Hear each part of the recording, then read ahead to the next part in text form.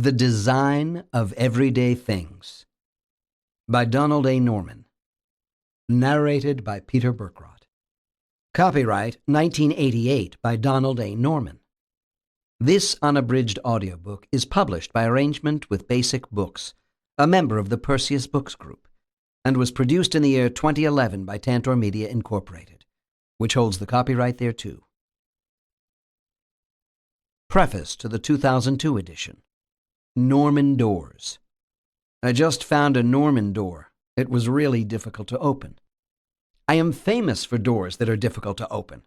Light switches that make no sense. Shower controls that are unfathomable. Almost anything that creates unnecessary problems, my correspondence report is a Norman thing. Norman doors, Norman switches, Norman shower controls. That wasn't what I had in mind when I wrote this book. I thought my ideas would stand for good design, for objects we could use easily and efficiently, with delight and fun, and without having to read complex instructions or ask for help. Sigh. All those years spent studying fundamental principles of the human mind, of memory and attention, learning, motor control, only to be remembered for bad doors. But then again, the interest shows that I made my point. Far too many items in the world are designed, constructed, and foisted upon us with no understanding, or even care for how we will use them. Calling something a Norman door is recognition of the lack of attention paid by the maker to the user, which is precisely my message. I am delighted by the letters I receive, including yet more examples. I am delighted that many wonderful products now do exist, and that in numerous cases designers have stated that the design of everyday things was required reading for their staffs. This book has succeeded. So show me more of those Norman doors, those faucets, those plastic bags of food that can be opened only by ripping them with the teeth. Show me more of those automobile radios, such as the one in my own car, with rows of tiny identical buttons that can't possibly be operated while driving. The problems sound trivial, but they can mean the difference between pleasure and frustration. The same principles that make these simple things work well or poorly apply to more complex operations, including ones in which human lives are at stake. Most accidents are attributed to human error, but in almost all cases, the human error was the direct result of poor design. The principles that guide a quality, human-centered design are not relevant just to a more pleasurable life. They can save lives. The hidden frustrations of everyday things. Before I wrote this book, I was a cognitive scientist, interested in how the mind works. I studied human perception, memory, and attention. I examined how people learned, how they performed skilled activities. Along the way, I became interested in human error, hoping that my understanding of error would provide ways to teach people how to avoid mistakes. But then came the nuclear power plant accident at 3 Mile Island in the United States, and I was among a group of social and behavioral scientists who were called in to determine why the control room operators had made such terrible mistakes. To my surprise, we concluded that they were not to blame. The fault lay in the design of the control room. Indeed, the control panels of many power plants looked as if they were deliberately designed to cause errors. My interest in accidents led me to the study of human-centered development procedures that might eliminate those problems.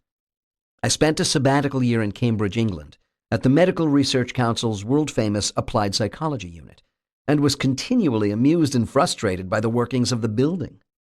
It was difficult to figure out which light switch controlled what light. Doors were another puzzle. Some had to be pushed, some pulled, and at least one required sliding, yet there were no clues to the unwitting person attempting to go through the doorway. Water taps, faucets in the United States, were capricious. Some sinks had the hot water on the left, some on the right. Moreover, whenever people made errors using these ill-constructed devices, they blamed themselves. What was going on? Why did people blame themselves when a device itself was at fault? I started to observe how people coped with the numerous devices that populate our lives.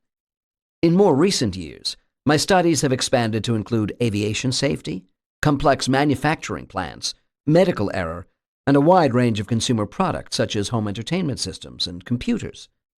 In all these situations, people often find themselves flustered and confused. Worse, serious accidents are frequently blamed on human error. Yet careful analysis of such situations shows that the design or installation of the equipment has contributed significantly to the problems. The design team or installers did not pay sufficient attention to the needs of those who would be using the equipment, so confusion or error was almost unavoidable. Whether kitchen, stove, or nuclear power plant, automobile or aircraft, thermostat or computer, the same problems were present. In all cases, design faults led to human error. My frustrations while in England caused me to write The Design of Everyday Things, but the problems I encountered there are universal and worldwide. When I wrote the book, I was a research scientist interested in principles of cognition, but I found myself more and more fascinated by the way these principles could be applied to improve everyday life, to minimize error and accident. I changed the direction of my research to focus on applications and design. Eventually, I left my university so I could devote myself to the development of products. I joined Apple Computer, first as an Apple Fellow, then as Vice President of the Advanced Technology Group. I served as an executive at 2 other companies, and then, with my colleague Jacob Nielsen, co-founded a consulting company, the Nielsen Norman Group, to apply these ideas to a wider variety of firms, a wider variety of products. It has been exciting to witness the principles in everyday things realized in products. The book title, A Lesson in Design. This book has been published under 2 titles. The first title, The Psychology of Everyday Things, P-O-E-T, or Poet, was much liked by my academic friends. The second title, The Design of Everyday Things, D-O-E-T, or Do It, was more meaningful and better conveyed the contents of the book. The editor of the paperback edition explained to me that in bookstores, titles are what readers see as their eyes wander the shelves, skimming the spines. They rely upon the title to describe the book. I also learned that the word psychology caused the book to be shelved in the psychology sections of the stores, which drew readers who cared about people and human relationships rather than objects in our relationships to them. Readers interested in design would never think of looking in the psychology section. I went to bookstores and watched how people browsed. I talked with book buyers and clerks. My editor was correct. I needed to change the word psychology to design. In titling my book, I had been guilty of the same short-sightedness that leads to all those unusable everyday things. My first choice of title was that of a self-centered designer, choosing the solution that pleased me without considering its impact upon readers. So Do It became, and Do It remains in this new edition. Lessons from Do It. When you have trouble with things, whether it's figuring out whether to push or pull a door, or the arbitrary vagaries of the modern computer and electronics industry, it's not your fault. Don't blame yourself. Blame the designer. It's the fault of the technology, or more precisely, of the design. When we first see an object we have never seen before, how do we know how to use it? How do we manage tens of thousands of objects, many of which we encounter only once? This question propelled the writing of Do It. The answer, I quickly determined, was that the appearance of the device must provide the critical clues required for its proper operation. Knowledge has to be both in the head and in the world. At the time I wrote Do It, this idea was considered strange. Today, however, the concept is more widely accepted. Many in the design community understand that design must convey the essence of a device's operation, the way it works, the possible actions that can be taken, and through feedback, just what it is doing at any particular moment. Design is really an act of communication, which means having a deep understanding of the person with whom the designer is communicating. Although Do It covers numerous topics, 3 have come to stand out as critical. 1. It's not your fault. If there is anything that has caught the popular fancy, it is this simple idea. When people have trouble with something, it isn't their fault. It's the fault of the design. Every week brings yet another letter or email from someone thanking me for delivering them from their feeling of incompetence. 2. Design principles.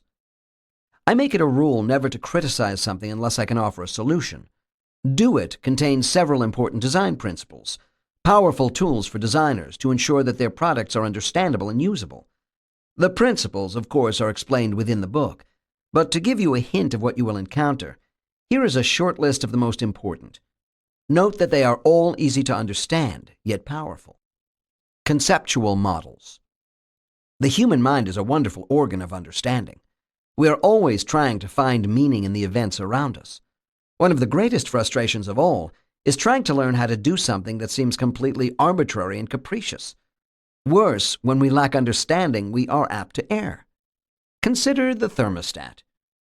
When some people enter a cold house, they turn the thermostat to a very high temperature in order to reach the desired level more quickly. They do this because of their internal mental model of how the furnace works. The model is sensible and coherent, even if not well thought out. It is also wrong. But how would they know? Although this behavior is wrong for the home, it works for most automobiles. Turn the heat or air conditioning up all the way, and when the interior is at the correct temperature, adjust the temperature control again. To understand how to use things, we need conceptual models of how they work. Home furnaces, air conditioners, and even most household ovens have only two levels of operation: full power or off. Therefore, they are always heating or cooling to the desired temperature as rapidly as possible. In these cases, setting the thermostat too high does nothing but waste energy when the temperature overshoots the target. Now consider the automobile. The conceptual model is quite different. Yes, the heater and air conditioner also have only two settings, full power or off. But in many autos, the desired temperature is achieved by mixing cold and hot air. In this case, faster results come by turning off the mixing, by setting the temperature control to an extreme, until the desired temperature is reached, then adjusting the mixture to maintain the desired temperature. The explanations of the home and automobiles are examples of simple conceptual models. They are highly oversimplified, but quite adequate for understanding how they work. They make it easy for us to use very different behavior when in the home or in the auto. A good conceptual model can make the difference between successful and erroneous operation of the many devices in our lives. This short lesson on conceptual models points out that good design is also an act of communication between the designer and the user, except that all the communication has to come about by the appearance of the device itself. The device must explain itself. Even the location and operation of the controls require a conceptual model, an obvious and natural relationship between their location and the operation they control, so you always know which control does what. In the book, I call this a natural mapping. When the designers fail to provide a conceptual model, we will be forced to make up our own, and the ones we make up are apt to be wrong. Conceptual models are critical to good design. Feedback. In design, it is important to show the effect of an action. Without feedback, one is always wondering whether anything has happened. Maybe the button wasn't pushed hard enough. Maybe the machine has stopped working. Maybe it is doing the wrong thing. Without feedback, we turn equipment off at improper times or restart unnecessarily, losing all our recent work. Or we repeat the command and end up having the operation done twice, often to our detriment. Feedback is critical. Constraints. The surest way to make something easy to use with few errors is to make it impossible to do otherwise, to constrain the choices. Want to prevent people from inserting batteries or memory cards into their cameras the wrong way, thus possibly harming the electronics? Design them so that they fit only one way, or make it so they work perfectly regardless of how they were inserted. Failure to design with constraints is one reason for all those warnings and attempts to give instructions, all those tiny diagrams on the camera in obscure locations, often in the same color as the case and unreadable. I look for instructions posted on doors, cameras, and other equipment.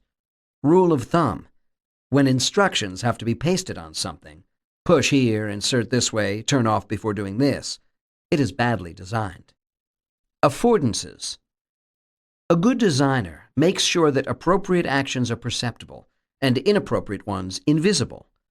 Do It introduced the concept of perceived affordances to the design community, and to my pleasure, the concept has become immensely popular. 3. The power of observation. If I have been successful, do it will change the way you see the world. You will never look at a door or light switch the same way again. You will become an acute observer of people, of objects, and of the way they interact. In fact, if there is one single most important part of the book, it is this: learn to watch, learn to observe. Observe yourself. Observe others. As the famous baseball player Yogi Berra said, you can observe a lot by watching. Problem is, you have to know how to watch. Before Do It, had you seen a hapless user, whether an unknown person or even yourself, you would have been apt to blame the person. Now you will find yourself critiquing the design. Better yet, you will find yourself explaining how to fix the problem.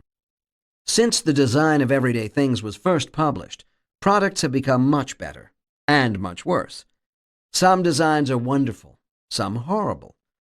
The number of companies that are sensitive to the needs of their customers and employ good designers increases yearly. Products have improved.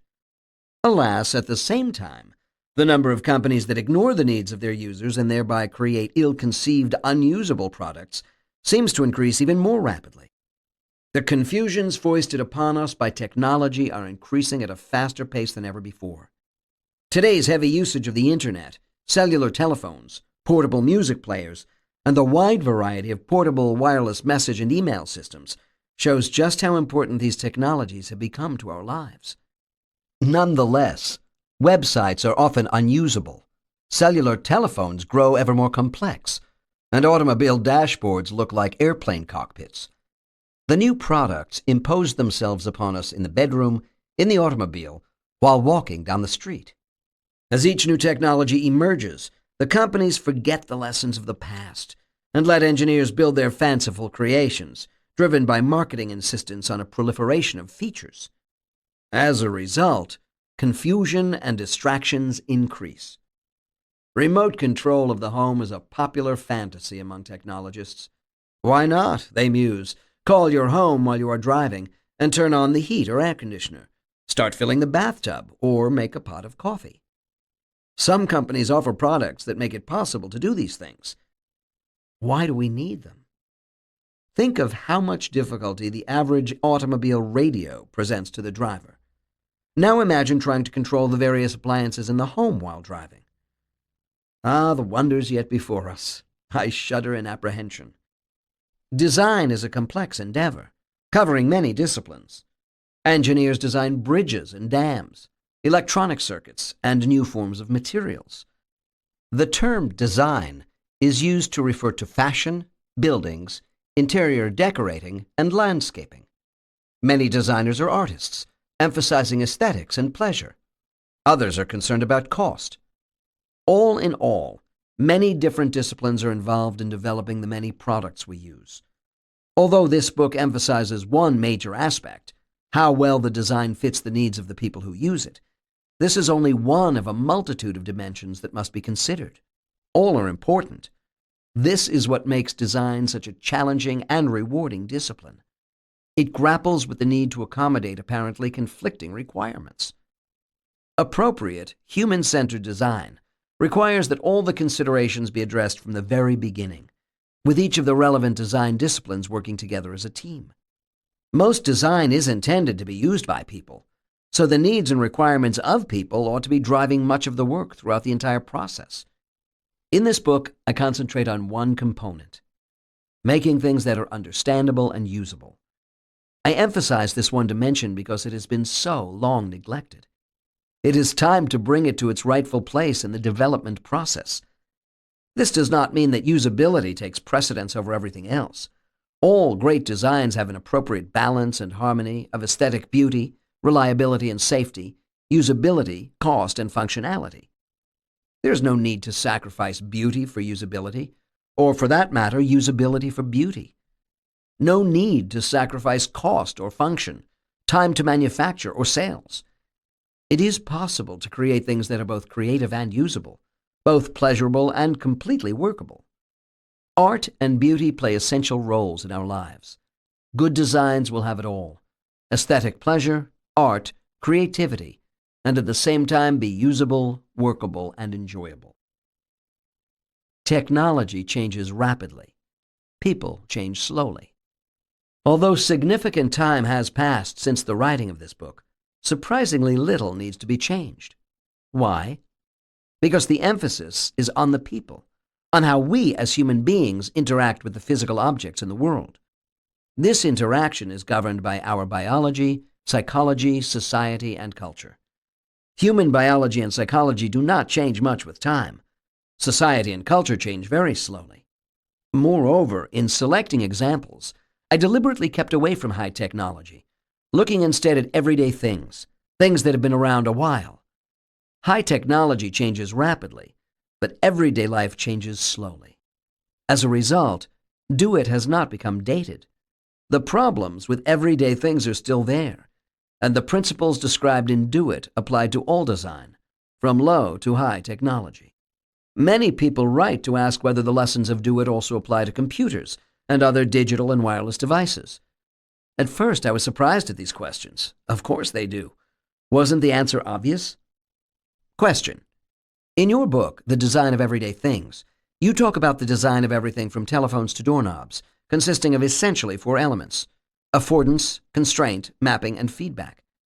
You weren't talking about computers, but do you think the book also applies to them? Answer. I was absolutely talking about computers. I deliberately didn't use computers and other digital devices as examples because I wanted to show that the very same principles that applied to the design of doorknobs and light switches also applied to computers, digital cameras, cell phones, nuclear power control rooms, and aircraft, and of course vice versa. Question. Do you believe that designers of the latest technological devices address those elements? Answer. Nope. Each time a new technology comes along, new designers make the same horrible mistakes as their predecessors. Technologists are not noted for learning from the errors of the past. They look forward, not behind, so they repeat the same problems over and over again. Today's wireless devices are appalling. The principles in Do-It are highly relevant. We went through this with websites. The early designs ignored all that had been learned before and set us back many years in progress toward usability and understanding. But eventually, as people became more experienced, they started to demand better websites, so things improved. As each new technology matures, customers are no longer happy with the flashy promises of the technology, but instead demand understandable and workable designs. Slowly, the manufacturers relearn the same basic principles and apply them to their products. The most egregious failures always come from the developers of the most recent technologies. One goal of Do-It is to illustrate the power of design. If Do-It does nothing else, it should show you how to take delight in good designs and to take umbrage at mediocre, thoughtless, inappropriate ones. Technology may change rapidly, but people change slowly. The principles, the examples, and the lessons of The Design of Everyday Things come from an understanding of people. They remain true forever. Don Norman, Northbrook, Illinois. www.jnd.org. Preface. This is the book I have always wanted to write, but I didn't know it. Over the years, I have fumbled my way through life, walking into doors, failing to figure out water faucets, incompetent at working the simple things of everyday life. Just me, I would mumble, just my mechanical ineptitude. But as I studied psychology and watched the behavior of other people, I began to realize that I was not alone. My difficulties were mirrored by the problems of others, and we all seemed to blame ourselves. Could the whole world be mechanically incompetent? The truth emerged slowly. My research activities led me to the study of human error and industrial accidents. Humans, I discovered, do not always behave clumsily. Humans do not always err. But they do when the things they use are badly conceived and designed. Nonetheless, we still see human error blamed for all that befalls society. Does a commercial airliner crash? Pilot error, say the reports. Does a Soviet nuclear power plant have a serious problem? Human error, says the newspaper.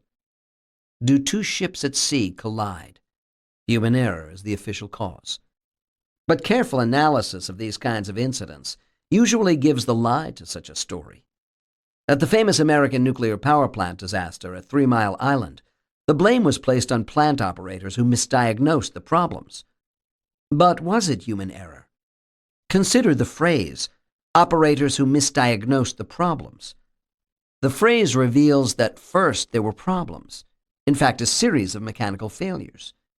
Then why wasn't equipment failure the real cause? What about the misdiagnoses? Why didn't the operators correctly determine the cause? Well, how about the fact that the proper instruments were not available, that the plant operators acted in ways that in the past had always been reasonable and proper? How about the pressure relief valve that failed to close, even though the operator pushed the proper button, and even though a light came on stating it was closed? Why was the operator blamed for not checking 2 more instruments, one on the rear of the control panel, and determining that the light was faulty? Actually, the operator did check one of them. Human error? To me, it sounds like equipment failure coupled with serious design error. And yes, what about my inability to use the simple things of everyday life? I can use complicated things. I am quite expert at computers and electronics and complex laboratory equipment. Why do I have trouble with doors, light switches, and water faucets? How come I can work a multi-million-dollar computer installation but not my home refrigerator? While we all blame ourselves, the real culprit, faulty design, goes undetected. And millions of people feel themselves to be mechanically inept. It is time for a change. Hence this book, Poet, The Psychology of Everyday Things. Poet is an outgrowth of my repeated frustrations with the operation of everyday things and my growing knowledge of how to apply experimental psychology and cognitive science. The combination of experience and knowledge has made Poet necessary, at least for me and for my own feeling of ease. So here it is, part polemic, part science, part serious, part fun. Poet. Chapter 1. The Psychopathology of Everyday Things. Kenneth Olson, the engineer who founded and still runs Digital Equipment Corp., confessed at the annual meeting that he can't figure out how to heat a cup of coffee in the company's microwave oven. You would need an engineering degree to figure this out. You would need an engineering degree from MIT to work this, someone once told me, shaking his head in puzzlement over his brand new digital watch. Well, I have an engineering degree from MIT. Kenneth Olson has 2 of them, and he can't figure out a microwave oven. Give me a few hours and I can figure out the watch. But why should it take a few hours? I have talked with many people who can't use all the features of their washing machines or cameras, who can't figure out how to work a sewing machine or a video cassette recorder, who habitually turn on the wrong stove burner. Why do we put up with the frustrations of everyday objects, with objects that we can't figure out how to use, with those neat plastic-wrapped packages that seem impossible to open, with doors that trap people, with washing machines and dryers that have become too confusing to use, with audio, stereo, television, video, cassette recorders that claim in their advertisements to do everything, but that make it almost impossible to do anything? The human mind is exquisitely tailored to make sense of the world. Give it the slightest clue and off it goes, providing explanation, rationalization, understanding. Consider the objects, books, radios, kitchen appliances, office machines, and light switches that make up our everyday lives. Well-designed objects are easy to interpret and understand. They contain visible clues to their operation. Poorly designed objects can be difficult and frustrating to use. They provide no clues, or sometimes false clues. They trap the user and thwart the normal process of interpretation and understanding. Alas, poor design predominates. The result is a world filled with frustration, with objects that cannot be understood, with devices that lead to error. This book is an attempt to change things. The frustrations of everyday life. If I were placed in the cockpit of a modern jet airliner, my inability to perform gracefully and smoothly would neither surprise nor bother me. But I shouldn't have trouble with doors and switches, water faucets and stoves. Doors? I can hear the reader saying, "You have trouble opening doors?" Yes! I push doors that are meant to be pulled, pull doors that should be pushed, and walk into doors that should be slid. Moreover, I see others having the same troubles, unnecessary troubles. There are psychological principles that can be followed to make these things understandable and usable. Consider the door. There is not much you can do to a door. You can open it or shut it. Suppose you are in an office building walking down a corridor. You come to a door. In which direction does it open? Should you pull or push, on the left or the right? Maybe the door slides. If so, in which direction? I have seen doors that slide up into the ceiling. A door poses only two essential questions. In which direction does it move? On which side should one work it? The answers should be given by the design without any need for words or symbols, certainly without any need for trial and error. A friend told me of the time he got trapped in the doorway of a post office in a European city. The entrance was an imposing row of perhaps 6 glass swinging doors, followed immediately by a second identical row. That's a standard design. It helps reduce the airflow and thus maintain the indoor temperature of the building. My friend pushed on the side of one of the leftmost pair of outer doors. It swung inward and he entered the building. Then, before he could get to the next row of doors, he was distracted and turned around for an instant. He didn't realize it at the time, but he had moved slightly to the right. So when he came to the next door and pushed it, nothing happened. He thought, must be locked. So he pushed the side of the adjacent door. Nothing. Puzzled, my friend decided to go outside again. He turned around and pushed against the side of a door. Nothing. He pushed the adjacent door. Nothing. The door he had just entered no longer worked. He turned around once more and tried the inside doors again. Nothing. Concern, then mild panic. He was trapped. Just then, a group of people on the other side of the entranceway, to my friend's right, passed easily through both sets of doors. My friend hurried over to follow their path. How could such a thing happen? A swinging door has 2 sides. One contains the supporting pillar and the hinge. The other is unsupported. To open the door, you must push on the unsupported edge. If you push on the hinge side, nothing happens. In this case, the designer aimed for beauty, not utility. No distracting lines, no visible pillars, no visible hinges. So how can the ordinary user know which side to push on? While distracted, my friend had moved toward the invisible supporting pillar, so he was pushing the doors on the hinged side. No wonder nothing happened. Pretty doors. Elegant. Probably won a design prize. The door story illustrates one of the most important principles of design: visibility. The correct parts must be visible, and they must convey the correct message. With doors that push, the designer must provide signals that naturally indicate where to push. These need not destroy the aesthetics. Put a vertical plate on the side to be pushed, nothing on the other, or make the supporting pillars visible. The vertical plate and supporting pillars are natural signals, naturally interpreted, without any need to be conscious of them. I call the use of natural signals natural design, and elaborate on the approach throughout this book. Visibility problems come in many forms. My friend, trapped between the glass doors, suffered from a lack of clues that would indicate what part of a door should be operated. Other problems concern the mappings between what you want to do and what appears to be possible. Another topic that will be expanded upon throughout the book. Consider one type of slide projector. This projector has a single button to control whether the slide tray moves forward or backward. One button to do 2 things? What is the mapping? How can you figure out how to control the slides? You can't. Nothing is visible to give the slightest hint. Here is what happened to me in one of the many unfamiliar places I've lectured in during my travels as a professor. The Leitz slide projector, illustrated in Figure 1, has shown up several times in my travels. The first time, it led to a rather dramatic incident. A conscientious student was in charge of showing my slides. I started my talk and showed the first slide. When I finished with the first slide and asked for the next, the student carefully pushed the control button and watched in dismay as the track backed up, slid out of the projector, and plopped off the table onto the floor, spilling its entire contents. We had to delay the lecture 15 minutes while I struggled to reorganize the slides. It wasn't the student's fault. It was the fault of the elegant projector. With only one button to control the slide advance, how could one switch from forward to reverse? Neither of us could figure out how to make the control work. All during the lecture, the slides would sometimes go forward, sometimes backward. Afterward, we found the local technician who explained it to us. A brief push of the button, and the slide would go forward. A long push, and it would reverse. Pity the conscientious student who kept pushing it hard and long to make sure that the switch was making contact. What an elegant design. Why, it managed to do two functions with only one button. But how is a first-time user of the projector to know this?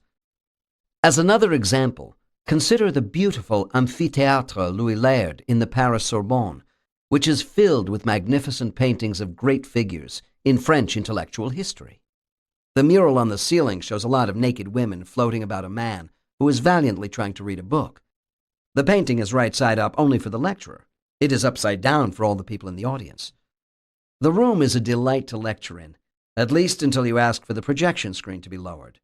"Ah," says the professor in charge, who gestures to the technician, who runs out of the room, up a short flight of stairs and out of sight behind a solid wall.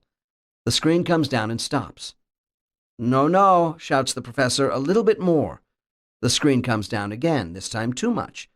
"No, no, no," the professor jumps up and down and gestures wildly. It's a lovely room with lovely paintings. But why can't the person who is trying to lower or raise the screen see what he is doing? New telephone systems have proven to be another excellent example of incomprehensible design. No matter where I travel, I can count upon finding a particularly bad example. When I visited Basic Books, the publishers of this book, I noticed a new telephone system. I asked people how they liked it. The question unleashed a torrent of abuse. "It doesn't have a hold function," one woman complained bitterly. The same complaint people at my university made about their rather different system. In older days, business phones always had a button labeled Hold. You could push the button and hang up the phone without losing the call on your line. Then you could talk to a colleague or pick up another telephone call, or even pick up the call at another phone with the same telephone number. A light on the Hold button indicated when the function was in use. It was an invaluable tool for business. So why didn't the new phones at Basic Books or in my university have a hold function if it is so essential? Well, they did. Even the very instrument the woman was complaining about. But there was no easy way to discover the fact, nor to learn how to use it. I was visiting the University of Michigan, and I asked about the new system there. "Yuck," was the response, "and it doesn't even have a hold function." Here we go again. What is going on? The answer is simple. First, look at the instructions for Hold. At the University of Michigan, the phone company provided a little plate that fits over the keypad and reminds users of the functions and how to use them. I carefully unhooked one of the plates from the telephone and made a photocopy. See Figure 2. Can you understand how to use it? I can't. There is a call-hold operation, but it doesn't make sense to me, not for the application that I just described. The telephone hold situation illustrates a number of different problems. One of them is simply poor instructions, especially a failure to relate the new functions to the similarly named functions that people already know about. Second, and more serious, is the lack of visibility of the operation of the system. The new telephones, for all their added sophistication, lack both the hold button and the flashing light of the old ones. The hold is signified by an arbitrary action, dialing an arbitrary sequence of digits, *8 or *99 or what have you. It varies from one phone system to another. Third, there is no visible outcome of the operation. Devices in the home have developed some related problems. Functions and more functions, controls and more controls. I do not think that simple home appliances, stoves, washing machines, audio and television sets, should look like Hollywood's idea of a spaceship control room. They already do, much to the consternation of the consumer, who often as not has lost or cannot understand the instruction manual. So, faced with the bewildering array of controls and displays, simply memorizes one or two fixed settings to approximate what is desired. The whole purpose of the design is lost. In England, I visited a home with a fancy new Italian washer-dryer combination, with super-duper multi-symbol controls, all to do everything you ever wanted to do with the washing and drying of clothes. The husband, an engineering psychologist, said he refused to go near it. The wife, a physician, said she had simply memorized one setting and tried to ignore the rest. Someone went to a lot of trouble to create that design. I read the instruction manual. That machine took into account everything about today's wide variety of synthetic and natural fabrics. The designers worked hard. They really cared. But obviously they had never thought of trying it out or of watching anyone use it. If the design was so bad, if the controls were so unusable, why did the couple purchase it? If people keep buying poorly designed products, manufacturers and designers will think they're doing the right thing and continue as usual. The user needs help. Just the right things have to be visible, to indicate what parts operate and how, to indicate how the user is to interact with the device. Visibility indicates the mapping between intended actions and actual operations. Visibility indicates crucial distinctions, so that you can tell salt and pepper shakers apart, for example. And visibility of the effects of the operations tells you if the lights have turned on properly, if the projection screen has lowered to the correct height, or if the refrigerator temperature is adjusted correctly. It is a lack of visibility that makes so many computer-controlled devices so difficult to operate, and it is an excess of visibility that makes the gadget-ridden, feature-laden modern audio set or video cassette recorder, VCR, so intimidating. The Psychology of Everyday Things. This book is about the psychology of everyday things. Poet emphasizes the understanding of everyday things, things with knobs and dials, controls and switches, lights and meters. The instances we have just examined demonstrate several principles, including the importance of visibility, appropriate clues, and feedback of one's actions. These principles constitute a form of psychology, the psychology of how people interact with things. A British designer once noted that the kinds of materials used in the construction of passenger shelters affected the way vandals responded. He suggested that there might be a psychology of materials. Affordances. In one case, the reinforced glass used to panel shelters for railroad passengers, erected by British Rail, was smashed by vandals as fast as it was renewed. When the reinforced glass was replaced by plywood boarding, however, little further damage occurred, although no extra force would have been required to produce it. Thus, British Rail managed to elevate the desire for defacement to those who could write, albeit in somewhat limited terms. Nobody has as yet considered whether there is a kind of psychology of materials. But on the evidence, there could well be. There already exists the start of a psychology of materials and of things, the study of affordances of objects. When used in this sense, the term affordance refers to the perceived and actual properties of the thing, primarily those fundamental properties that determine just how the thing could possibly be used. A chair affords, is for, support, and therefore affords sitting. A chair can also be carried. Glass is for seeing through and for breaking. Wood is normally used for solidity, opacity, support, or carving. Flat, porous, smooth surfaces are for writing on, so wood is also for writing on. Hence the problem for British Rail. When the shelters had glass, vandals smashed it.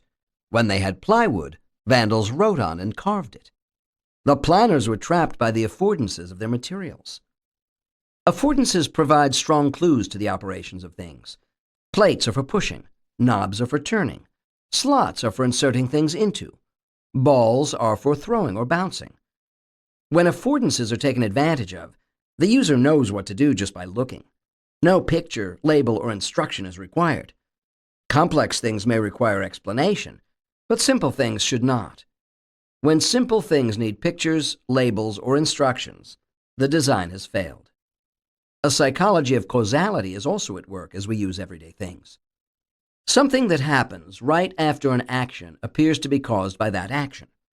Touch a computer terminal just when it fails, and you are apt to believe that you caused the failure, even though the failure and your action were related only by coincidence. Such false causality is the basis for much superstition. Many of the peculiar behaviors of people using computer systems or complex household appliances result from such false coincidences. When an action has no apparent result, you may conclude that the action was ineffective, so you repeat it. In earlier days, when computer word processors did not always show the results of their operations, people would sometimes attempt to change their manuscript, but the lack of visible effect from each action would make them think that their commands had not been executed, so they would repeat the commands, sometimes over and over, to their later astonishment and regret. It is a poor design that allows either kind of false causality to occur. 20,000 everyday things. There are an amazing number of everyday things, perhaps 20,000 of them. Are there really that many? Start by looking about you. There are light fixtures, bulbs and sockets, wall plates and screws, clocks, watches and watch bands. There are writing devices. I could count 12 in front of me, each different in function, color, or style. There are clothes with different functions, openings, and flaps. Notice the variety of materials and pieces. Notice the variety of fasteners, buttons, zippers, snaps, laces. Look at all the furniture and food utensils. All those details, each serving some function for manufacturability, usage, or appearance. Consider the work area. Paper clips, scissors, pads of paper, magazines, books, bookmarks. In the room I'm working in, I counted more than 100 specialized objects before I tired.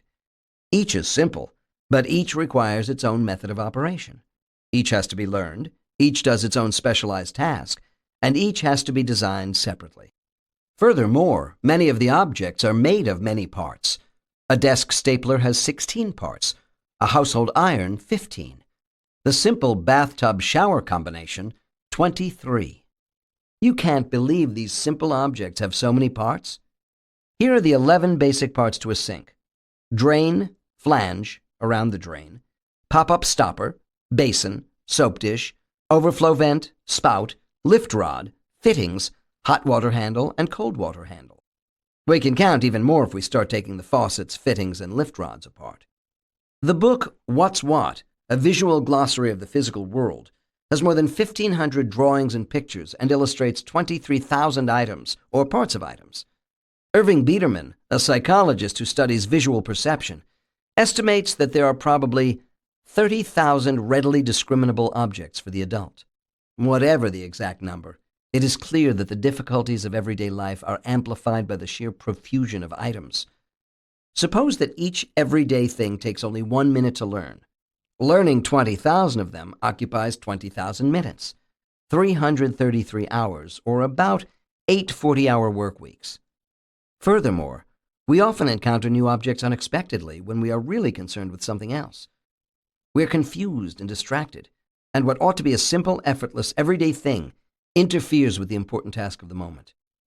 How do people cope?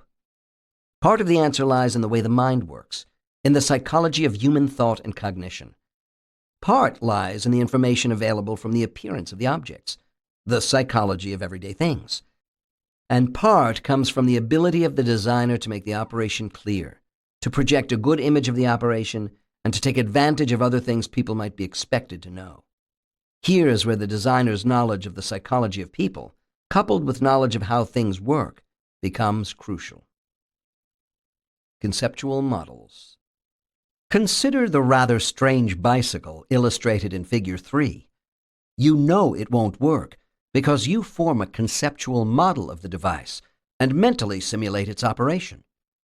You can do the simulation because the parts are visible and the implications clear. Other clues to how things work come from their visible structure, in particular from affordances, constraints, and mappings. Consider a pair of scissors. Even if you have never seen or used them before, you can see that the number of possible actions is limited. The holes are clearly there to put something into, and the only logical things that will fit are fingers. The holes are affordances. They allow the fingers to be inserted. The size of the holes provide constraints to limit the possible fingers. The big hole suggests several fingers, the small hole only one. The mapping between holes and fingers, the set of possible operations, is suggested and constrained by the holes. Moreover, the operation is not sensitive to finger placement. If you use the wrong fingers, the scissors still work. You can figure out the scissors because their operating parts are visible and the implications clear. The conceptual model is made obvious, and there is effective use of affordances and constraints. As a counterexample, consider the digital watch, one with 2 to 4 push buttons on the front or side. What are those push buttons for? How would you set the time? There is no way to tell. No evident relationship between the operating controls and the functions. No constraints, no apparent mappings. With the scissors, moving the handle makes the blades move. The watch and the Leitz slide projector provide no visible relationship between the buttons and the possible actions, no discernible relationship between the actions and the end result.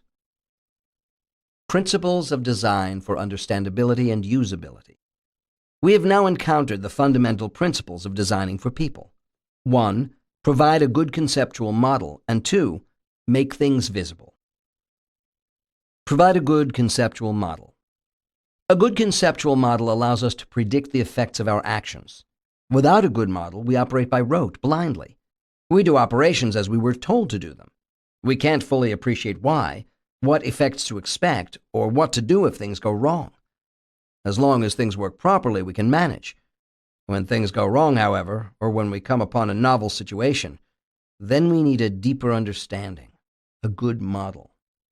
For everyday things, conceptual models need not be very complex. After all, scissors, pens, and light switches are pretty simple devices. There is no need to understand the underlying physics or chemistry of each device we own, simply the relationship between the controls and the outcomes.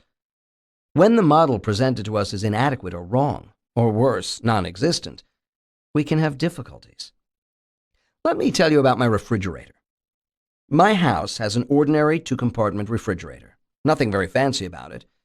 The problem is that I can't set the temperature properly. There are only 2 things to do: adjust the temperature of the freezer compartment and adjust the temperature of the fresh food compartment. And there are 2 controls, one labeled freezer, the other fresh food. What's the problem? You try it. Figure 4 shows the instruction plate from inside the refrigerator. Now suppose the freezer is too cold, the fresh food section just right. You want to make the freezer warmer, keeping the fresh food constant. Go on, read the instructions, figure them out. Oh, perhaps I'd better warn you. The 2 controls are not independent. The freezer control affects the fresh food temperature, and the fresh food control affects the freezer. And don't forget to wait 24 hours to check on whether you made the right adjustment, if you can remember what you did. Control of the refrigerator is made difficult because the manufacturer provides a false conceptual model. There are 2 compartments and 2 controls. The setup clearly and unambiguously provides a simple model for the user. Each control is responsible for the temperature of the compartment that carries its name. Wrong. In fact, there is only one thermostat and only one cooling mechanism. One control adjusts the thermostat setting, the other the relative proportion of cold air sent to each of the 2 compartments of the refrigerator. This is why the 2 controls interact.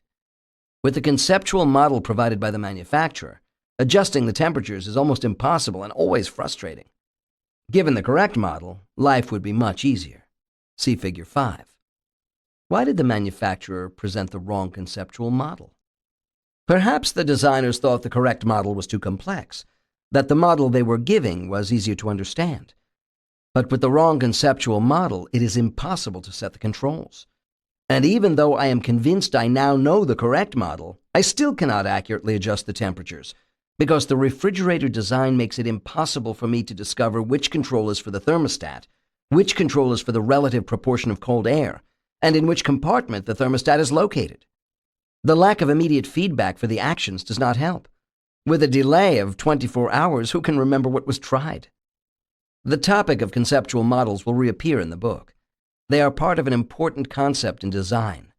Mental models, the models people have of themselves, others, the environment, and the things with which they interact. People form mental models through experience, training, and instruction. The mental model of a device is formed largely by interpreting its perceived actions and its visible structure. I call the visible part of the device the system image, referred to Figure 6.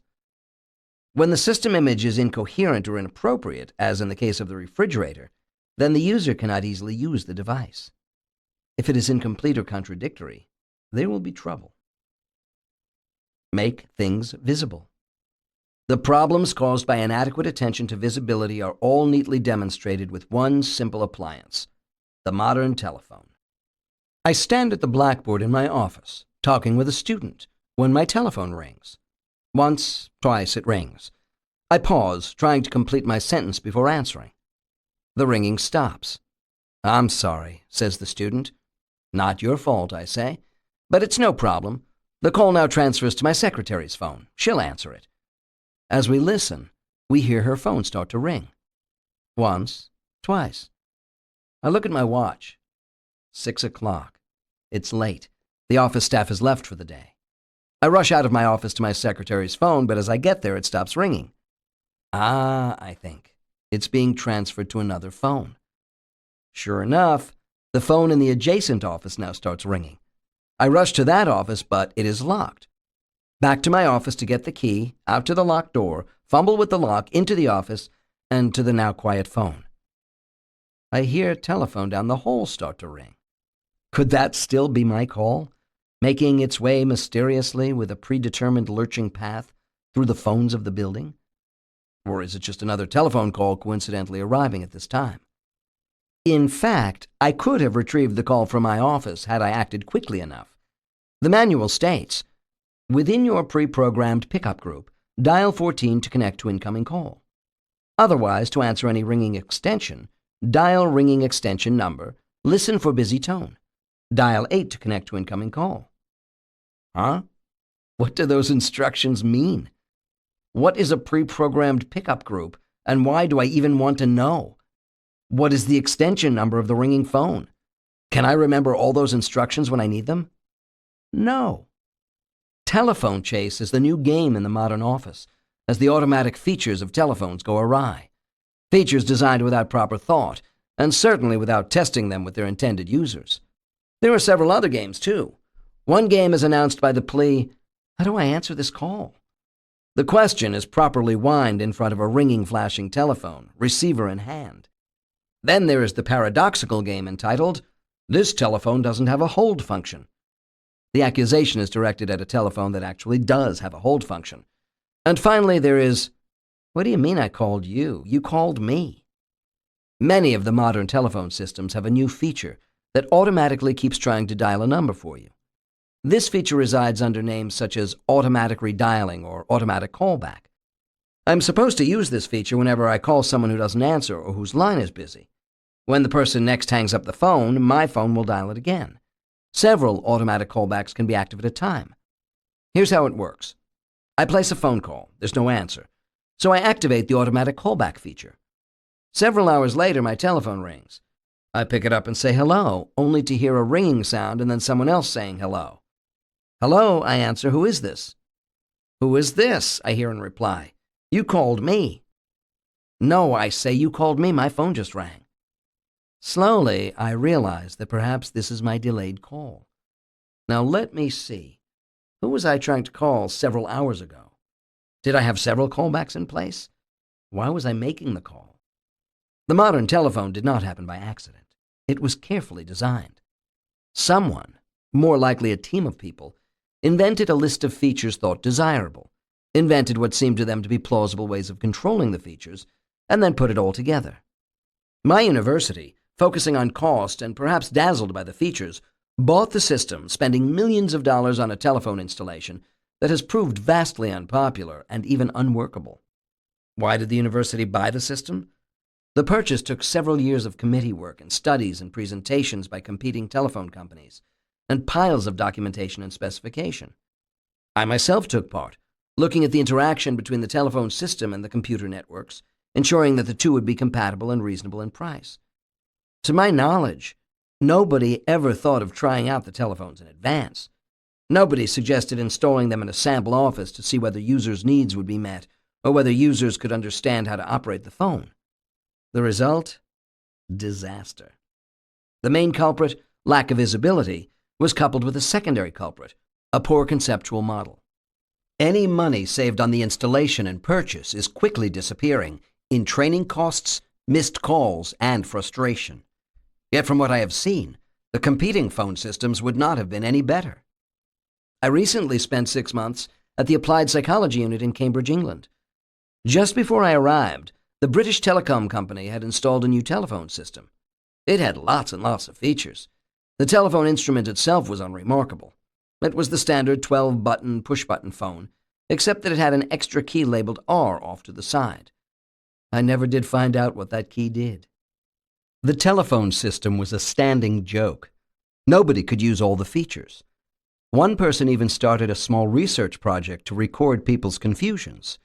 Another person wrote a small expert systems computer program, one of the new toys of the field of artificial intelligence.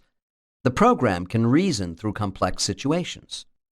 If you wanted to use the phone system, perhaps to make a conference call among 3 people, you ask the expert system, and it would explain how to do it. So you're on the line with someone, and you need to add a 3rd person to the call. First, turn on your computer.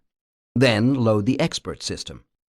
After 3 or 4 minutes, needed for loading the program, type in what you want to accomplish. Eventually, the computer will tell you what to do, if you can remember why you want to do it, and if the person on the other end of the line is still around. But as it happens, using the expert system is a lot easier than reading and understanding the manual provided with the telephone. Refer to Figure 7. Why is that telephone system so hard to understand? Nothing in it is conceptually difficult. Each of the operations is actually quite simple. A few digits to dial, that's all. The telephone doesn't even look complicated. There are only 15 controls, the usual 12 buttons, 10 labeled 0 through 49, pound, and star, plus the handset itself, the handset button, and the mysterious R button. All except the R are the everyday parts of a normal modern telephone. Why was the system so difficult? A designer who works for a telephone company told me the following story. I was involved in designing the faceplate of some of those new multifunction phones, some of which have buttons labeled R. The R button is kind of a vestigial feature. It is very hard to remove features of a newly designed product that had existed in an earlier version. It's kind of like physical evolution. If a feature is in the genome, and if that feature is not associated with any negativity, that is, no customers gripe about it, then the feature hangs on for generations. It is interesting that things like the R button are largely determined through examples. Somebody asks, "What is the R button used for?" And the answer is to give an example. You can push the R to access loudspeaker paging. If nobody can think of an example, the feature is dropped. Designers are pretty bright people, however. They can come up with a plausible-sounding example for almost anything. Hence, you get features, many, many features, and these features hang on for a long time. The end result is complex interfaces for essentially simple things.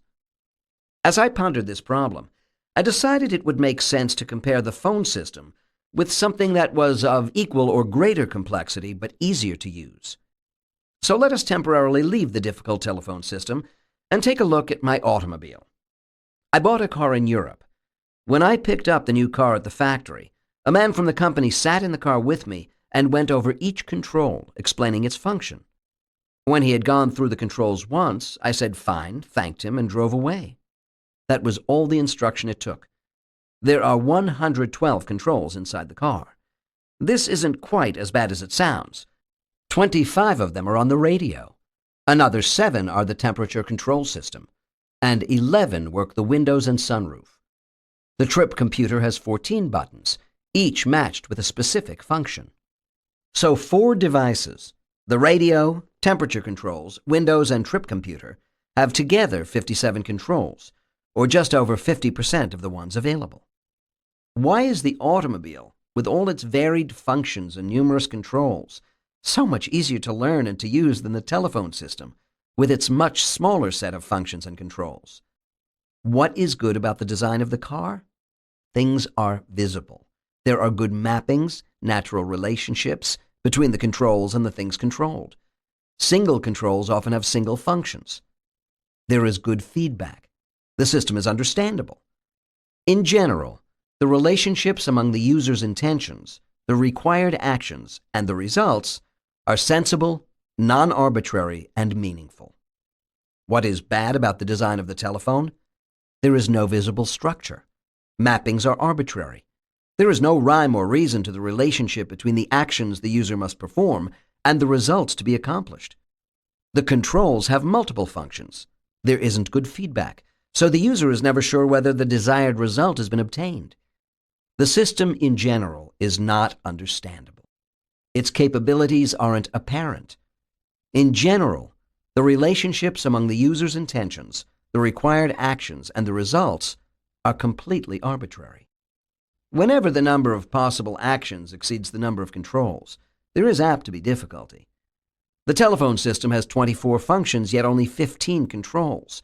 none of them labeled for a specific action. In contrast, the trip computer for the car performs 17 functions with 14 controls. With minor exceptions, there is one control for each function. In fact, the controls with more than one function are indeed harder to remember and use. When the number of controls equals the number of functions, each control can be specialized, each can be labeled. The possible functions are visible, for each corresponds with a control. If the user forgets the functions, the controls serve as reminders. When, as on the telephone, there are more functions than controls, labeling becomes difficult or impossible. There is nothing to remind the user. Functions are invisible, hidden from sight. No wonder the operation becomes mysterious and difficult. The controls for the car are visible, and through their location and mode of operation, bear an intelligent relationship to their action. Visibility acts as a good reminder of what can be done and allows the control to specify how the action is to be performed. The good relationship between the placement of the control and what it does makes it easy to find the appropriate control for a task. As a result, there is little to remember. This is the end of the CD. The audiobook continues on the next CD. The principle of mapping. Mapping is a technical term meaning the relationship between two things.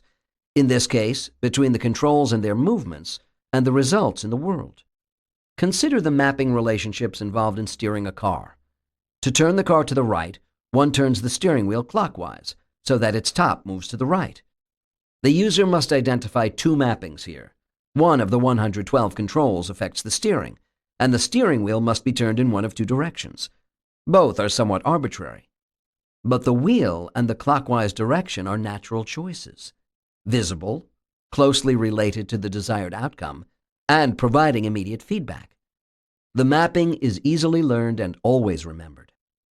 Natural mapping, by which I mean taking advantage of physical analogies and cultural standards, leads to immediate understanding. For example, a designer can use spatial analogy. To move an object up, move the control up. To control an array of lights, arrange the controls in the same pattern as the lights. Some natural mappings are cultural or biological, as in the universal standard that a rising level represents more, a diminishing level less. Similarly, a louder sound can mean a greater amount. Amount and loudness, and weight, line length, and brightness are additive dimensions. Add more to show incremental increases. Note that the logically plausible relationship between musical pitch and amount does not work. Would a higher pitch mean less or more of something? Pitch and taste, color, and location are substitutive dimensions. Substitute one value for another to make a change. There is no natural concept of more or less in the comparison of different pitches, or hues, or taste qualities. Other natural mappings follow from the principles of perception and allow for the natural grouping or patterning of controls and feedback. See Figure 8. Mapping problems are abundant, one of the fundamental causes of difficulties. Consider the telephone. Suppose you wish to activate the callback on, no reply function. To initiate this feature on one telephone system, press and release the recall button, the button on the handset, then dial 60, then dial the number you called. There are several problems here. First, the description of the function is relatively complex, yet incomplete. What if two people set up callback at the same time? What if the person does not come back until a week later? What if you have meanwhile set up 3 or 4 other functions? What if you want to cancel it? Second, the action to be performed is arbitrary. Dial 60. Why 60? Why not 73 or 27? How does one remember an arbitrary number? Third, the sequence ends with what appears to be a redundant, unnecessary action, dialing the number of the person to be called. If the phone system is smart enough to do all these other things, why can't it remember the number that was just attempted? Why must it be told all over again? And finally, consider the lack of feedback. How do I know I did the right action? Maybe I disconnected the phone. Maybe I set up some other special feature. There is no visible or audible way to know immediately. A device is easy to use when there is visibility to the set of possible actions, where the controls and displays exploit natural mappings. The principles are simple but rarely incorporated into design. Good design takes care, planning, thought. It takes conscious attention to the needs of the user. And sometimes the designer gets it right. Once, when I was at a conference at Gmunden, Austria, a group of us went off to see the sights. I sat directly behind the driver of the brand new, sleek, high-technology German tour bus. I gazed in wonder at the hundreds of controls scattered all over the front of the bus. "How can you ever learn all those controls?" I asked the driver, with the aid of a German-speaking colleague. The driver was clearly puzzled by the question. "What do you mean?" he replied. "Each control is just where it ought to be. There is no difficulty." A good principle, that. Controls are where they ought to be. One function, one control. Harder to do, of course, than to say, but essentially this is the principle of natural mappings. The relationship between controls and actions should be apparent to the user. I return to this topic later in the book, for the problem of determining the naturalness of mappings is difficult but crucial. I've already described how my car's controls are generally easy to use.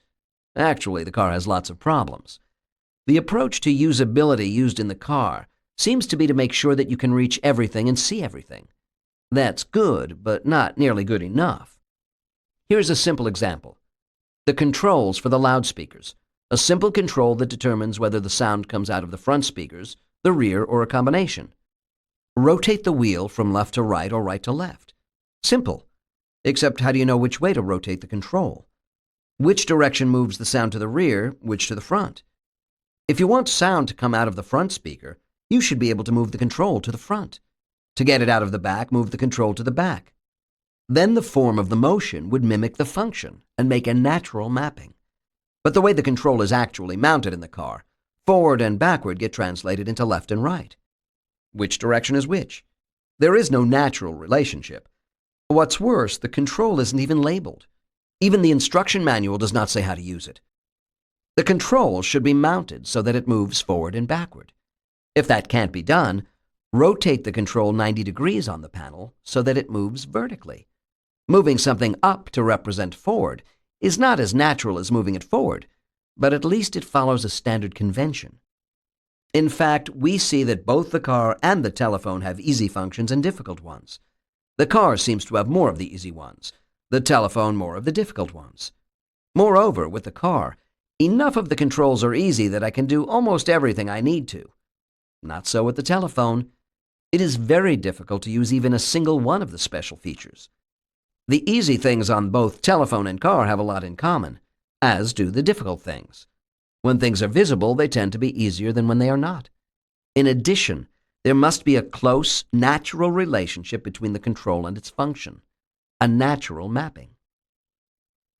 The principle of feedback.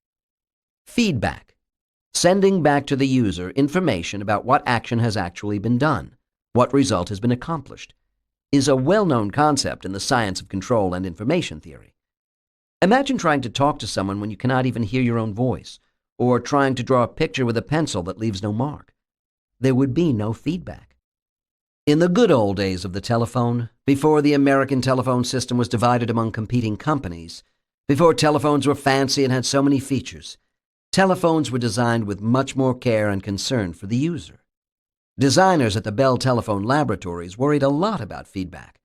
The push buttons were designed to give an appropriate feel, tactile feedback. When a button was pushed, a tone was fed back into the earpiece, so the user could tell that the button had been properly pushed. When the phone call was being connected, clicks, tones, and other noises gave the user feedback about the progress of the call. And the speaker's voice was always fed back to the earpiece in a carefully controlled amount, because the auditory feedback, called side tone, helped the person regulate how loudly to talk. All this has changed. Now we have telephones that are much more powerful and often cheaper than those that existed just a few years ago. More function for less money. To be fair, these new designs are pushing hard on the paradox of technology. Added functionality generally comes along at the price of added complexity. But that does not justify backward progress. Why are the modern telephone systems so difficult to learn and to use? Basically, the problem is that the systems have more features and less feedback. Suppose all telephones had a small display screen, not unlike the ones on small, inexpensive calculators. The display could be used to present upon the push of a button a brief menu of all the features of the telephone, one by one. When the desired one was encountered, the user would push another button to indicate that it should be invoked. If further action was required, the display could tell the person what to do. The display could even be auditory, with speech instead of a visual display. Only 2 buttons need be added to the telephone, one to change the display, one to accept the option on display. Of course, the telephone would be slightly more expensive. The trade-off is cost versus usability. Pity the poor designer. Designing well is not easy. The manufacturer wants something that can be produced economically. The store wants something that will be attractive to its customers. The purchaser has several demands. In the store, the purchaser focuses on price and appearance, and perhaps on prestige value. At home, the same person will pay more attention to functionality and usability. The repair service cares about maintainability. How easy is the device to take apart, diagnose, and service? The needs of those concerned are different and often conflict. Nonetheless, the designer may be able to satisfy everyone. A simple example of good design is the 3.5-inch magnetic diskette for computers, a small circle of floppy magnetic material encased in hard plastic. Earlier types of floppy disks did not have this plastic case, which protects the magnetic material from abuse and damage. A sliding metal cover protects the delicate magnetic surface when the diskette is not in use and automatically opens when the diskette is inserted into the computer. The diskette has a square shape. There are apparently 8 possible ways to insert it into the machine, only one of which is correct. What happens if I do it wrong? I try inserting the disk sideways. The designer thought of that. A little study shows that the case really isn't square, it's rectangular, so you can't insert a longer side. I try backward. The diskette goes in only part of the way. Small protrusions, indentations, and cutouts prevent the diskette from being inserted backward or upside down. Of the 8 ways one might try to insert the diskette, only one is correct, and only that one will fit. An excellent design. Take another example of good design. My felt-tipped marking pen has ribs along only one of its sides. Otherwise, all sides look identical. Careful examination shows that the tip of the marker is angled and makes the best line if the marker is held with the ribbed side up, a natural result if the forefinger rests upon the ribs. No harm results if I hold the marker another way, but the marker writes less well. The ribs are a subtle design cue, functional, yet visibly and aesthetically unobtrusive. The world is permeated with small examples of good design, with the amazing details that make important differences in our lives. Each detail was added by some person, a designer, carefully thinking through the uses of the device, the ways that people abuse things, the kinds of errors that can get made, and the functions that people wish to have performed. Then why is it that so many good design ideas don't find their way into products in the marketplace? Or something good shows up for a short time, only to fall into oblivion? I once spoke with a designer about the frustrations of trying to get the best product out. It usually takes 5 or 6 attempts to get a product right. This may be acceptable in an established product, but consider what it means in a new one. Suppose a company wants to make a product that will perhaps make a real difference. The problem is that if the product is truly revolutionary, it is unlikely that anyone will quite know how to design it right the first time. It will take several tries. But if a product is introduced into the marketplace and fails, well, that is it. Perhaps it could be introduced a second time, or maybe even a third time. But after that, it is dead. Everyone believes it to be a failure. I asked him to explain. "You mean," I said, "that it takes 5 or 6 tries to get an idea right?" "Yes," he said, "at least that." "But," I replied, "you also said that if a newly introduced product doesn't catch on in the first 2 or 3 times, then it is dead?" "Yup," he said. "Then new products are almost guaranteed to fail no matter how good the idea." "Now you understand," said the designer. Consider the use of voice messages on complex devices such as cameras, soft drink machines, and copiers. A failure. No longer even tried. Too bad. It really is a good idea, for it can be very useful when the hands or eyes are busy elsewhere. But those first few attempts were very badly done and the public scoffed, properly. Now nobody dares try it again, even in those places where it is needed. The paradox of technology. Technology offers the potential to make life easier and more enjoyable. Each new technology provides increased benefits. At the same time, added complexities arise to increase our difficulty and frustration. The development of a technology tends to follow a U-shaped curve of complexity, starting high, dropping to a low comfortable level, then climbing again. New kinds of devices are complex and difficult to use. As technicians become more competent and an industry matures, devices become simpler, more reliable, and more powerful. But then, after the industry has stabilized, newcomers figure out how to add increased power and capability, but always at the expense of added complexity and sometimes decreased reliability. We can see the curve of complexity in the history of the watch, radio, telephone, and television set. Take the radio. In the early days, radios were quite complex. To tune in a station required several adjustments, including one for the antenna, one for the radio frequency, one for intermediate frequencies, and controls for both sensitivity and loudness. Later radios were simpler and had controls only to turn it on, tune the station, and adjust the loudness. But the latest radios are again very complex, perhaps even more so than the early ones. Now the radio is called a tuner, and it is littered with numerous controls, switches, slide bars, lights, displays, and meters.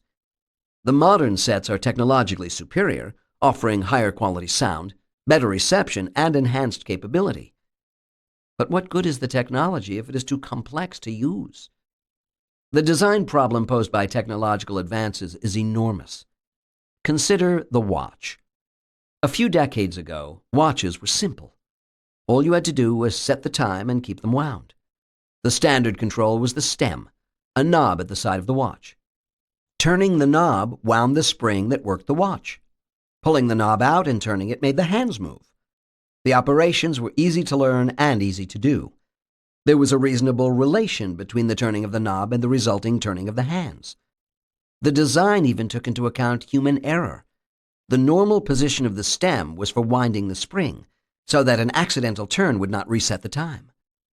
In the modern digital watch, the spring is gone, replaced by a motor run by long-lasting batteries. All that remains is the task of setting the watch. The stem is still a sensible solution, for you can go fast or slow, forward or backward, until the exact desired time is reached. But the stem is more complex, and therefore more expensive than simple push-button switches. If the only change in the transition from the spring-wound analog watch to the battery-run digital watch were in how the time was set, there would be little difficulty. The problem is that new technology has allowed us to add more functions to the watch. The watch can give the day of the week, the month, and the year. It can act as a stopwatch, which itself has several functions, a countdown timer, and an alarm clock or two. It has the ability to show the time for different time zones. It can act as a counter and even as a calculator. But the added functions cause problems. How do you design a watch that has so many functions while trying to limit the size, cost, and complexity of the device? How many buttons does it take to make the watch workable and learnable, yet not too expensive? There are no easy answers. Whenever the number of functions and required operations exceeds the number of controls, the design becomes arbitrary, unnatural, and complicated. The same technology that simplifies life by providing more functions in each device also complicates life by making the device harder to learn, harder to use. This is the paradox of technology. The paradox of technology should never be used as an excuse for poor design. It is true that as the number of options and capabilities of any device increases, so too must the number and complexity of the controls. But the principles of good design can make complexity manageable. In one of my courses, I gave as homework the assignment to design a multiple-function clock radio. You have been employed by a manufacturing company to design their new product.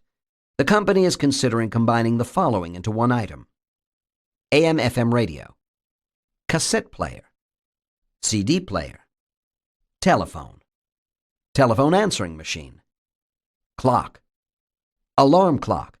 The alarm can turn on a tone, radio, cassette, or CD. Desk or bed lamp. The company is trying to decide whether to include a small 2-inch screen TV set and a switched electric outlet that can turn on a coffee maker or toaster. Your job is A, to recommend what to build, then B, to design the control panel, and finally C, to certify that it is actually both what customers want and easy to use. State what you would do for the 3 parts of your job, A, B, and C. Explain how you would go about validating and justifying your recommendations. Draw a rough sketch of a control panel for the items in the indented list, with a brief justification and analysis of the factors that went into the choice of design. There are several things I looked for in the answer. First, how well did the answer address the real needs of the user? I expected my students to visit the homes of potential users to see how their current devices were being used and to determine how the combined multi-purpose device would be used. Next, I evaluated whether all the controls were usable and understandable, allowing all the desired functions to be operated with minimum confusion or error. Clock radios are often used in the dark, with the user in bed and reaching overhead to grope for the desired control. Therefore, the unit had to be usable in the dark by feel only. It was not supposed to be possible to make a serious mistake by accidentally hitting the wrong control. Alas, many existing clock radios do not tolerate serious errors. For example, the user may reset the time by hitting the wrong button accidentally. Finally, the design was expected to take into account real issues in cost, manufacturability, and aesthetics. The finished design had to pass muster with users. The point of the exercise was for the student to realize the paradox of technology. Added complexity and difficulty cannot be avoided when functions are added, but with clever design, they can be minimized. Chapter 2. The Psychology of Everyday Things. During my family's stay in England, we rented a furnished house while the owners were away. One day, our landlady returned to the house to get some personal papers. She walked over to her filing cabinet and attempted to open the top drawer. It wouldn't open. She pushed it forward and backward, right and left, up and down without success. I offered to help. I wiggled the drawer, then I twisted the front panel, pushed down hard, and banged the front with the palm of one hand. The cabinet drawer slid open. "Oh," she said, "I'm sorry. I am so bad at mechanical things." Falsely blaming yourself. I have studied people making errors, sometimes serious ones, with mechanical devices, light switches and fuses, computer operating systems and word processors, even airplanes and nuclear power plants. Invariably, people feel guilty and either try to hide the error or blame themselves for stupidity or clumsiness. I often have difficulty getting permission to watch. Nobody likes to be observed performing badly. I point out that the design is faulty and that others make the same errors. Still, if the task appears simple or trivial, then people blame themselves. It is as if they take perverse pride in thinking of themselves as mechanically incompetent. I once was asked by a large computer company to evaluate a brand new product. I spent a day learning to use it and trying it out on various problems. In using the keyboard to enter data, it was necessary to differentiate between the return key and the enter key. If the wrong key was typed, the last few minutes' work was irrevocably lost. I pointed this problem out to the designer, explaining that I myself had made the error frequently, and that my analyses indicated that this was very likely to be a frequent error among users. The designer's first response was, "Why did you make that error? Didn't you read the manual?" He proceeded to explain the different functions of the two keys. Yes, I explained. I understand the two keys. I simply confuse them. They have similar functions, are located in similar locations on the keyboard, and as a skilled typist, I often hit return automatically without thought. Certainly others have had similar problems. "Nope," said the designer. He claimed that I was the only person who had ever complained, and the company's secretaries had been using the system for many months.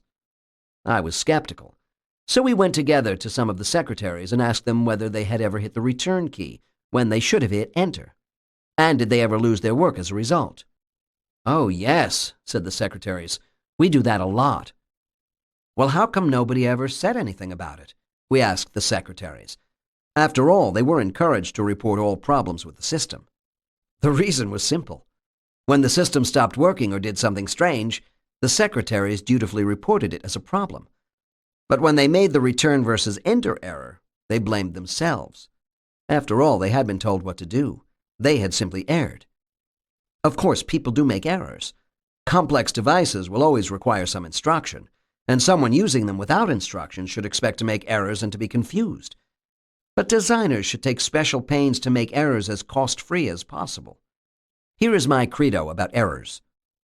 If an error is possible, someone will make it. The designer must assume that all possible errors will occur and design so as to minimize the chance of the error in the first place, or its effects once it gets made. Errors should be easy to detect, they should have minimal consequences, and if possible, their effects should be reversible. Misconceptions of everyday life. Our lives are filled with misconceptions. This should not be surprising. We must frequently deal with unfamiliar situations. Psychologists love errors and misconceptions, for they give important clues about the organization and operation of our minds. Many everyday misunderstandings are classified as naive or folk understandings, and not just plain folk hold these misconceptions. Aristotle developed an entire theory of physics that physicists find quaint and amusing. Yet Aristotle's theories correspond much better to common sense everyday observations than do the highly refined and abstract theories we are taught in school. Aristotle developed what we might call naive physics. It is only when you study the esoteric world of physics that you learn what is correct and are able to understand why the naive view is wrong. Aristotle's naive physics. For example, Aristotle thought that moving objects kept moving if only something kept pushing them. Today's physicist says, nonsense. A moving object continues to move unless some force is exerted to stop it. This is Newton's first law of motion, and it contributed to the development of modern physics. Yet anyone who has ever pushed a heavy box along a street, or for that matter hiked for miles into the wilderness, knows that Aristotle was right. If you don't keep on pushing, the movement stops. Of course, Newton and his successors assumed the absence of friction and air. Aristotle lived in a world where there was always friction and air resistance. Once friction is involved, then objects in motion tend to stop unless you keep pushing. Aristotle's theory may be bad physics, but it describes reasonably well what we can see in the real world. Think about how you might answer the following questions. 1. I take a pistol, and, carefully aiming it on a level horizontal line, I fire a bullet. With my other hand, I hold a bullet so that the bullet in the pistol and the one in my hand are exactly the same distance from the ground. I drop the bullet at the same instant as I fire the pistol. Which bullet hits the ground first? 2. Imagine someone running across a field carrying a ball. As you watch, the runner drops the ball. Which path, A, B, or C in Figure 9, does the ball take as it falls to the ground? The physicist says the answer to the bullet problem is trivial. Both bullets hit the ground at the same time.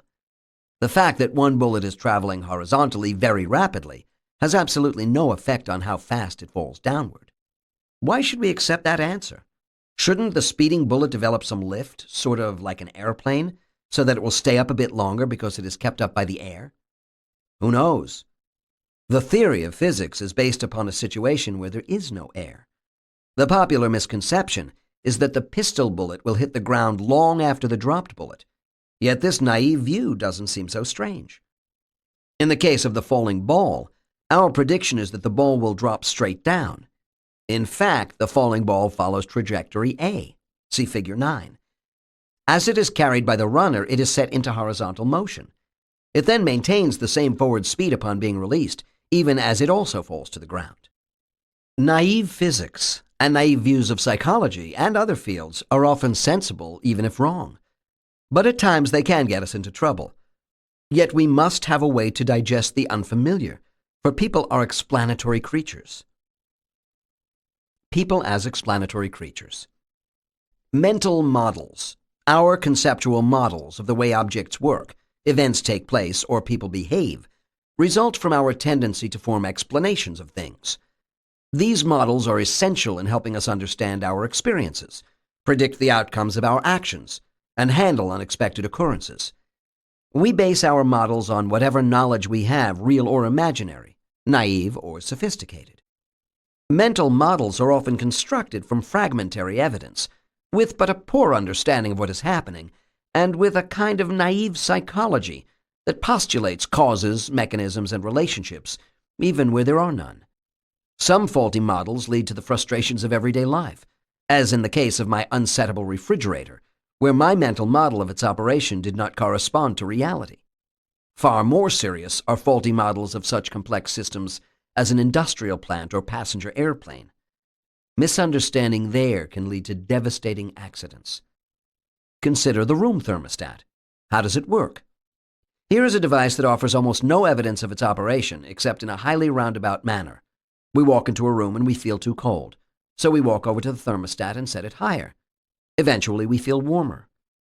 Note that the same thing applies to the temperature control for a cooking oven, or a pottery kiln, or an air conditioner, or almost any device whose temperature is to be regulated. Want to bake a cake, but the oven is off? Set the oven thermostat and the oven gets to the desired temperature. Is the room too hot? Set the thermostat on the air conditioner. Fine. But how does the thermostat work? If you are in a cold room, in a hurry to get warm, will the room heat more quickly if you turn the thermostat all the way up? Or if you want the oven to reach its working temperature faster, should you turn the temperature dial all the way to maximum, then turn it down once the desired temperature is reached?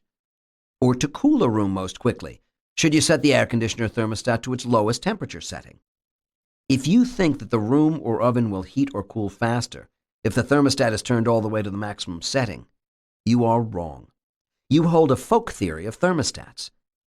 There are two commonly held folk theories about thermostats, the timer theory and the valve theory. The timer theory proposes that the thermostat simply controls the relative proportion of time that the device stays on. Set the thermostat midway and the device is on about half the time. Set it all the way up and the device is on all the time. Hence, to heat or cool something most quickly, set the thermostat so that the device is on all the time. The valve theory proposes that the thermostat controls how much heat or cold comes out of the device. Turn the thermostat all the way up and you get maximum heating or cooling. The correct story is that the thermostat is just an on-off switch. It treats the heater, oven, and air conditioner as all or nothing devices that can be either fully on or fully off, with no in-between states. The thermostat turns the heater, oven, or air conditioner completely on at full power until the temperature setting on the thermostat is reached. Then it turns the unit completely off. Setting the thermostat at one extreme cannot affect how long it takes to reach the desired temperature. The real point of the example is not that some people have erroneous theories. It is that everyone forms theories, mental models, to explain what they have observed. In the case of the thermostat, the design gives absolutely no hint as to the correct answer. In the absence of external information, people are free to let their imaginations run free, as long as the mental models they develop account for the facts as they perceive them. Blaming the wrong cause. "Look at this," my colleague exclaimed to me. "My computer terminal is broken. The library did it. Every time I connect it to the library catalog, I have trouble. Now I can't even use the terminal to read my computer mail anymore." "That doesn't make sense," I replied. "You can't even turn on the power to the terminal. How could a computer program possibly do that kind of damage?" "All I know," he said, "is that everything was working fine until I tried to look up an author in the library catalog using that new library program. And then my terminal stopped working. I always have trouble with that program, and this is simply too much of a coincidence to be anything else." Well, it was a coincidence. It turns out that the power supply to the terminal had burned out, a fact that had nothing to do with the computer program. Coincidence is enough to set the causal wheels rolling.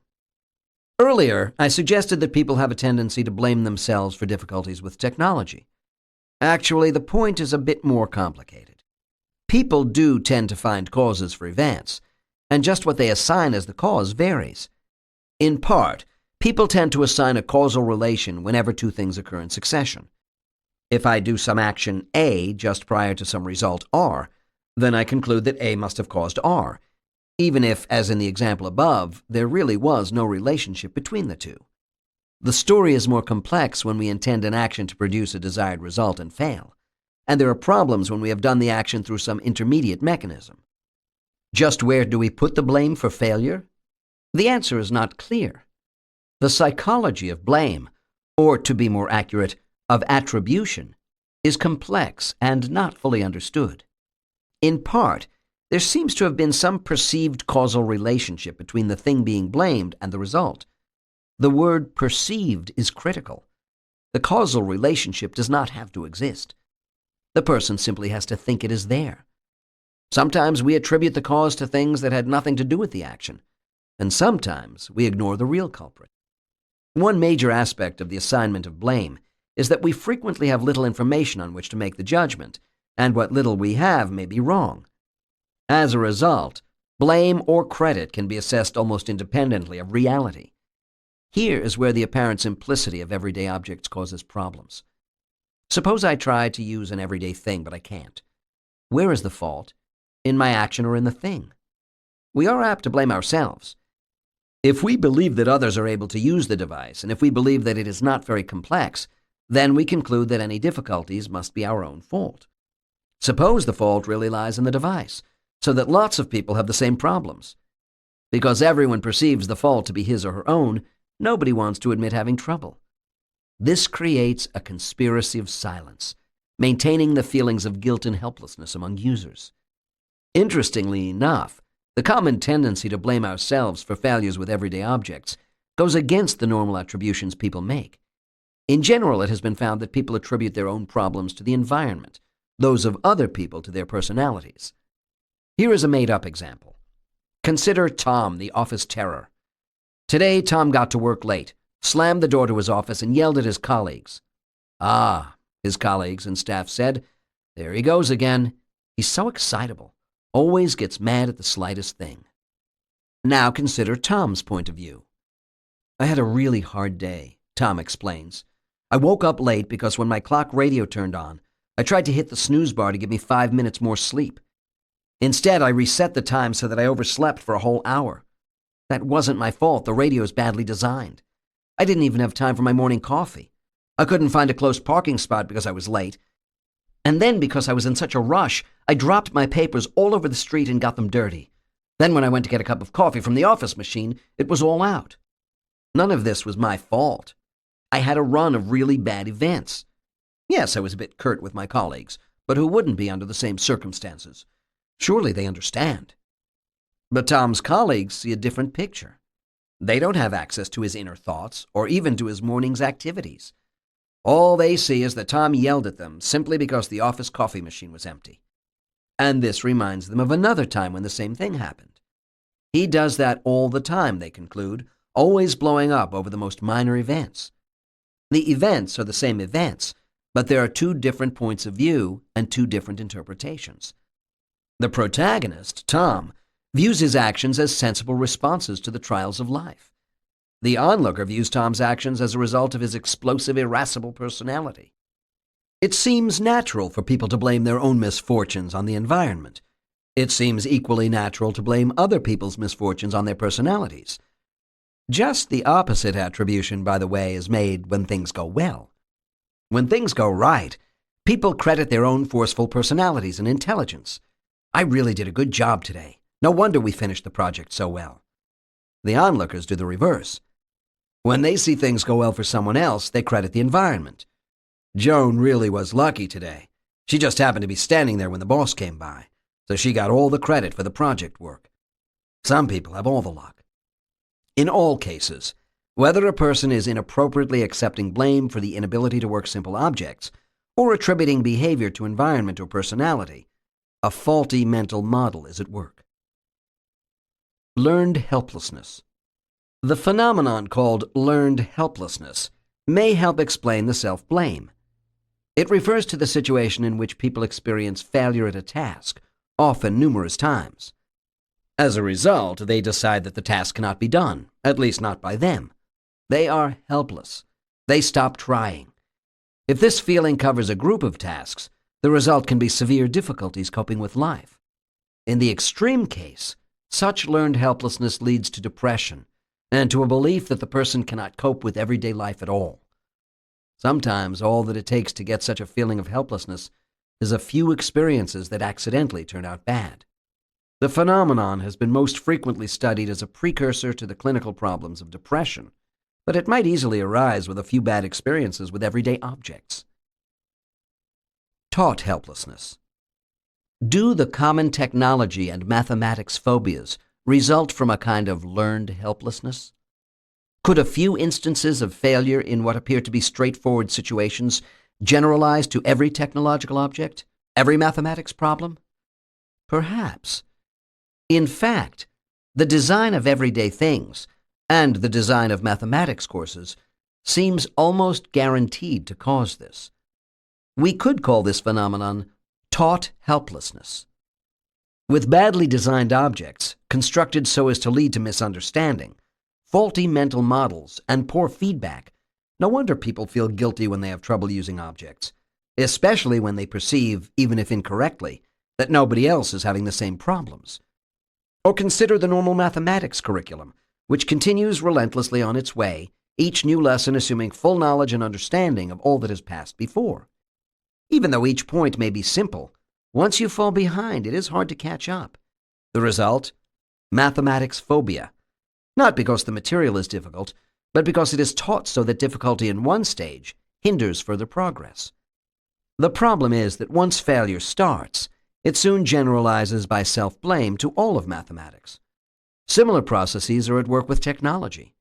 The vicious cycle starts. If you fail at something, you think it is your fault. Therefore, you think you can't do that task. As a result, next time you have to do the task, you believe you can't, so you don't even try. The result is that you can't, just as you thought. You're trapped in a self-fulfilling prophecy. The nature of human thought and explanation. It isn't always easy to tell just where the blame for a problem should be placed. A number of dramatic accidents have come about in part from the false assessment of blame in a situation. Highly skilled, well-trained people are using complex equipment when suddenly something goes wrong. They have to figure out what the problem is. Most industrial equipment is pretty reliable. When the instruments indicate that something is wrong, one has to consider the possibility that the instruments themselves are wrong. Often, this is the correct assessment.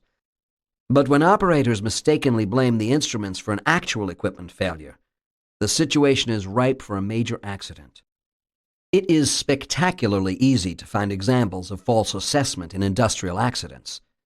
Analysts come in well after the fact, knowing what actually did happen. With hindsight, it is almost impossible to understand how the people involved could have made the mistake. But from the point of view of the person making decisions at the time, the sequence of events is quite natural. At the 3 Mile Island nuclear power plant, operators pushed a button to close a valve. The valve had been opened properly to allow excess water to escape from the nuclear core. In fact, the valve was deficient, so it didn't close. But a light on the control panel indicated that the valve position was closed. The light actually didn't monitor the valve, only the electrical signal to the valve, a fact known by the operators. Still, why suspect a problem? The operators did look at the temperature in the pipe leading from the valve. It was high, indicating that fluid was still flowing through the closed valve. But the operators knew that the valve had been leaky, so the leak would explain the high temperature. But the leak was known to be small, and operators assumed that it wouldn't affect the main operation. They were wrong, and the water that was able to escape from the core added significantly to the problems of that nuclear disaster. I think the operator's assessment was perfectly reasonable. The fault was in the design of the lights and in the equipment that gave false evidence of a closed valve. Similar misinterpretations take place all the time.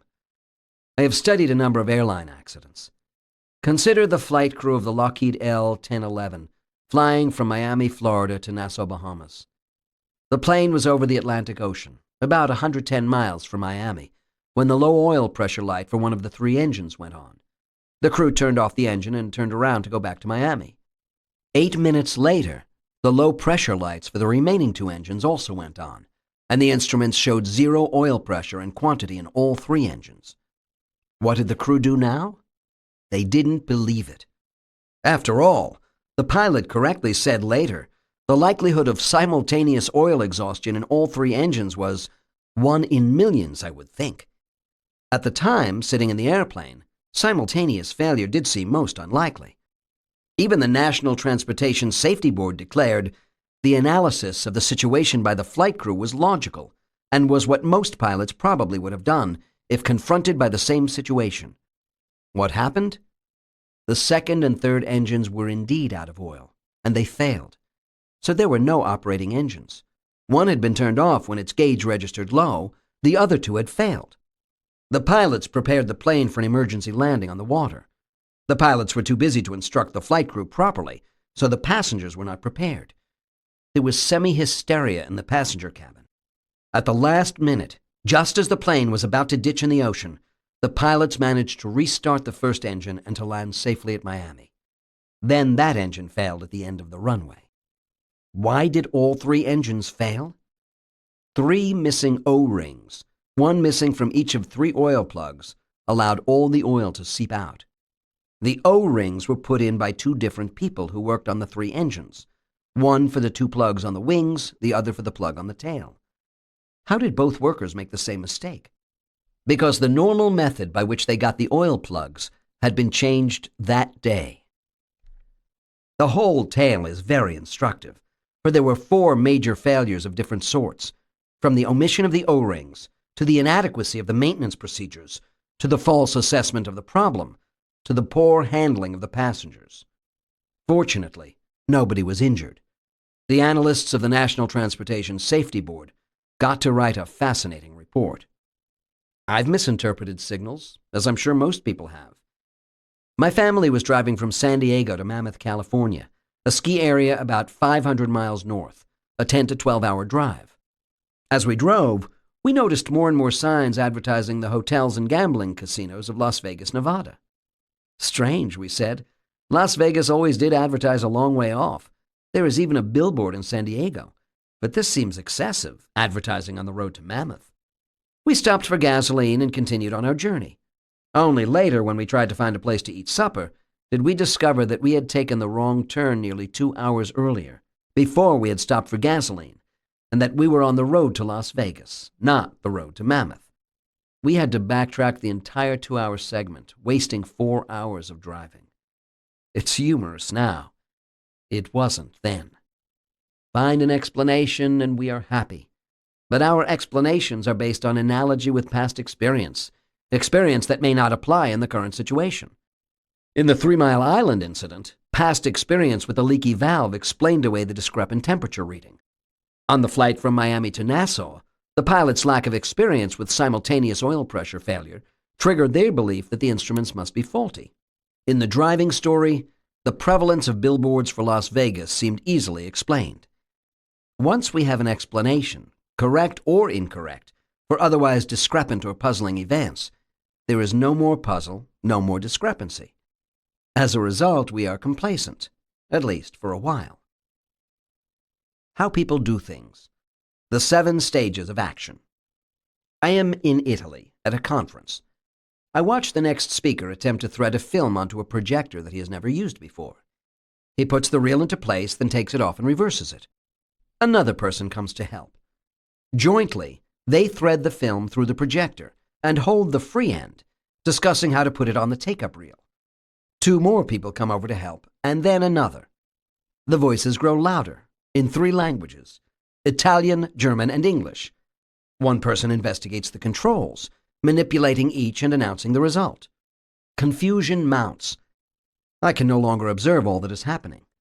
The conference organizer comes over. After a few moments, he turns and faces the audience, which has been waiting patiently in the auditorium. "Ahem," he says, "is anybody expert in projectors?"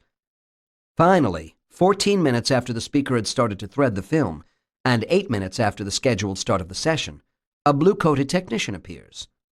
He scowls, then promptly takes the entire film off the projector, rethreads it, and gets it working. What makes something like threading the projector difficult to do? To answer this question, the central one of this book, we need to know what happens when someone does something. We need to examine the structure of an action. The basic idea is simple.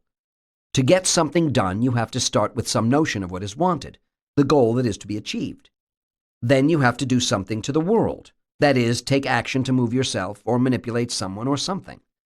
Finally, you check to see that your goal was made.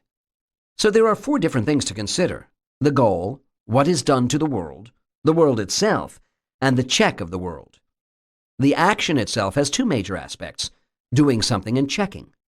Call these execution and evaluation. Figure 10. Real tasks are not quite so simple. The original goal may be imprecisely specified. Perhaps get something to eat, get to work, get dressed, watch television. Goals do not state precisely what to do, where and how to move, what to pick up. To lead to actions, goals must be transformed into specific statements of what is to be done, statements that I call intentions. A goal is something to be achieved, often vaguely stated. An intention is a specific action taken to get to the goal. Yet even intentions are not specific enough to control actions. Suppose I am sitting in my armchair reading a book. It is dusk. The light has gotten dimmer and dimmer. I decide I need more light. That is the goal: get more light. My goal has to be translated into the intention that states the appropriate action in the world. Push the switch button on the lamp. There's more. I need to specify how to move my body, how to stretch to reach the light switch, how to extend my finger to push the button without knocking over the lamp. The goal has to be translated into an intention, which in turn has to be made into a specific action sequence, one that can control my muscles. Note that I could satisfy my goal with other action sequences, other intentions. If someone walked into the room and passed by the lamp, I might alter my intention from pushing the switch button to asking the other person to do it for me. The goal hasn't changed, but the intention and resulting action sequence have. The specific actions bridge the gap between what we would like to have done, our goals and intentions, and all possible physical actions. After we specify what actions to make, we must actually do them, the stage of execution. All in all, there are 3 stages that follow from the goal: intention, action sequence, and execution. See Figure 11. The evaluation side of things, checking up on what happened, has 3 stages. First, perceiving what happened in the world. Second, trying to make sense of it, interpreting it. And finally, comparing what happened with what was wanted. See Figure 12. There we have it. 7 stages of action. 1 for goals, 3 for execution, and 3 for evaluation. Refer to Figure 13. Forming the goal. Forming the intention. Specifying an action. Executing the action. Perceiving the state of the world. Interpreting the state of the world. Evaluating the outcome. The 7 stages form an approximate model, not a complete psychological theory. In particular, the stages are almost certainly not discrete entities. Most behavior does not require going through all the stages in sequence, and most activities will not be satisfied by single actions. There must be numerous sequences, and the whole activity may last hours or even days. There is a continual feedback loop in which the results of one activity are used to direct further ones, in which goals lead to sub-goals, intentions lead to sub-intentions. There are activities in which goals are forgotten, discarded, or reformulated. For many everyday tasks, goals and intentions are not well specified. They are opportunistic rather than planned. Opportunistic actions are those in which the behavior takes advantage of the circumstances. Rather than engage in extensive planning and analysis, the person goes about the day's activities and performs the intended actions if the relevant opportunity arises. Thus, we may not go out of our way to go to a shop or to the library or to ask a question of a friend. Rather, we go through the day's activities, and if we find ourselves at the shop, near the library, or encountering the friend, then we allow the opportunity to trigger the relevant activity. Otherwise, the task remains undone. Only in the case of crucial tasks do we make special efforts to ensure that they get done. Opportunistic actions are less precise and certain than specified goals and intentions, but they result in less mental effort, less inconvenience, and perhaps more interest. The 7-stage process of action can be started at any point. People do not always behave as full, logical, reasoning organisms, starting with high-level goals and working to achieve them. Our goals are often ill-formed and vague. We may respond to the events of the world, in what is called data-driven behavior, rather than to think out plans and goals. An event in the world may trigger an interpretation and a resulting response. Actions may be executed before they are fully developed. In fact, some of us adjust our lives so that the environment can control our behavior. For example, sometimes when I must do an important task, I make a formal public promise to get it done by a certain date. I make sure that I will be reminded of the promise. And then, hours before the deadline, I actually get to work and do the job. This kind of behavior is fully compatible with the 7-stage analysis. The gulfs of execution and evaluation. Remember the movie Projector Story? People's problems threading the projector did not come from a lack of understanding of the goal or the task. It did not come from deep, subtle complexity. The difficulty lay entirely in determining the relationship between the intended actions and the mechanisms of the projector, in determining the functions of each of the controls, in determining what specific manipulation of each control enabled each function, and in deciding by the sights, sounds, lights, and movements of the projector whether the intended actions were being done successfully.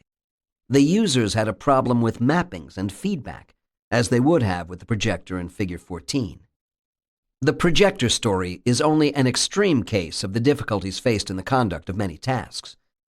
For a surprisingly large number of everyday tasks, the difficulty resides entirely in deriving the relationship between the mental intentions and interpretations and the physical actions and states.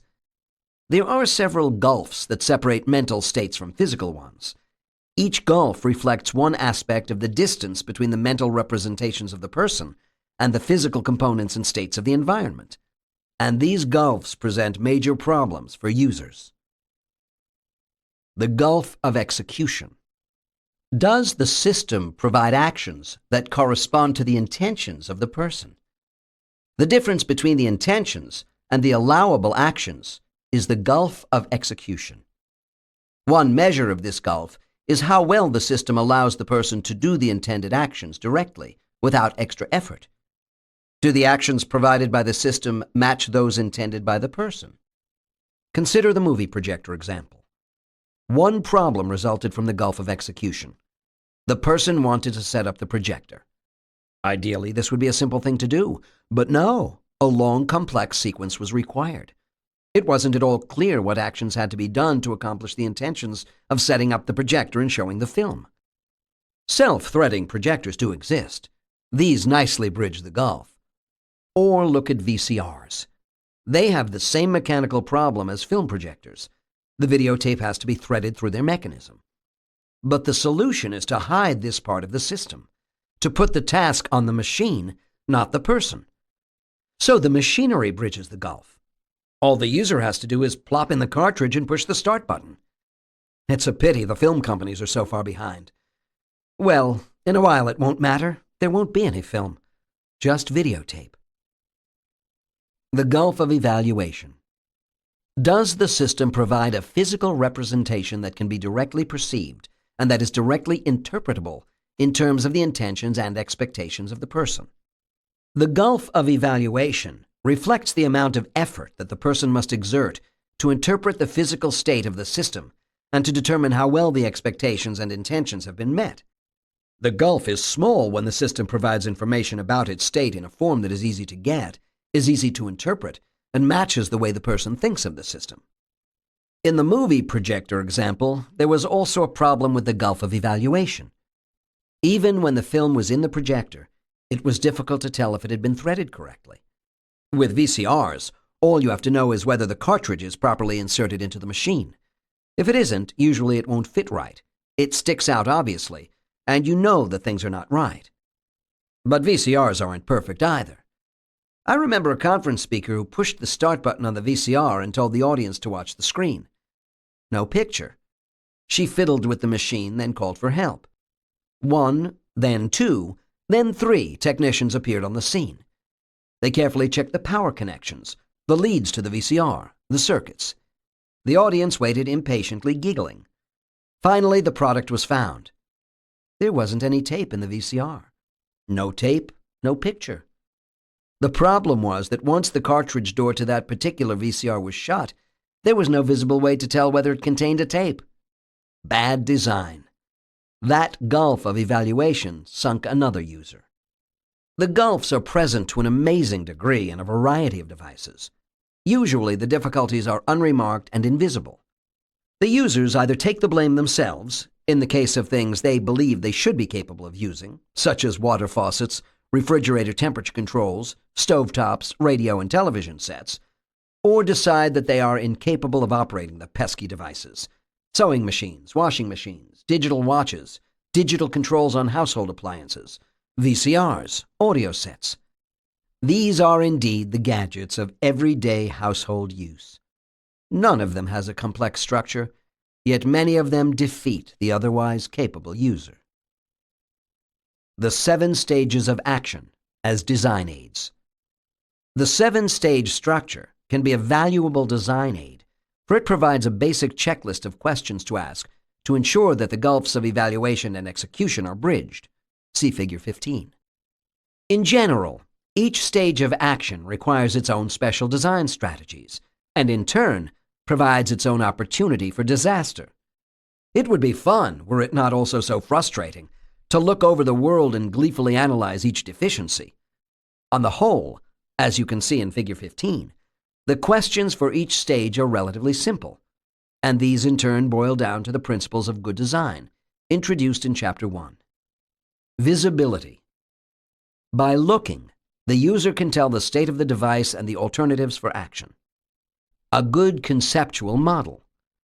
The designer provides a good conceptual model for the user, with consistency in the presentation of operations and results, and a coherent, consistent system image.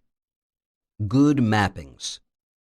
It is possible to determine the relationships between actions and results, between the controls and their effects, and between the system state and what is visible. Feedback. The user receives full and continuous feedback about the results of actions. Each point provides support for one or more of the 7 stages of action. The next time you can't immediately figure out the shower control in a motel, or work an unfamiliar television set or stove, remember that the problem is in the design. And the next time you pick up an unfamiliar object and use it smoothly and effortlessly on the first try, stop and examine it. The ease of use did not come about by accident. Someone designed the object carefully and well.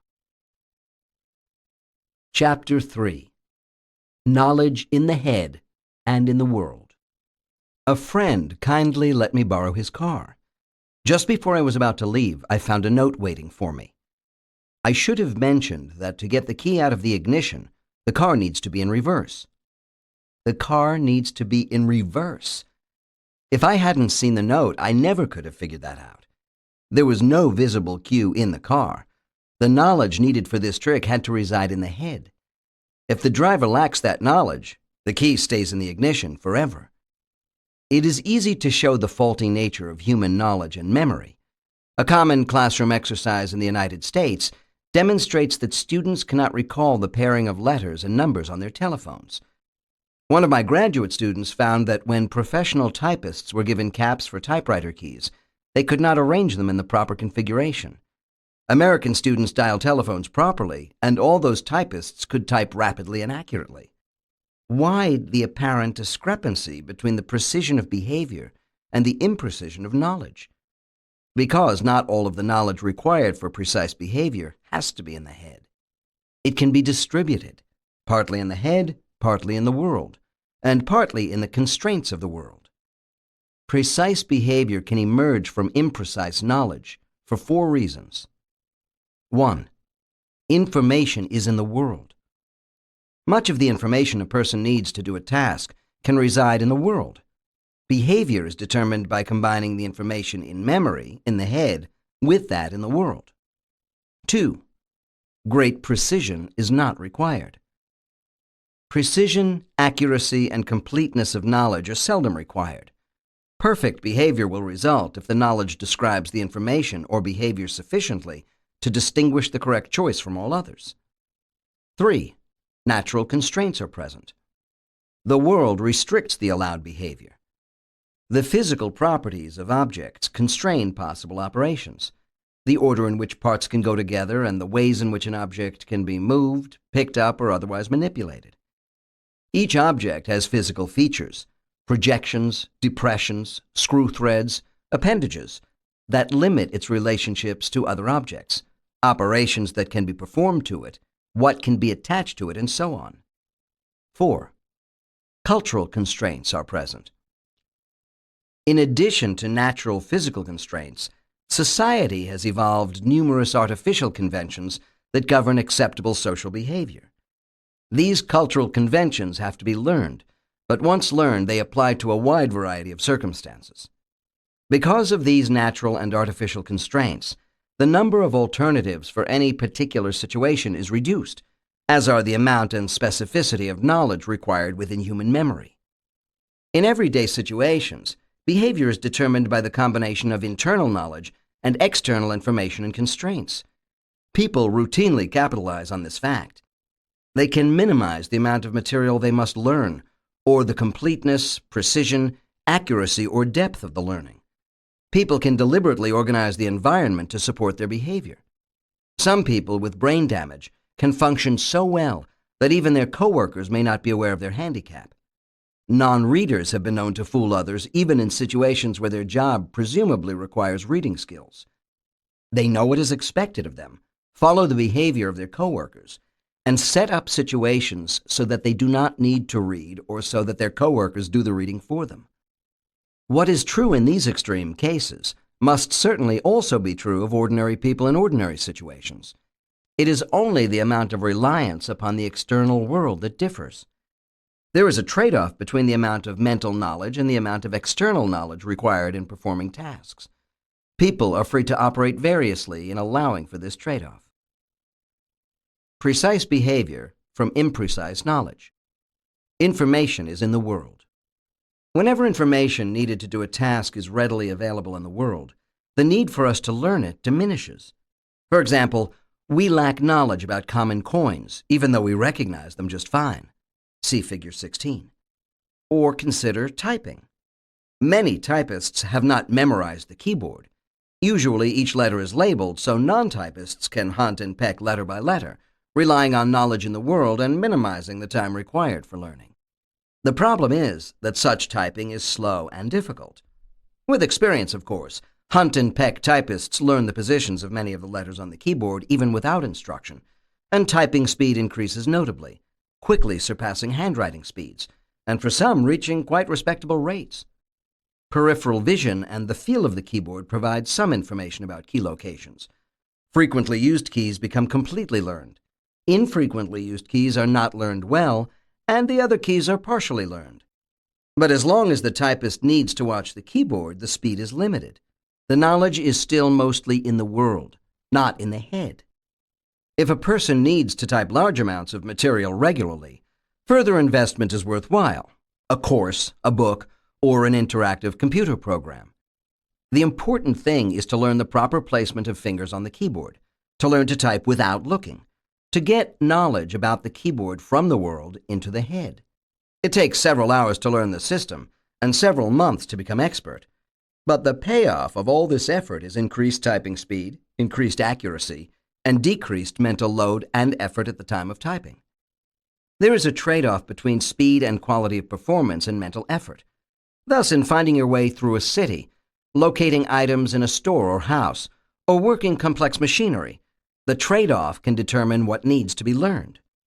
Because you know that the information is available in the environment, the information you internally code in memory need be precise enough only to sustain the quality of behavior you desire. This is one reason people can function well in their environment and still be unable to describe what they do. For example, a person can travel accurately through a city without being able to describe the route precisely. People function through their use of two kinds of knowledge: knowledge of and knowledge how. Knowledge of, what psychologists call declarative knowledge, includes the knowledge of facts and rules. Stop at red lights. New York City lies on a parallel a bit south of Madrid. San Diego's longitude is east of Reno. To get the key out of the ignition, the car must be in reverse. Declarative knowledge is easy to write down and to teach. Knowledge how, what psychologists call procedural knowledge, is the knowledge that enables a person to perform music, to stop a car smoothly with a flat tire on an icy road, to return a serve in tennis, or to move the tongue properly when saying the phrase, frightening witches. Procedural knowledge is difficult or impossible to write down, and difficult to teach. It is best taught by demonstration and best learned through practice. Even the best teachers cannot usually describe what they are doing. Procedural knowledge is largely subconscious. Knowledge from the world is usually easy to come by. Designers provide a large number of memory aids. The letters on the typewriter keyboard are one example. The lights and labels on controls act as external memory aids, reminding the user of the purpose and state of the control. Industrial equipment is replete with signal lights, indicators, and other reminders. We make extensive use of written notes. We place items in specific locations as reminders. In general, people structure the environment to provide a considerable amount of the information required for something to be remembered. Many people organize their lives in the world, creating a pile here, a pile there, each indicating some activity to be done, some event in progress. Probably everybody uses such a strategy to some extent. Look around you at the variety of ways people structure their rooms and desks. Many styles of organization are possible, but the physical arrangement and visibility of the items frequently convey information about relative importance. Want to do your friends a nasty turn? Do them a favor. Clean up their desks or rooms. Do this to some people and you can completely destroy their ability to function. This is the end of the CD. The audiobook continues on the next CD. Great precision is not required. Normally, people do not need precise memory information. People can remember enough to distinguish one familiar coin from another, although they may be unable to remember the faces, pictures, and words on the coins. But make more precise memory necessary, and you get havoc. 3 countries have rediscovered this fact in recent years. The United States, when it introduced the Susan B. Anthony $1 coin. Great Britain, when it introduced the £1 coin. And France, when it introduced a new 10-franc coin. The new US dollar coin was confused with the existing 25-cent piece, the quarter, and the British pound coin was confused with the existing 5-pence piece. The £1 coin has the same diameter as the 5-pence piece, but is considerably thicker and heavier. Here is what happened in France. Paris. With a good deal of fanfare, the French government released the new 10-franc coin, worth a little more than $1.50, on October 22, 1986. The public looked at it, weighed it, and began confusing it so quickly with the half-franc coin, worth only 8 cents, that a crescendo of fury and ridicule fell on both the government and the coin. 5 weeks later, Minister of Finance Edouard Balladur suspended circulation of the coin. Within another 4 weeks, he canceled it altogether. In retrospect, the French decision seems so foolish that it is hard to fathom how it could have been made. After much study, designers came up with a silver-colored coin made of nickel and featuring a modernistic drawing by artist Joaquim Jimenez of a Gallic rooster on one side and of Marianne, the female symbol of the French Republic, on the other. The coin was light, sported special ridges on its rim for easy reading by electronic vending machines, and seemed tough to counterfeit. But the designers and bureaucrats were obviously so excited by their creation that they ignored or refused to accept the new coin's similarity to the hundreds of millions of silver-colored, nickel-based half-franc coins in circulation, whose size and weight were perilously similar. The confusions probably occurred because the users of coins formed representations in their memory systems that were sufficiently precise only to distinguish among the coins that they actually had to use. It is a general property of memory that we store only partial descriptions of the things to be remembered, descriptions that are sufficiently precise to work at the time something is learned, but that may not work later on when new experiences have also been encountered and entered into memory. The descriptions formed to distinguish among the old coins were not precise enough to distinguish between the new one and at least one of the old ones. Suppose I keep all my notes in a small red notebook. If this is my only notebook, I can describe it simply as my notebook. If I buy several more notebooks, the earlier description will no longer work. Now I must call the first one small or red or maybe both small and red, whichever allows me to distinguish it from the others. But what if I acquire several small red notebooks? Now I must find some other means of describing the first book, adding to the richness of the description, and thereby to its ability to discriminate among the several similar items. Descriptions need discriminate only among the choices in front of me, but what works for one purpose may not for another. The power of constraints. Back in the good old days of oral tradition, and even today for some cultures, performers traveled around reciting epic poems thousands of lines long. How did they do it? Do some people have huge amounts of knowledge in their heads? Not really. It turns out that external constraints exert powerful control over the permissible choice of words, thus dramatically reducing the memory load. Consider the constraints of rhyming. If you wish to rhyme one word with another in English, there are usually 10 to 20 alternatives. But if you must have a word with a particular meaning to rhyme with another, there are usually no candidates at all. And if there are any, in most cases there is only one. Combining the two constraints of rhyme and meaning can therefore reduce the information about the particular word that must be kept in memory to nothing. As long as the constraints are known, the choice of word can be completely determined. The learning of material like poetry is greatly aided by these kinds of constraints, which work on the general schema for the class of poem, meter, and topic. Here is an example. I am thinking of 3 words. One means a mythical being. The second is the name of a building material.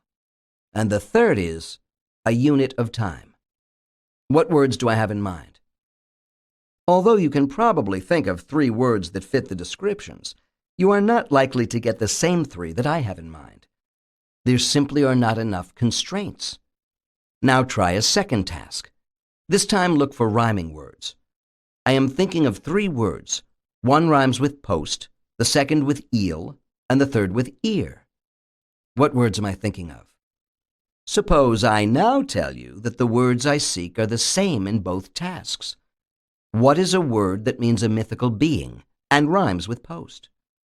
What word is the name of a building material and rhymes with eel? And what word is a unit of time and rhymes with ear? Now the task is easy.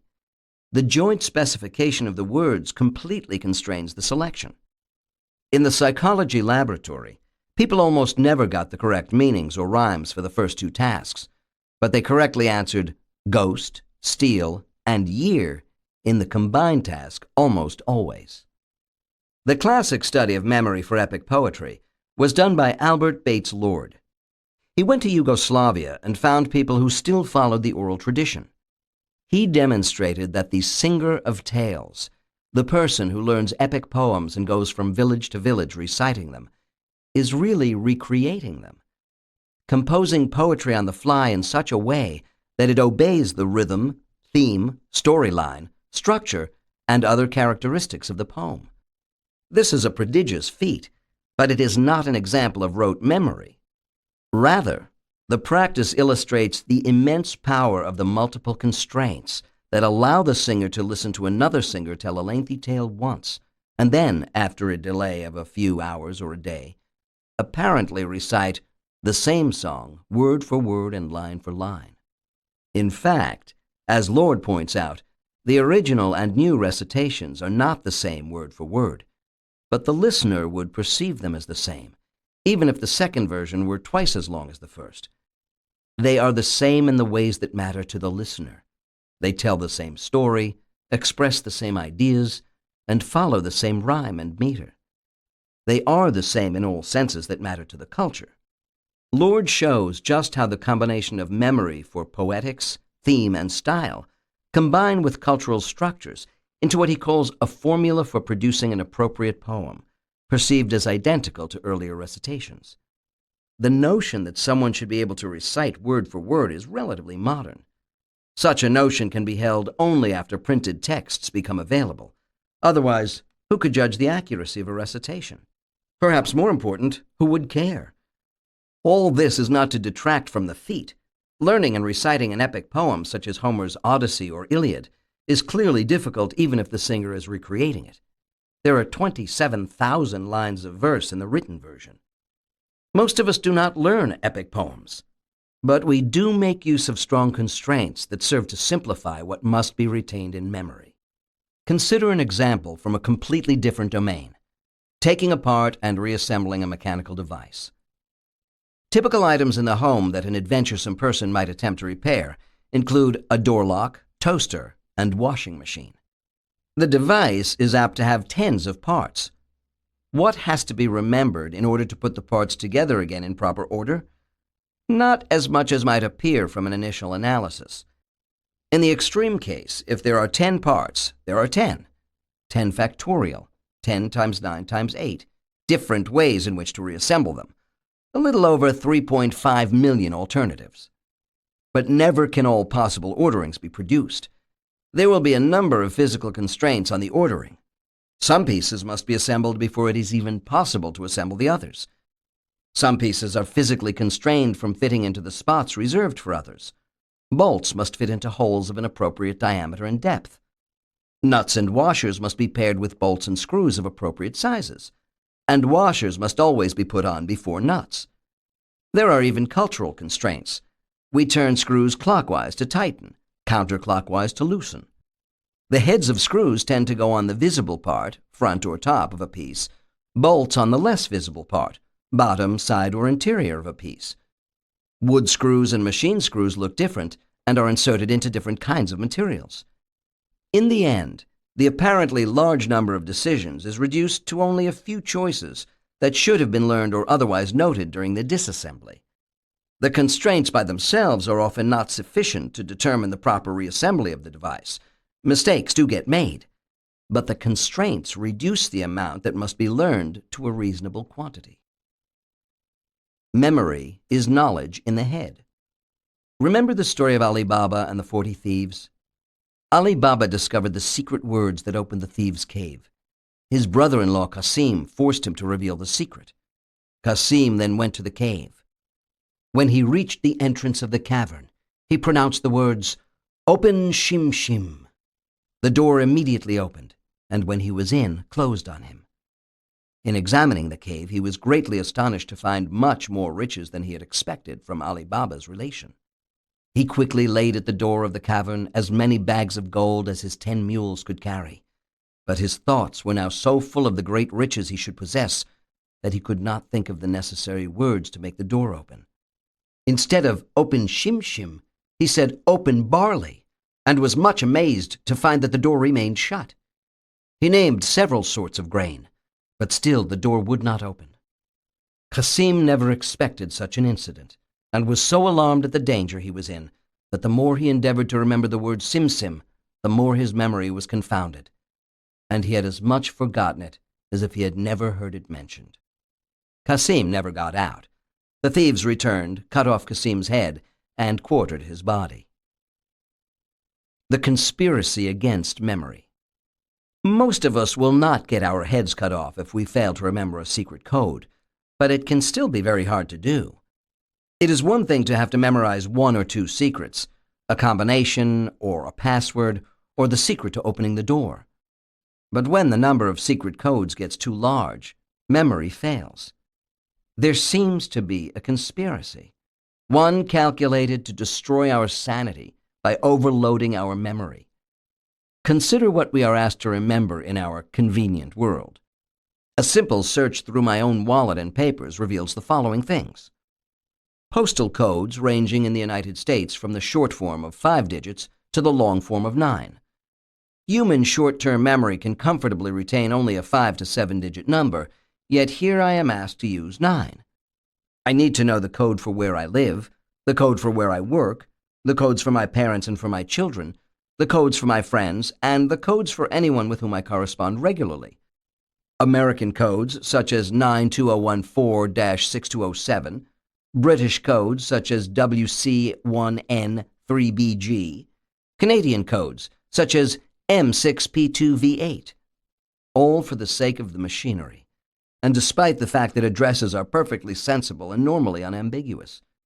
But machines have trouble with addresses, whereas they can deal with simple postal codes. Telephone numbers, sometimes with area codes and extensions. A 7-digit number becomes 10 when the area code is added, and then 14 when there is a 4-digit extension.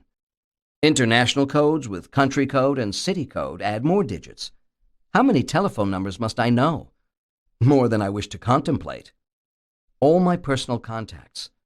Numbers for information, time, and weather. The special number for emergencies. And I mustn't forget to dial 9, or in some cases 8, so that the call will go outside the institution or company. Access numbers for telephone budget cards, so that when I make a long-distance call from my university, I can cause the correct account to pay the bill. A 5-digit number for each account, and I have 4 of them. Don't show these to anyone, I am warned. Keep them hidden in a secret place. Access numbers for telephone credit cards, so when I travel I can have the bill automatically put on my home telephone number. The codes consist of my home telephone number plus 4 secret digits. The secret digits aren't even printed on the card. Memorize and destroy. But I have 6 of them. 2 home phone accounts and 4 different university phone accounts. If I want to dial a long-distance number from a hotel using one of my telephone credit cards, I must dial as many as 36 digits. Passwords or numbers for bank automatic teller machines. Those clever machines that let you put in a card, type in your secret password, and get money. 2 bank accounts, 2 secret passwords. Don't write them down. A thief might see them. Memorize, memorize. Secret passwords for my computer accounts. Can't let people steal my valuable data, or perhaps change their course grades, or peek at the examination questions. Make the password at least 6 characters long, we are told. And no words. Words are too easy for someone to discover. Make it nonsense. I cheat and make all my computer accounts use the same password. Driver's license number. When I lived briefly in Texas, I couldn't do anything without my driver's license number. Not pay for food at the supermarket, not pay the telephone bill, not even open up a bank account. That was 1 letter, 7 digits. Other states have longer numbers. Social Security numbers for me, my wife, and my children, 9 digits each. Passport numbers, again for my whole family. My employee number. License plate numbers for our cars. Birthdays. Ages. Clothing sizes. Addresses. Credit card numbers. Bah and humbug. So many of these numbers and codes must be kept secret. Apparently, thieves are everywhere just waiting for me to write down my secret password or number, anxious to make that phone call on my account or to purchase items with my charge card. There is no way that I can learn all those numbers.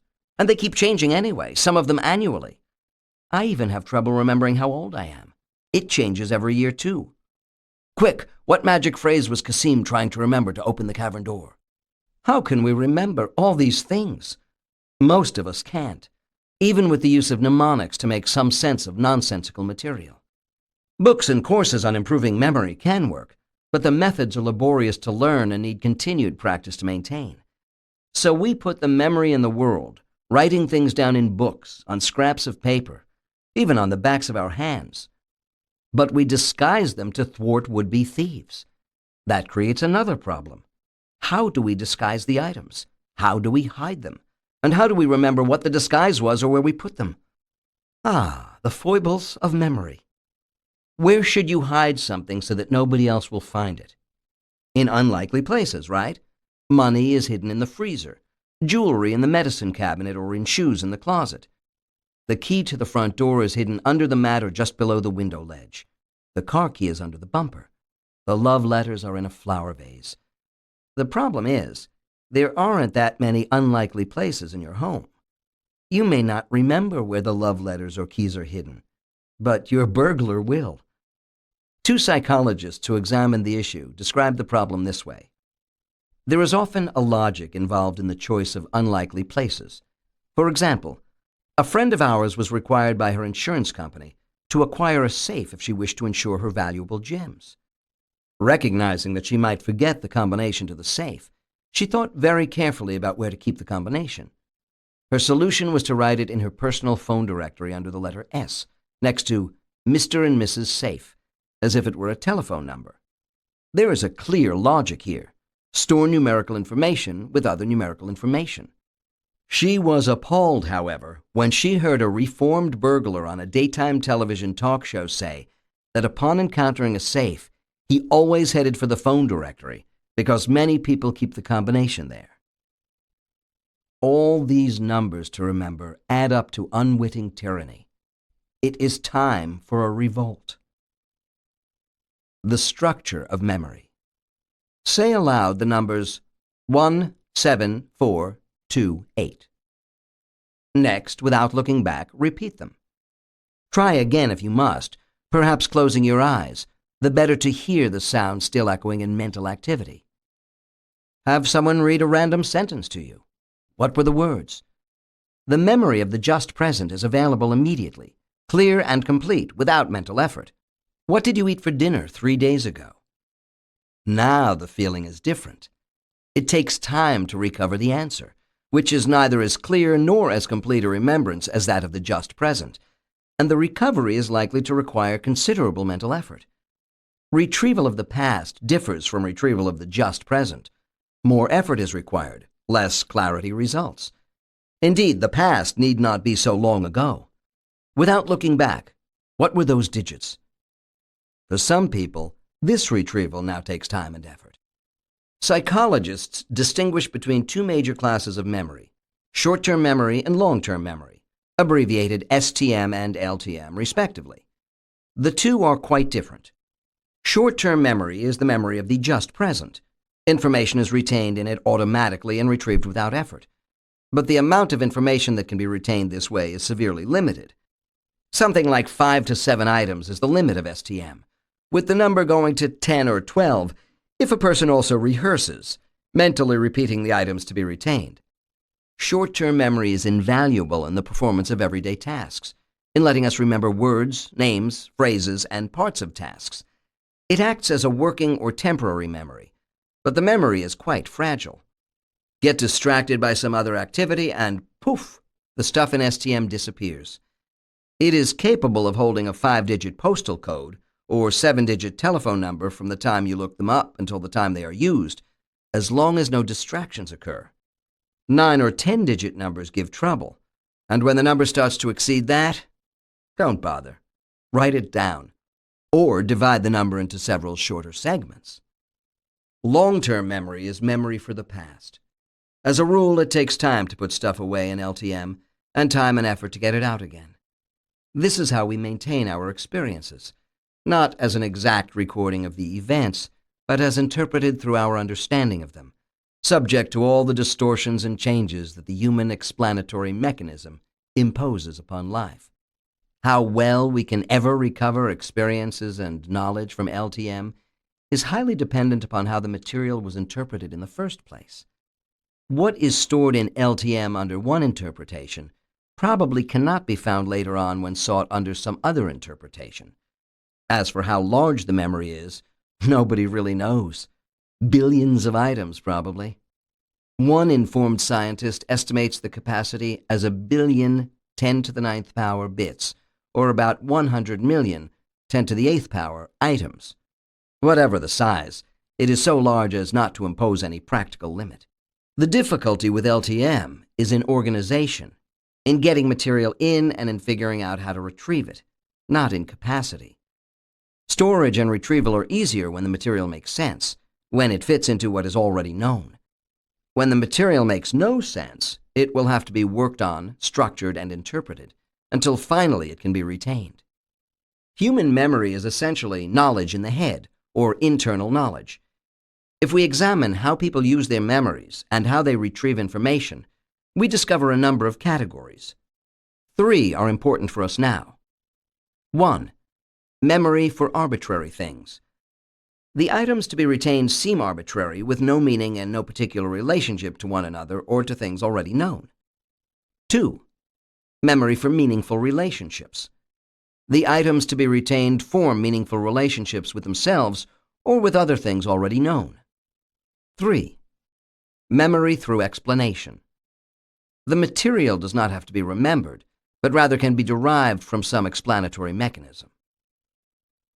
Memory for arbitrary things. Arbitrary knowledge can be classified as the simple remembering of what is to be done, without reliance on an understanding of why or on internal structure. This is how we learned the alphabet and how to tie a shoelace. It is even how we learned the multiplication tables, that 3 times 2 is 6, although for that we could refer to an external structure. This is how we are expected to learn arbitrary codes to operate the modern misbegotten telephone system. It is also how we are forced to learn many procedures required of modern technology. To load this program, put the floppy diskette into Drive A and type Alt-Mode Control-Shift-X Delete. This is rote learning, the bane of modern existence. Rote learning creates problems. First, because what is being learned is arbitrary, the learning is difficult. It can take considerable time and effort.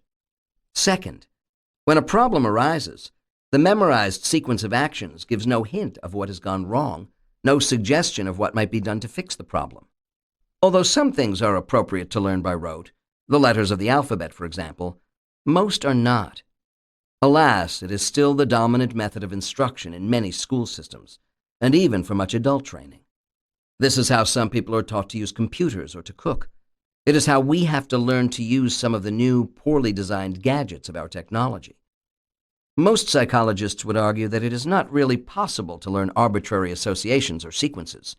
Even where there appears to be no structure, people manufacture some artificial and usually rather unsatisfactory one, which is why the learning is so bad. For our purposes, it does not matter whether arbitrary learning is impossible or simply very difficult. The end result is the same. It is not the best way to go, not if there is any choice in the matter. Thus, in teaching the alphabet, we try to make it into a tune, using the natural constraints of rhyme and rhythm to simplify the memory load. People who have learned to use computers or cook by rote are probably not very good. Since they do not understand the reasons for their actions, they must find tasks arbitrary and strange. When something goes wrong, they don't know what to do, unless they've memorized solutions. Although rote learning is at times necessary or efficient, so that emergency procedures for things like high-speed military jet aircraft are handled quickly, automatically when the need arises, on the whole it is most unsatisfactory. Memory for meaningful relationships. Most things in the world have a sensible structure, which tremendously simplifies the memory task.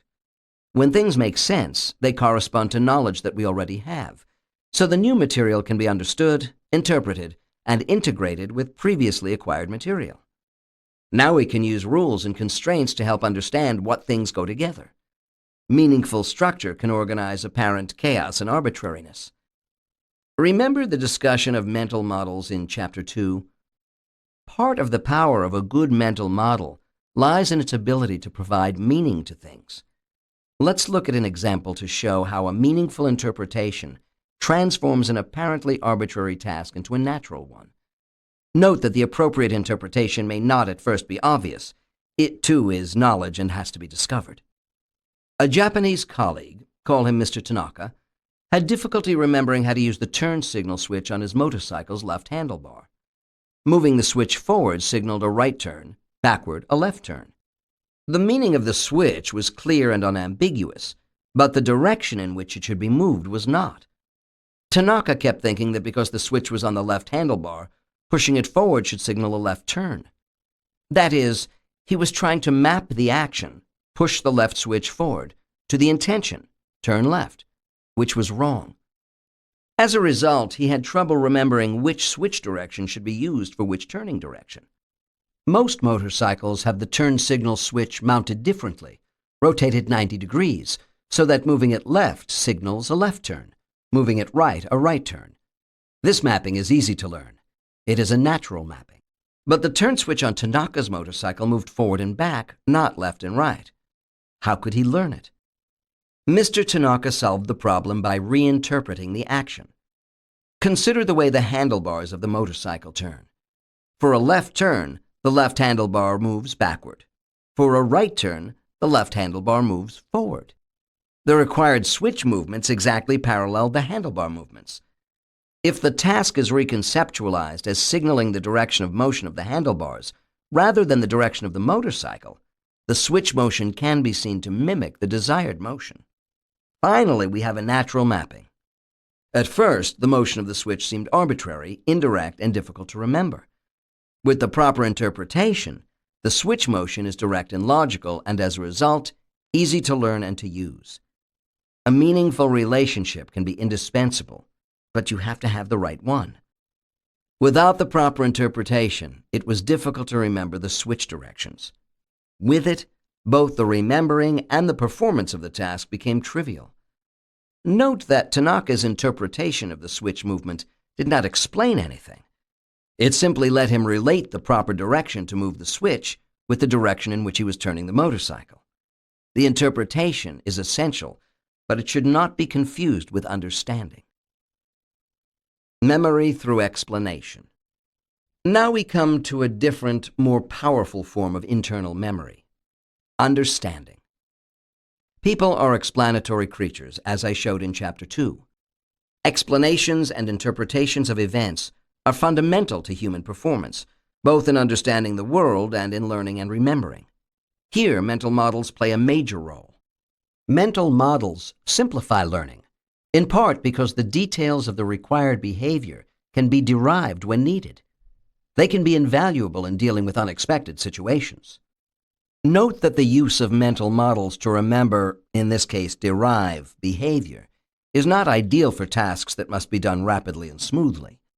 The derivation takes time and requires mental resources, neither of which may be in great supply during critical incidents. Mental models let people derive appropriate behavior for situations that are not remembered or never before encountered. People probably make up mental models for most of the things they do. This is why designers should provide users with appropriate models. When they are not supplied, people are likely to make up inappropriate ones. The sewing machine provides a good example of the power of a mental model. A sewing machine is a mysterious beast, managing to loop an upper thread through a lower thread, even though each thread is always connected to its spool or bobbin, respectively. The mental model has to explain how the upper thread goes through the material being sewn, dips under the surface plate, and then loops around the lower thread. The proper model, it turns out, is something like this. Picture the lower bobbin held gently in the machine by a kind of cup with sloping sides. The cup keeps the bobbin stable, allowing it to rotate so its thread can be unwound. Yet the cup is loose enough so that the upper thread can go inside the cup and around the bobbin, and therefore around the bottom thread. When the upper needle goes through the material and under the plate, a rotating hook grabs its thread and guides it between the inner walls of the cup and the outer walls of the bobbin case.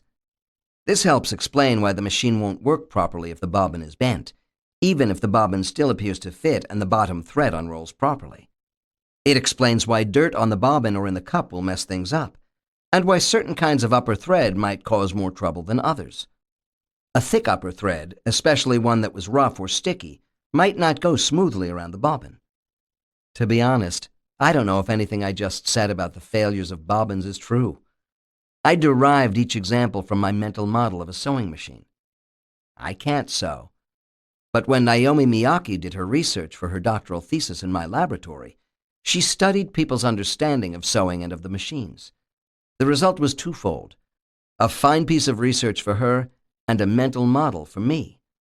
So now I can derive what would happen even if it has never happened to me. The power of mental models is that they let you figure out what would happen in novel situations.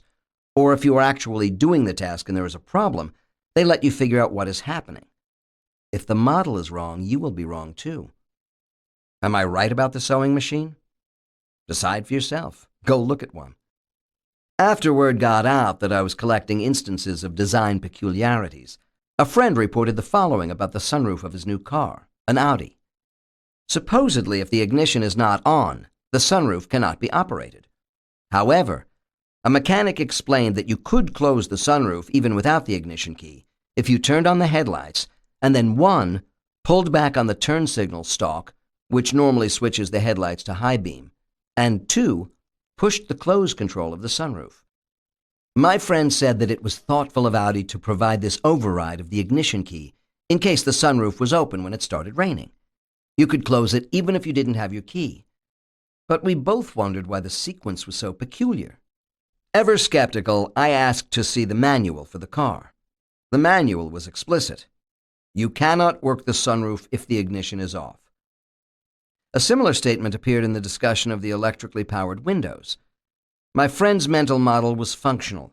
It explained why you would want such a feature, but not how it worked. If the feature was so desirable, why was it not mentioned in the manual? We searched for another explanation. Perhaps it wasn't a design feature after all. Perhaps it was an accident of design. Perhaps turning on the lights and pulling back on the stalk connected the electrical power to the car, overriding the fact that the ignition key was off. This would allow the sunroof to work, but only as a byproduct of the way the lights were wired. This model was more specific. It explained what was happening and allowed us to predict that all electrical items should work. So we checked. Turning on the light switch without engaging the ignition did not turn on the headlights. Only the parking lights went on. But when we also pulled back on the turn signal stalk, the headlights did turn on even though the ignition was off. With the stalk pulled back, the sunroof would close and open. The windows would close and open. The fan on the heating system worked. So did the radio. This was an effective mental model. Now we could understand better what was happening, predict new results, and more easily remember the peculiar set of operations required for the task. Memory is also knowledge in the world. As we have seen, knowledge in the world, external knowledge, can be very valuable. But it too has drawbacks. For one, it is available only if you are there in the appropriate situation. When you are somewhere else, or if the world has changed meanwhile, the knowledge is gone. The critical memory aids provided by the external information are absent, and so the task or item may not be remembered. A folk saying captures this situation well. Out of sight, out of mind. Reminding. One of the most important and interesting aspects of the role of external memory is reminding, a good example of the interplay between knowledge in the head and in the world. Suppose a neighboring family asks you to take them to the airport. You agree to take them next Saturday at 3:30 p.m. Now the knowledge is in your head, but how are you going to remember it at the proper time? You will need to be reminded. There are many strategies for reminding. One is simply to keep the information in your head. If the event is important enough, you count on having it come repeatedly to mind, what psychologists call rehearsal, so that you can simply assume that there will be no difficulty at all remembering when to leave on Saturday. You can keep the information in your head, especially when the event is of great personal importance. Suppose you are catching the plane for your first trip to Paris. You won't have any problem remembering.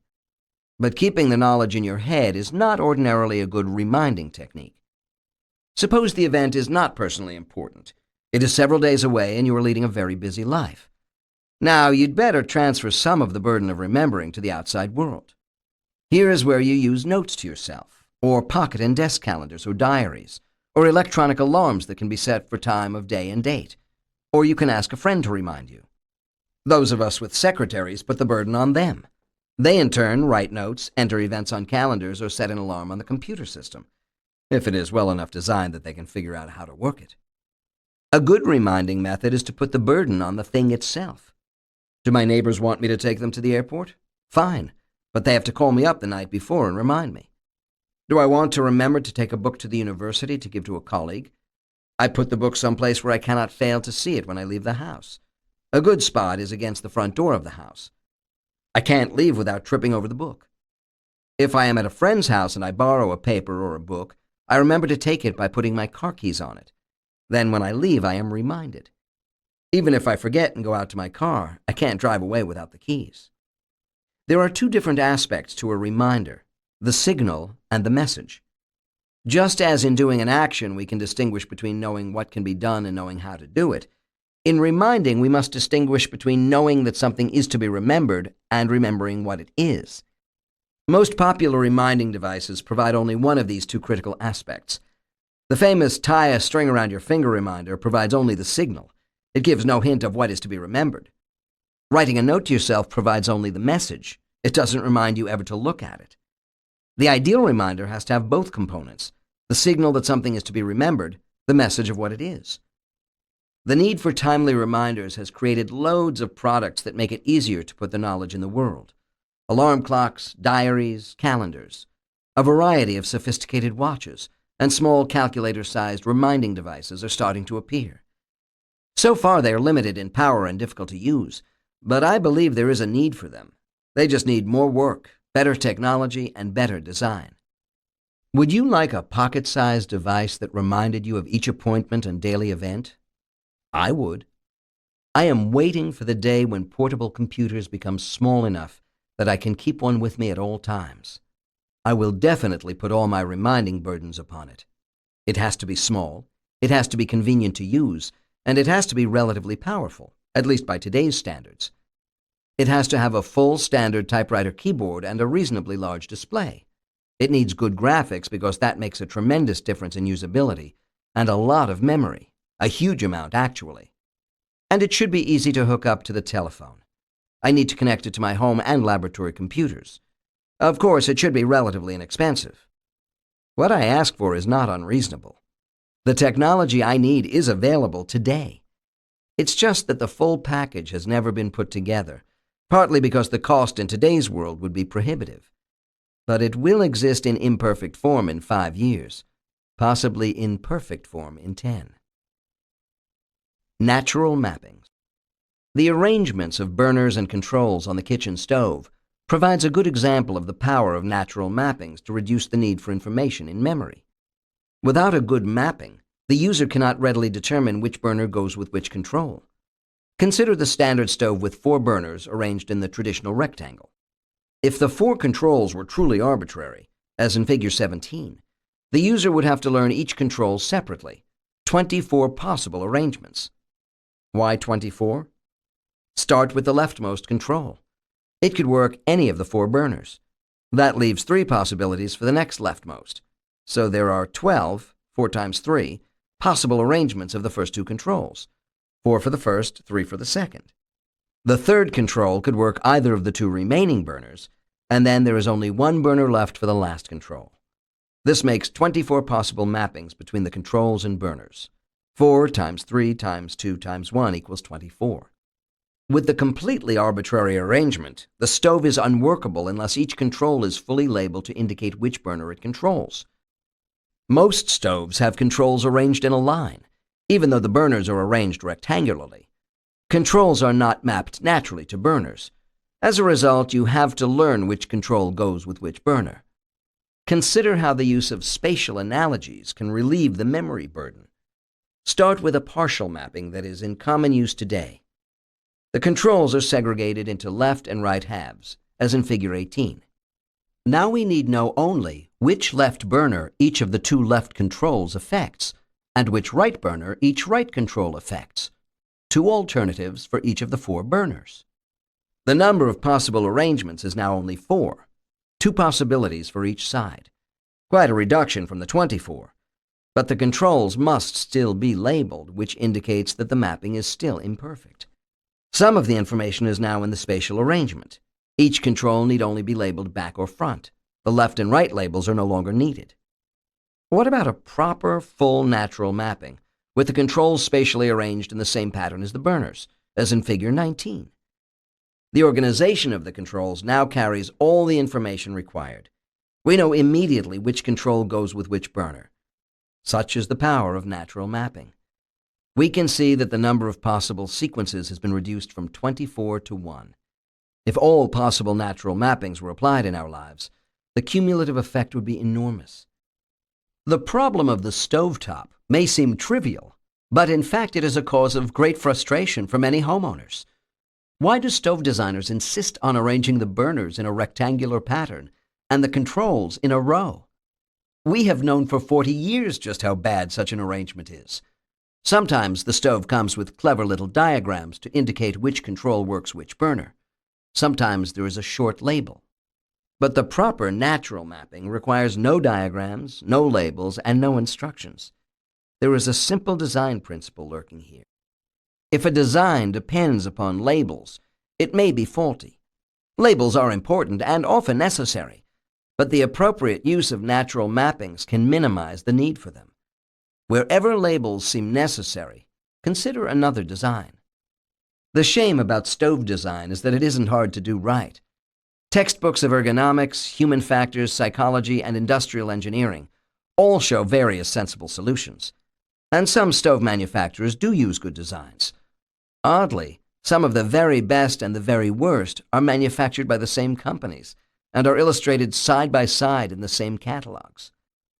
Why do designers insist on frustrating users? Why do users still purchase stoves that cause so much trouble? Why not revolt and refuse to buy them unless the controls have an intelligent relationship to the burners? I bought a bad one myself. Usability is not often thought of as a criterion during the purchasing process. Moreover, unless you actually test a number of units in a realistic environment doing typical tasks, you are not likely to notice the ease or difficulty of use. If you just look at something, it appears straightforward enough, and the array of wonderful features seems to be a virtue. You may not realize that you won't be able to figure out how to use those features. I urge you to test products before you buy them. Pretending to cook a meal or setting the channels on a video set or attempting to program a VCR will do. Do it right there in the store. Do not be afraid to make mistakes or ask stupid questions. Remember, any problems you have are probably the design's fault, not yours. A major problem is that often the purchaser is not the user. Appliances may be in a home when people move in. In the office, the purchasing department orders equipment based on such factors as price, personal relationships with the supplier, and perhaps reliability. Usability is seldom considered. Finally, even when the purchaser is the end user, it is sometimes necessary to trade one desirable feature for an undesirable one. In the case of my family's stove, we did not like the arrangement of controls, but we bought the stove anyway. We traded off layout of the burner controls for another feature that was more important to us and available only from one manufacturer. I return to these issues in Chapter 6. The trade-off between knowledge in the world and in the head.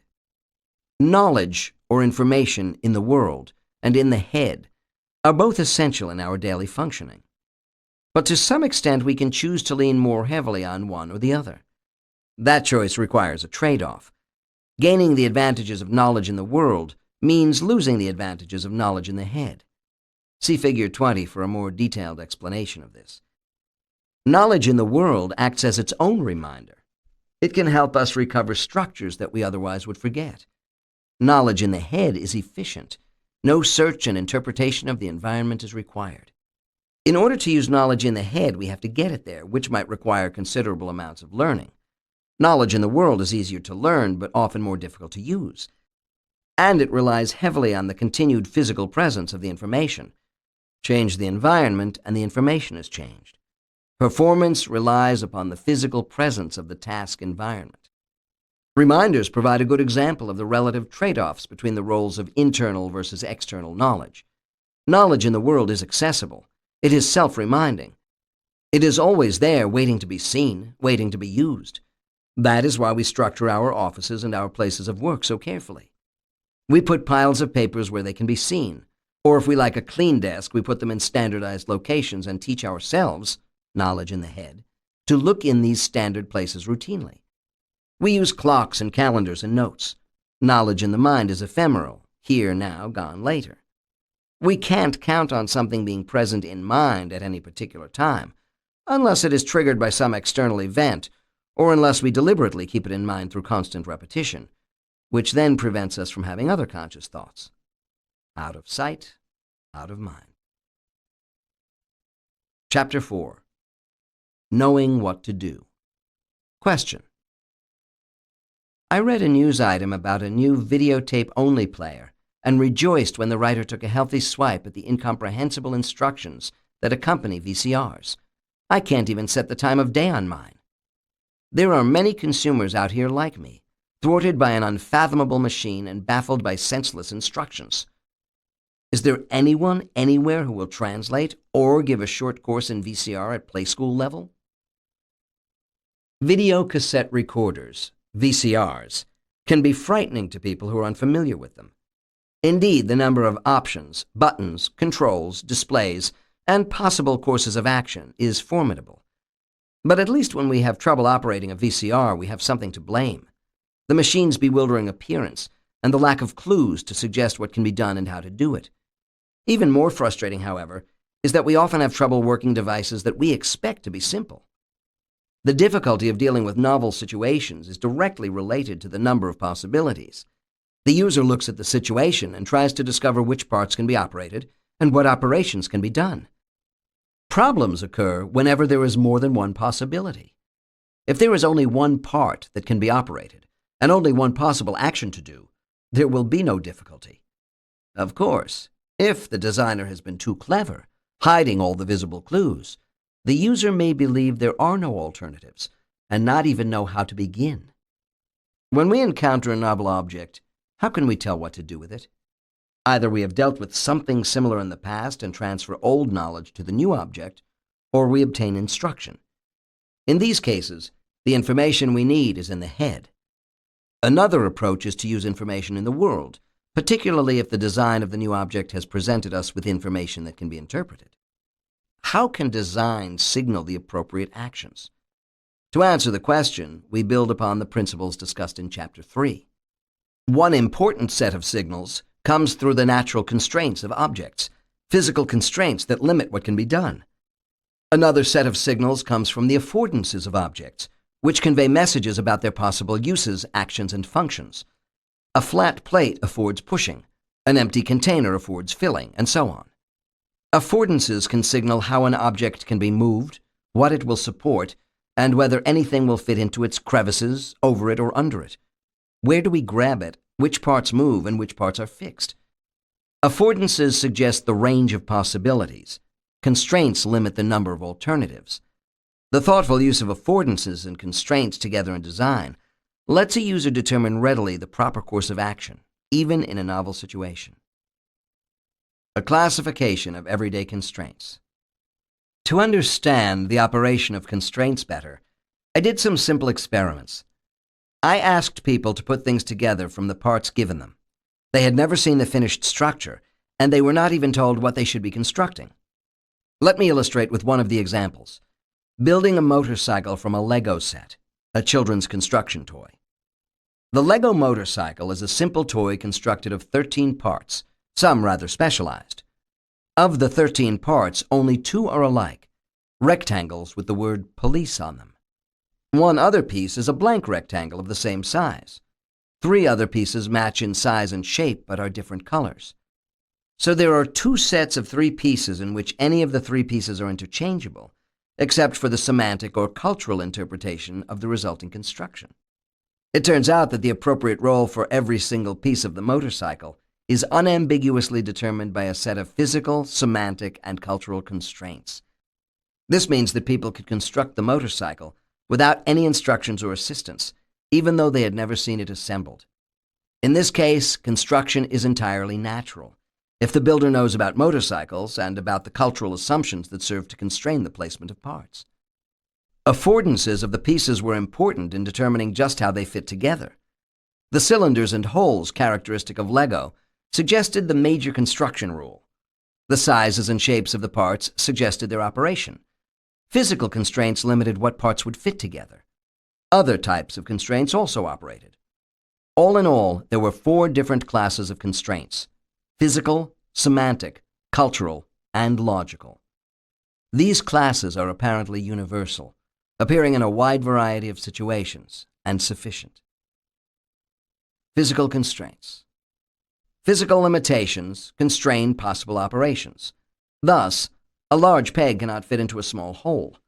The motorcycle windshield would fit in only one place with only one orientation.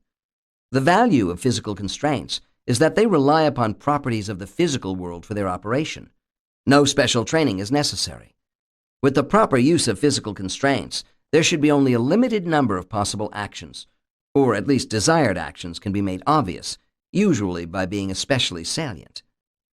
Physical constraints are made more effective and useful if they are easy to see and interpret, for then the set of actions is restricted before anything has been done. Otherwise, the physical constraint prevents the wrong action from succeeding only after it has been tried. The Lego windshield was sometimes tried in the wrong orientation first. The design could have made the correct position more visible. The everyday door key can be inserted into a vertical slot only if the key is held vertically, but this still leaves 2 possible orientations. A well-designed key will either work in both orientations or provide a clear physical signal for the correct one. Good automobile door keys are made so that orientation doesn't matter. A poorly designed car key can be yet another of those minor frustrations of everyday life. Not so minor, perhaps, when you're standing outside the car in a storm with both arms full of packages. Semantic constraints. Semantic constraints rely upon the meaning of the situation to control the set of possible actions. In the case of the motorcycle, there is only one meaningful location for the rider, who must sit facing forward. The purpose of the windshield is to protect the rider's face, so it must be in front of the rider. Semantic constraints rely upon our knowledge of the situation and of the world. Such knowledge can be a powerful and important clue. Cultural constraints. Some constraints rely upon accepted cultural conventions, even if they do not affect the physical or semantic operation of the device. One cultural convention is that signs are meant to be read. For the motorcycle, the pieces with the word police on them have to be placed right side up. Cultural constraints determine the locations of the three lights, which are otherwise physically interchangeable. Red is the culturally defined standard for a stoplight, which is placed in the rear. White or yellow, in Europe, is the standard color for headlights, which go in front. And a police vehicle often has a blue flashing light on top. Each culture has a set of allowable actions for social situations. Thus, we know how to behave in a restaurant, even one we have never been to before. This is how we manage to cope when our host leaves us alone in that strange room, at that strange party with those strange people. And this is why we sometimes feel frustrated, so incapable of action, when we are confronted with a restaurant or group of people from an unfamiliar culture, where our normally accepted behavior is clearly inappropriate and frowned upon. Cultural issues are at the root of many of the problems we have with new machines. There are as yet no accepted conventions or customs for dealing with them. Those of us who study these things believe that guidelines for cultural behavior are represented in the mind by means of schemas, knowledge structures that contain the general rules and information necessary for interpreting situations and for guiding behavior. In some stereotypical situations, for example in a restaurant, the schemas may be very specialized. Cognitive scientists Roger Schank and Bob Abelson have proposed that in these cases we follow scripts that can guide the sequence of behavior. The sociologist Erving Goffman calls the social constraints on acceptable behavior frames, and he shows how they govern behavior even when a person is in a novel situation or novel culture. Danger awaits those who deliberately violate the frames for a culture. Next time you are in an elevator, stand facing the rear. Look at the strangers in the elevator and smile, or scowl, or say hello, or say, "Are you feeling well? You don't look well." Walk up to random passers-by and give them some money. Say something like, "You make me feel good, so here is some money." In a bus or streetcar, give your seat to the next athletic-looking teenager you see. The act is especially effective if you are elderly or pregnant or disabled. Logical constraints. In the case of the motorcycle, logic dictated that all the pieces should be used, with no gaps in the final product. The three lights of the Lego motorcycle presented a special problem for many people. They could use the cultural constraint to figure out that the red was the stoplight and should go in the rear, that the yellow was the headlight and should go in the front. But what about the blue? Many people had no cultural or semantic information that would help them place the blue light. For them, logic provided the answer. Only one piece left, only one possible place to go. The blue light was logically constrained. Natural mappings work by providing logical constraints. There are no physical or cultural principles here. Rather, there is a logical relationship between the spatial or functional layout of components and the things that they affect or are affected by. If two switches control two lights, the left switch should work the left light, the right switch the right light. If the lights are mounted one way and the switch is another, the natural mapping is destroyed. If two indicators reflect the state of two different parts of a system, the location and operation of the indicators should have a natural relationship to the spatial or functional layout of the system. Alas, natural mappings are not often exploited. Applying affordances and constraints to everyday objects. The characteristics of affordances and constraints can be applied to the design of everyday objects, much simplifying our encounters with them.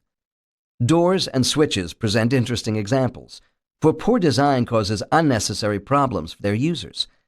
Yet the common problems have simple solutions, which properly exploit affordances and natural constraints. The problem with doors. In Chapter 1, we encountered the sad story of my friend who was trapped between sets of glass doors at a post office, trapped because there were no clues to the door's operation. When we approach a door, we have to find both the side that opens and the part to be manipulated. In other words, we need to figure out what to do and where to do it. We expect to find some visible signal for the correct operation: a plate, an extension, a hollow, an indentation, something that allows the hand to touch, grasp, turn, or fit into. This tells us where to act. The next step is to figure out how. We must determine what operations are permitted, in part using the affordances, in part guided by constraints. Doors come in an amazing variety. Some open only if a button is pushed, and some don't appear to open at all, having neither buttons nor hardware nor any other sign of their operation. The door might be operated with a foot pedal, or maybe it is voice operated, and we must speak the magic phrase, "Open shim shim." In addition, some doors have signs on them: pull, push, slide, lift, ring bell, insert card, type password, smile, rotate, bow, dance, or perhaps just ask. Somehow, when a device as simple as a door has to come with an instruction manual, even a one-word manual, then it is a failure, poorly designed. Appearances deceive. I have seen people trip and fall when they attempted to push open a door that worked automatically, the door opening inward just as they attempted to push against it. On most subway trains, the doors open automatically at each station. Not so in Paris. I watched someone on the Paris metro try to get off the train and fail. When the train came to his station, he got up and stood patiently in front of the door, waiting for it to open. It never opened. The train simply started up again and went on to the next station. In the metro, you have to open the doors yourself by pushing a button or depressing a lever or sliding them, depending upon which kind of car you happen to be on. Consider the hardware for an unlocked door. It need not have any moving parts. It can be a fixed knob, plate, handle, or groove. Not only will the proper hardware operate the door smoothly, but it will also indicate just how the door is to be operated. It will exhibit the proper affordances. Suppose the door opens by being pushed. The easiest way to indicate this is to have a plate at the spot where the pushing should be done. A plate, if large enough for the hand, clearly and unambiguously marks the proper action. Moreover, the plate constrains the possible actions. There is little else that one can do with a plate except push. Unfortunately, even this simple clue is misused. Doors that should be pulled or slid sometimes have plates. Doors that should be pushed sometimes have both plates and knobs, or a handle and no plate. The violation of the simple use of constraints on doors can have serious implications. The push bar on a fire exit door is a good example of an unambiguous signal to push, and a good design, required by law in the United States, because it forces proper behavior when panicked people press against a door as they attempt to flee a fire. But look again. On which side should you push? There is no way of knowing. Add some paint to the part that is to be pushed, or fasten a plate over it. These provide strong cultural signals to guide the action properly.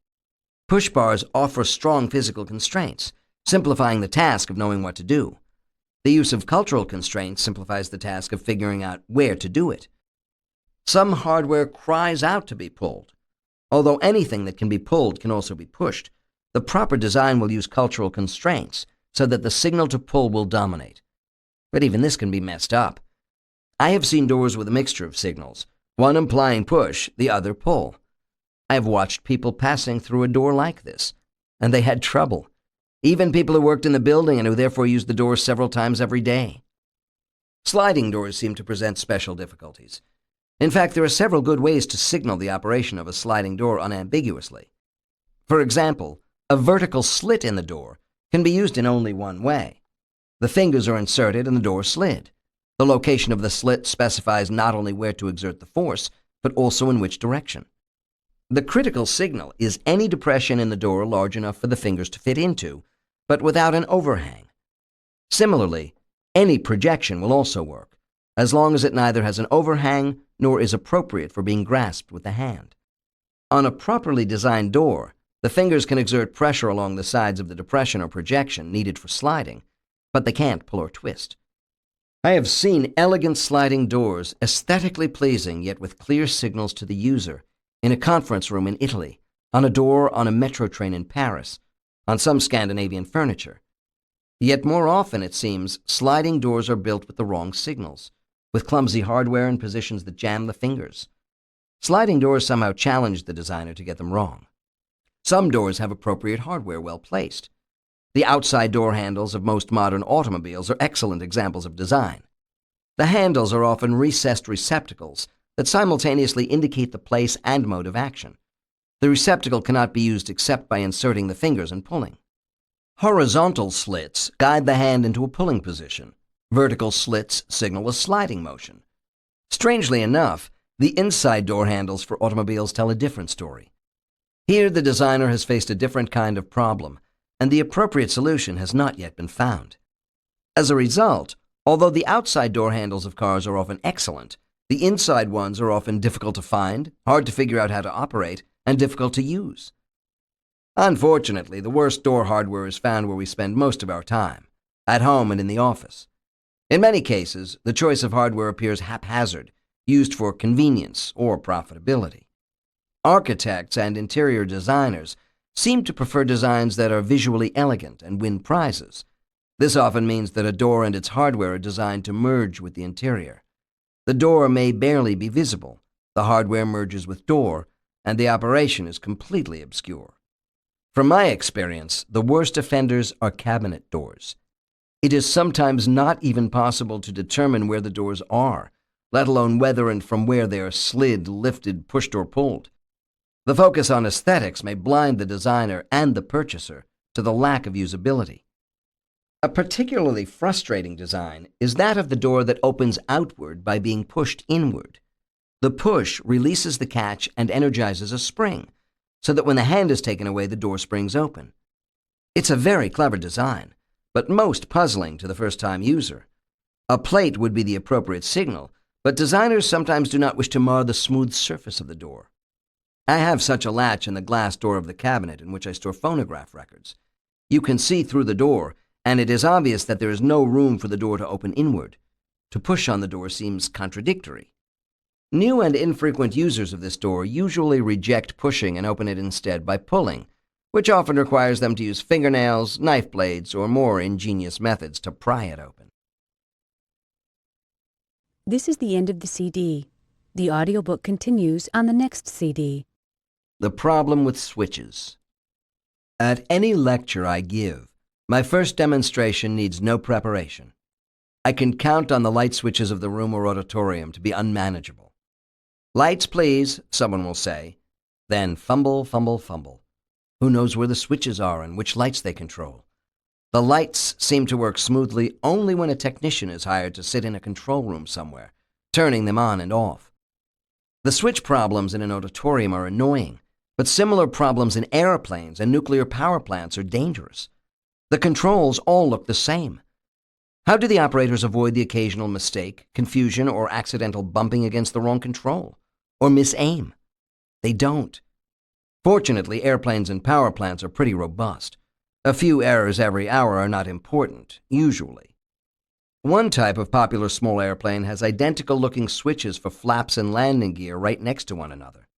You might be surprised to learn how many pilots, while on the ground, have decided to raise the flaps and instead raise the wheels. This very expensive error happened frequently enough that the National Transportation Safety Board wrote a report about it. The analysts politely pointed out that the proper design principles to avoid these errors have been known for 30 years. Why were those design errors still being made? Basic switches and controls should be relatively simple to design well, but there are two fundamental difficulties. The first is the grouping problem, how to determine which switch goes with which function. The second is the mapping problem. For example, when there are many lights and an array of switches, how can you determine which switch controls which light? The switch problem becomes serious only when there are many of them. It isn't a problem in situations with one switch, and it is only a minor problem when there are two switches. But the difficulties mount rapidly with more than two switches at the same location. Multiple switches are more likely to occur in offices, auditoriums, and industrial locations than in homes. Which switch controls which function? Switches for unrelated functions are often placed together, usually with no distinguishing marks to help the user know which switch controls which function. Designers love rows of identical-looking switches. The switches look good, are easy to mount, are inexpensive to build, and please the aesthetic sensibilities of the viewer. But they make it easy to err. With identical switches all in a row, it is difficult to distinguish the switch for the coffee maker from the switch to the central power for the computer, or the set the time switch from the turn off the radio switch, or the landing gear switch from the flap control switch. Consider my car radio.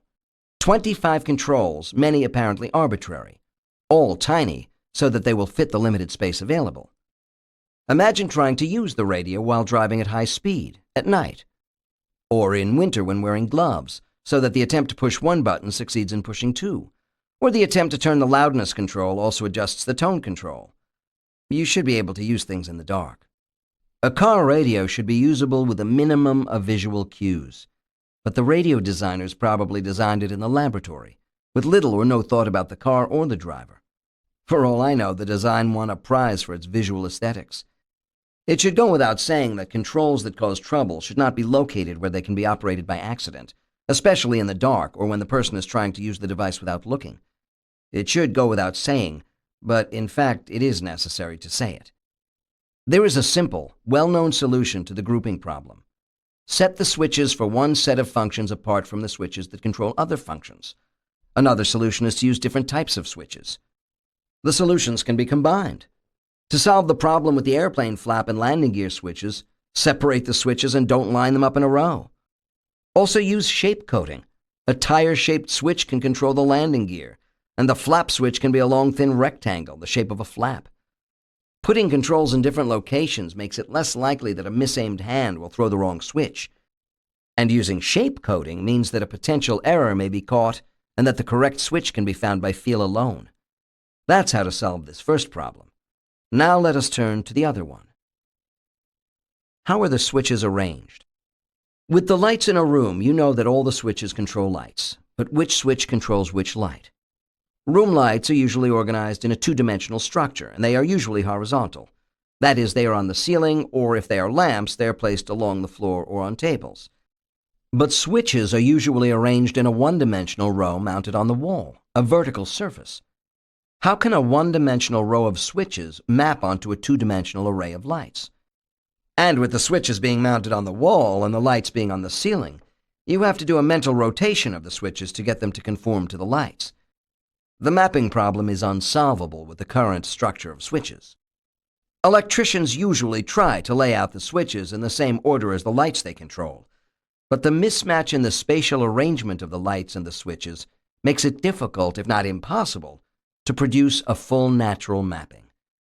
Electricians have to use standard components, and the designers and manufacturers of those standard components worried only about fitting the proper number of switches into them safely.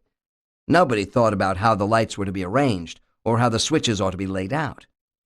My house was designed by two brash young architects, award-winning, who, among other things, liked neat rows of light switches.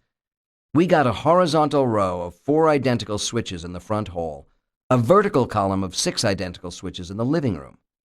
You will get used to it, the architects assured us when we complained. We never did. Finally, we had to change the switches, making each one different. Even so, we made lots of mistakes.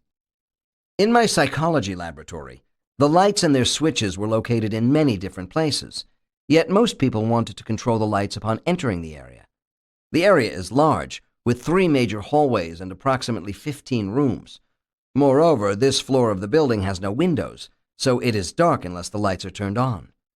If light switches are placed on the wall, there's no way they can exactly correspond in position to the placement of the lights. Why place the switches flat against the wall? Why not redo things? Why not place the switches horizontally, in exact analogy to the things being controlled, with a two-dimensional layout, so that the switches can be placed on a floor plan of the building in exact correspondence to the areas that they control? Match the layout of the lights with the layout of the switches, the principle of natural mapping. In my laboratory, as in my home, the solution was to construct a simple switch plate that mirrored the physical arrangements of the area, with small light switches placed in relevant locations. How well do the new switch arrangements work? Quite well, I am happy to report. One laboratory user sent me the following note. You know, I actually kind of like those new switches now. They seem easy to use, and it's nice to have all the switches in one location when you first walk in. You can just sort of swipe at them on your way past and light up the area you want, very quick. So while I was worried they wouldn't be advantageous for the experienced user, I was wrong. Can the new switches be used everywhere? Probably not. But there is no reason they couldn't be widely adopted. There are a series of technical problems still to be addressed. Builders and electricians need standardized components. How about making up standard light switch boxes, made to be mounted on the wall instead of in the wall as they are today, where the switches are mounted on the top of the box on the horizontal surface? And on the top, make up a matrix of supports so that there can be free, relatively unrestricted placement of the switches in whatever pattern best suits the room. Use smaller switches if necessary. Maybe get rid of those standardized light plates. The matrix design would require drilling holes differently for each room, but if the switches were designed to fit into standard-sized circular or rectangular holes, the holes could be drilled or punched quite easily. My suggestion requires that the switch box stick out from the wall, whereas today's boxes are mounted so that the switches are flush with the wall. Some might consider my solution ugly. Well then, indent the boxes, placing them in the wall. After all, if there is room inside the wall for the existing switch boxes, there is also room for an indented horizontal surface. Or mount the switches on a little pedestal or on a ledge. Visibility and feedback. So far, we have concentrated upon constraints and mappings. But for knowing what to do, there are other relevant principles too, especially visibility and feedback. 1. Visibility. Make relevant parts visible. 2. Feedback. Give each action an immediate and obvious effect. When we use a novel object, a number of questions guide our actions. Which parts move? Which are fixed? Where should the object be grasped? What part is to be manipulated? What is to be held? Where is the hand to be inserted? If it is speech-sensitive, where does one talk? What kind of movement is possible? Pushing, pulling, turning, rotating, touching, stroking? What are the relevant physical characteristics of the movements? With how great a force must the object be manipulated? How far can it be expected to move? How can success be gauged? What parts of the object are supporting surfaces? How much size and weight will the object support? The same kinds of questions arise whether we are trying to decide what to do or attempting to evaluate the results of an action. In examining the object, we have to decide which parts signify the state of the object and which are solely decorative or non-functional or part of the background or supports. What things change? What has changed over the previous state? Where should we be watching or listening to detect any changes? The important things to watch should be visible and clearly marked. The results of any action should be immediately apparent. Making visible the invisible. The principle of visibility is violated over and over again in everyday things. In numerous designs, crucial parts are carefully hidden away.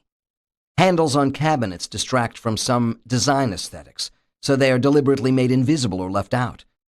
The cracks that signify the existence of a door can also distract from the pure lines of the design, so these significant cues are also minimized or eliminated. The result can be a smooth expanse of gleaming material, with no sign of doors or drawers, let alone of how those doors and drawers might be operated. Electric switches are often hidden. Many electric typewriters have the on-off switch hidden underneath. Many computers and computer terminals have the on-off switch in the rear, difficult to find and awkward to use. And the switches that control kitchen garbage disposal units are often hidden away, sometimes nearly impossible to find. Many systems are vastly improved by the act of making visible what was invisible before. Consider the VCR. Umpteen day, umpteen event programming. Because time shifting is so popular, manufacturers and retailers play up a VCR's ability to record automatically. The typical VCR can record 4 events, video jargon for programs, over a 4-day span. It is one thing to know that a VCR can record 8 events in 14 days. It's quite another to make the machine behave. You have to go through a tedious series of steps to tell the VCR when to start recording, what channel to record, how long to run the tape, and so on. Some VCRs are much easier to program than others. Best of all, we think, is a feature called on-screen programming. Commands that appear on the TV screen help you enter the time, date, and channel of the program you want to tape. As the quotation from Consumer Reports indicates, the act of setting up these units to do the recording is horribly complex and difficult. The same article later warns that if you are not careful in your selection, you could wind up with a VCR that brings out fear and loathing whenever you try to change the channel resets or set it up to record a program when you are away. It does not take much examination to discover the reason for the difficulties.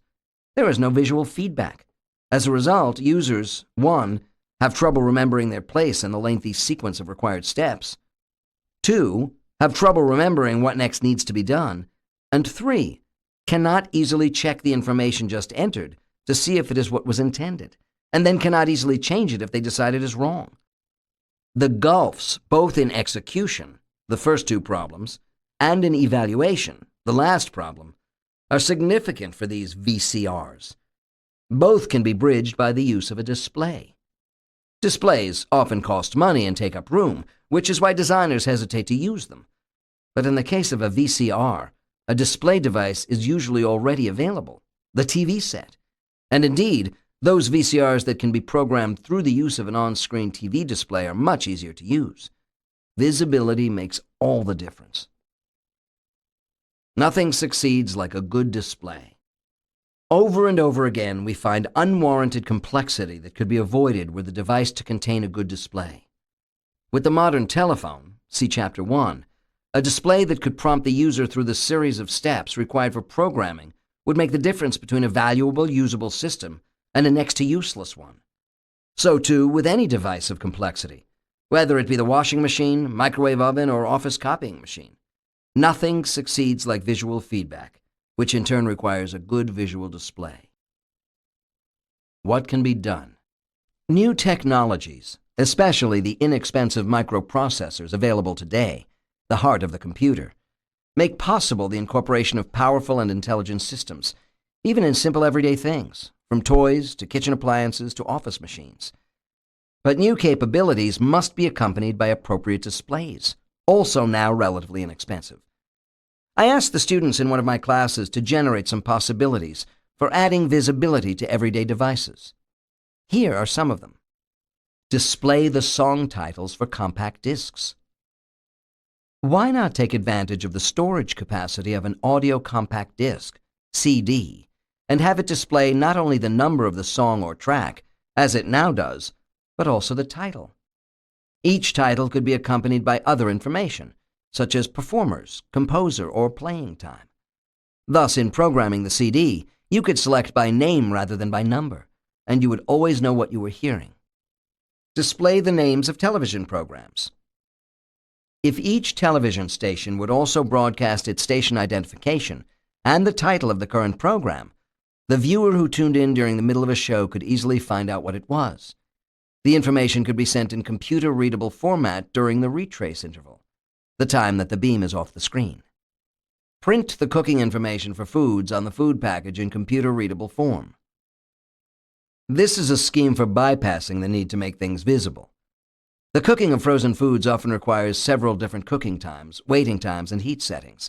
The programming is complex. If the cooking information were on the package in machine-readable form, one could put the food in the microwave oven, pass a scanner over the printed information, and let the oven program itself. Using sound for visibility.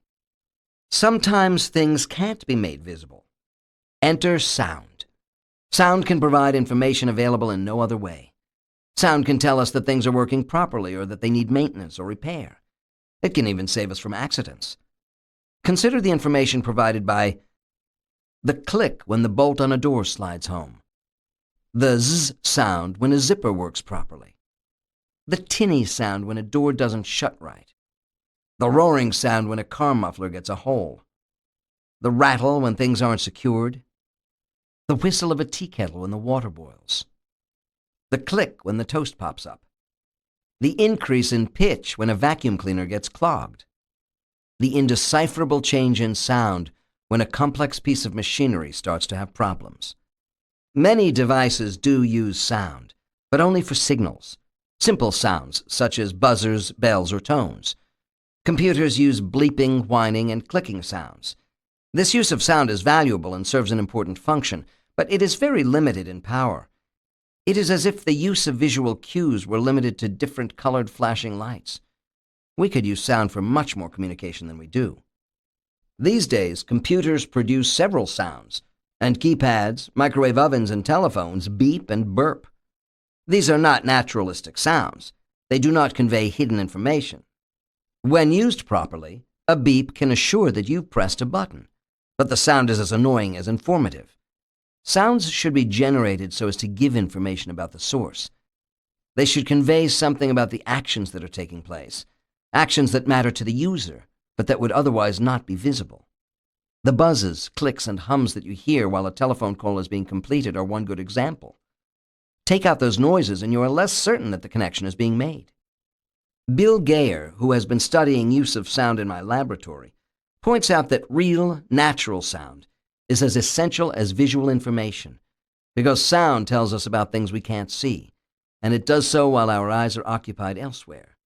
Natural sounds reflect the complex interaction of natural objects, the way one part moves against another, the material of which the parts are made, hollow or solid, metal or wood, soft or hard, rough or smooth. Sounds are generated when materials interact, and the sound tells us whether they are hitting, sliding, breaking, tearing, crumbling, or bouncing.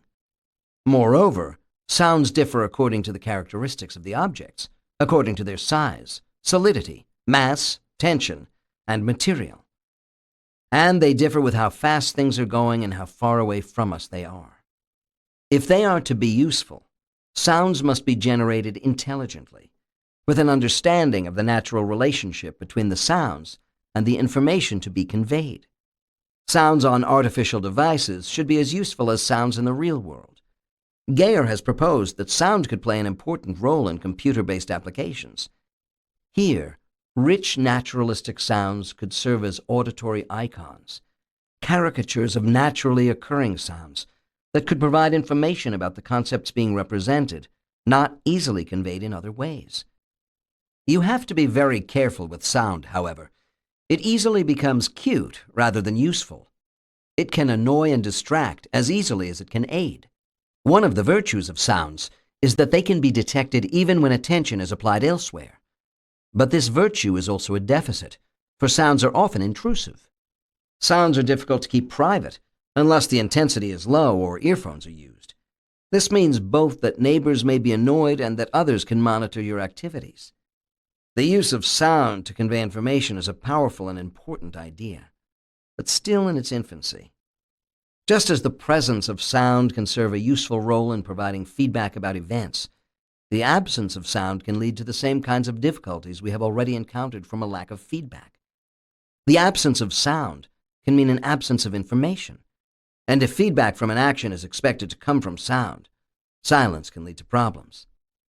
I once stayed in the guest apartment of a technological institute in the Netherlands. The building was newly completed, with many interesting architectural features. The architect had gone to great lengths to keep the noise level low. The ventilation system could not be heard. In similar fashion, the ventilation for the room came and went through invisible slots in the ceiling. So I am told. I never did find them. All was fine until I took a shower. The bathroom seemed to have no ventilation at all, so everything became wet, then eventually cold and clammy. There was a switch in the bathroom that I thought might be the control for an exhaust fan. When I pushed the switch, a light on it came on and stayed on. Further pushing had no effect.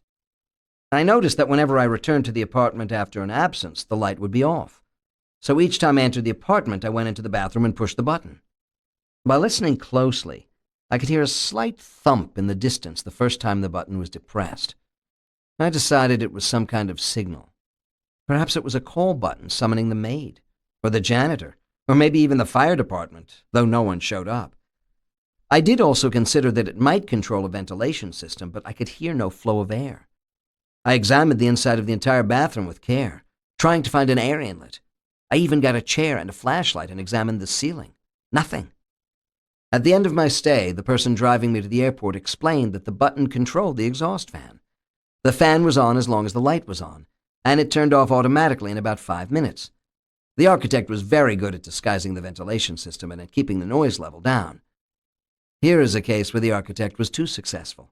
The feedback was clearly lacking. The light was not enough. In fact, it was quite misleading. Noise would have been welcome. It would have signaled that there really was ventilation.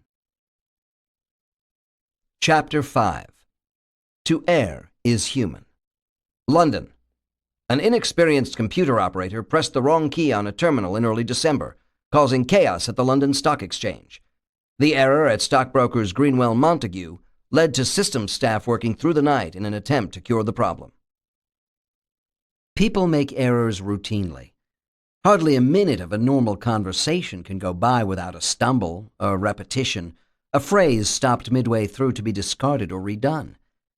Human language provides special mechanisms that make corrections so automatic that the participants hardly take notice. Indeed, they may be surprised when errors are pointed out. Artificial devices do not have the same tolerance. Push the wrong button, and chaos may result. Errors come in several forms. Two fundamental categories are slips and mistakes. Slips result from automatic behavior, when subconscious actions that are intended to satisfy our goals get waylaid en route. Mistakes result from conscious deliberations. The same processes that make us creative and insightful by allowing us to see relationships between apparently unrelated things that let us leap to correct conclusions on the basis of partial or even faulty evidence also lead to error.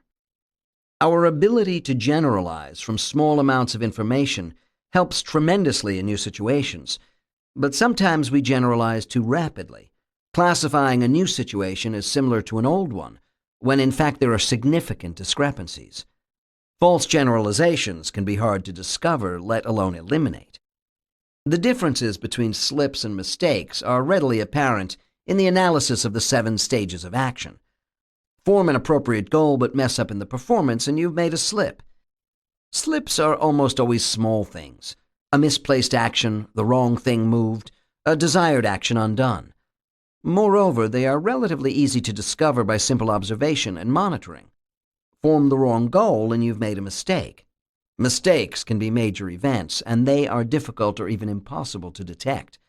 After all, the action performed is appropriate for the goal. Slips. A colleague reported that he went to his car to drive to work. As he drove away, he realized that he had forgotten his briefcase, so he turned around and went back. He stopped the car, turned off the engine, and unbuckled his wristwatch. Yes, wristwatch, instead of his seatbelt. Most everyday errors are slips. Intend to do one action, find yourself doing another. Have a person say something clearly and distinctly to you, but hear something quite different. The study of slips is the study of the psychology of everyday errors, what Freud called the psychopathology of everyday life. Some slips may indeed have hidden, darker meanings, but most are accounted for by rather simple events in our mental mechanisms. Slips show up most frequently in skilled behavior. We don't make so many slips in things we're still learning. In part, slips result from a lack of attention. On the whole, people can consciously attend to only one primary thing at a time, but we often do many things at once. We walk while we talk. We drive cars while we talk, sing, listen to the radio, use a telephone, take notes, or read a map. We can do more than one thing at a time only if most of the actions are done automatically, subconsciously, with little or no need for conscious attention. Doing several things at once is essential even in carrying out a single task. To play the piano, we must move the fingers properly over the keyboard while reading the music, manipulating the pedals, and listening to the resulting sounds. But to play the piano well, we should do these things automatically. Our conscious attention should be focused on the higher levels of the music, on style and on phrasing. So it is with every skill.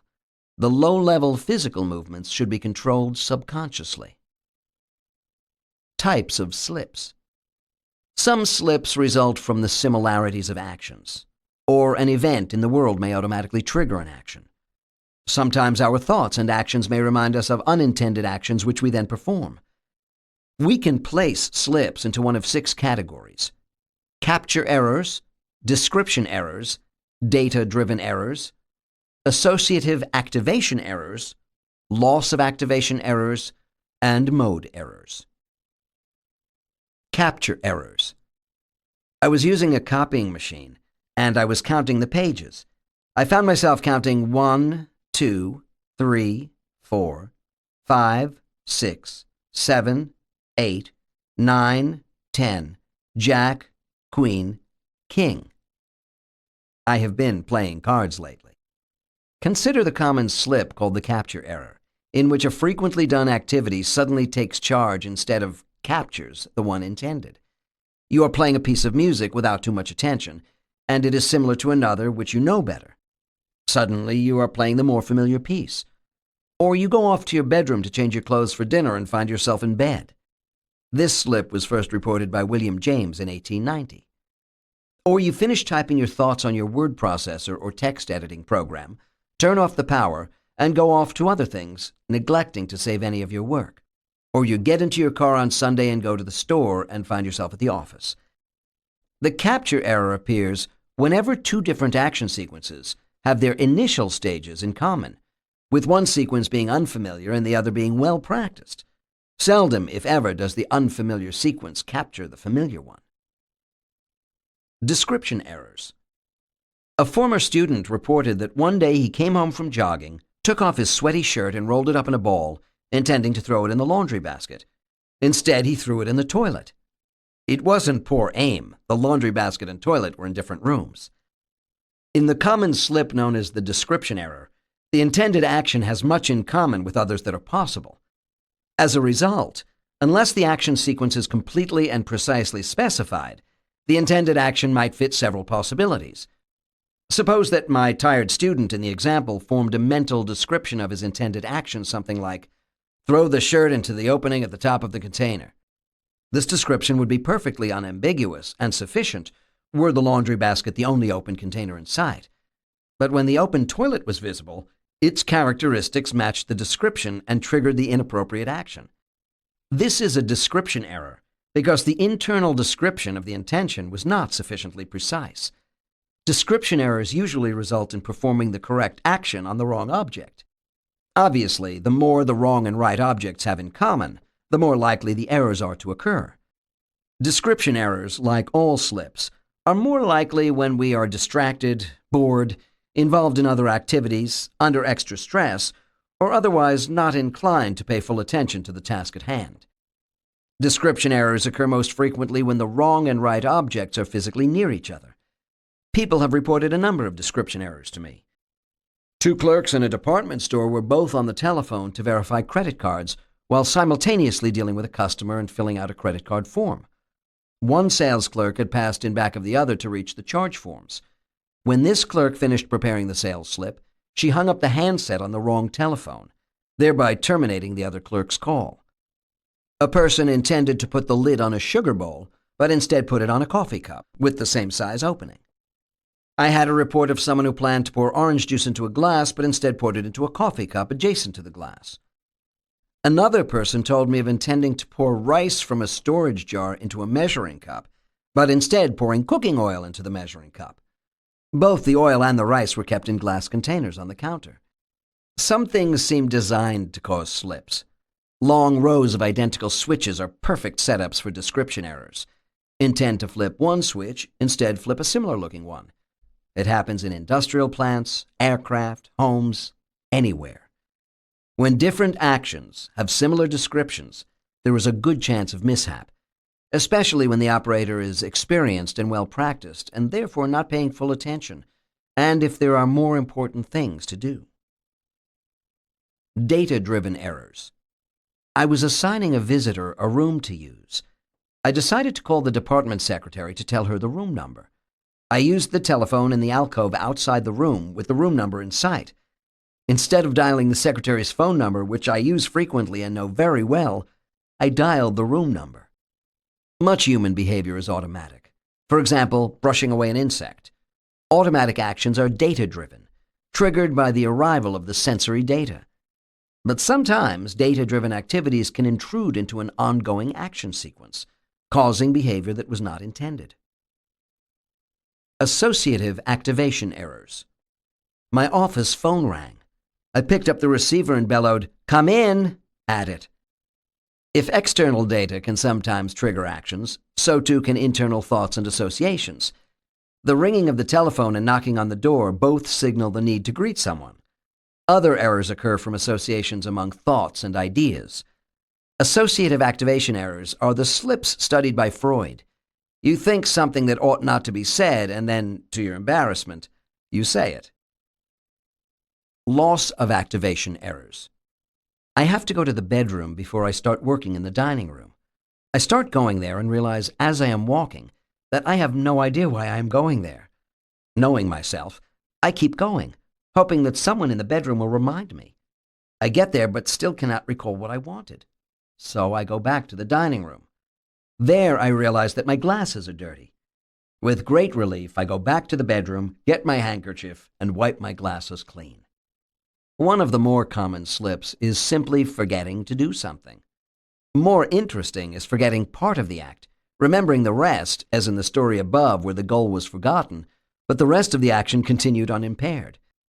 One of my informants walked all the way through the house to the kitchen and opened the refrigerator door, then wondered why he was there. Lack of activation errors occur because the presumed mechanism, the activation of the goals, has decayed. The less technical but more common term would be forgetting. Mode errors. I had just completed a long run from my university to my home in what I was convinced would be record time. It was dark when I got home, so I could not read the time on my stopwatch. As I walked up and down the street in front of my home, cooling off, I got more and more anxious to see how fast I had run. I then remembered that my watch had a built-in light operated by the upper right-hand button. Elated, I depressed the button to illuminate the reading, only to read a time of 0 seconds. I had forgotten that in stopwatch mode, the same button that in the normal time-reading mode would have turned on a light cleared the time and reset the stopwatch. Mode errors occur when devices have different modes of operation, and the action appropriate for one mode has different meanings in other modes. Mode errors are inevitable anytime equipment is designed to have more possible actions than it has controls or displays, so the controls must do double duty. Mode errors are especially likely where the equipment does not make the mode visible, so the user is expected to remember what mode has been established, sometimes for many hours.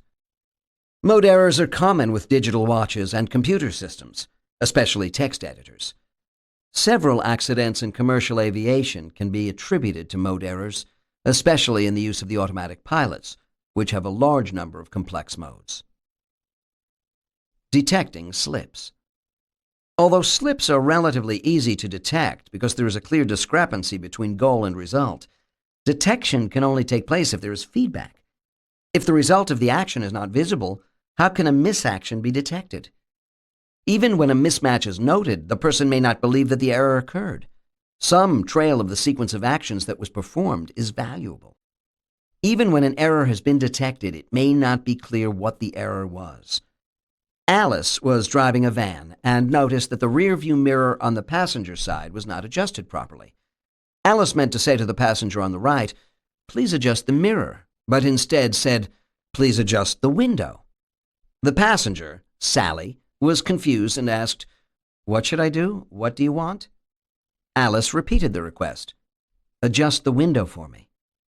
The situation continued through several frustrating cycles of conversation and attempts by the passenger to understand just what adjustments should be made to the window.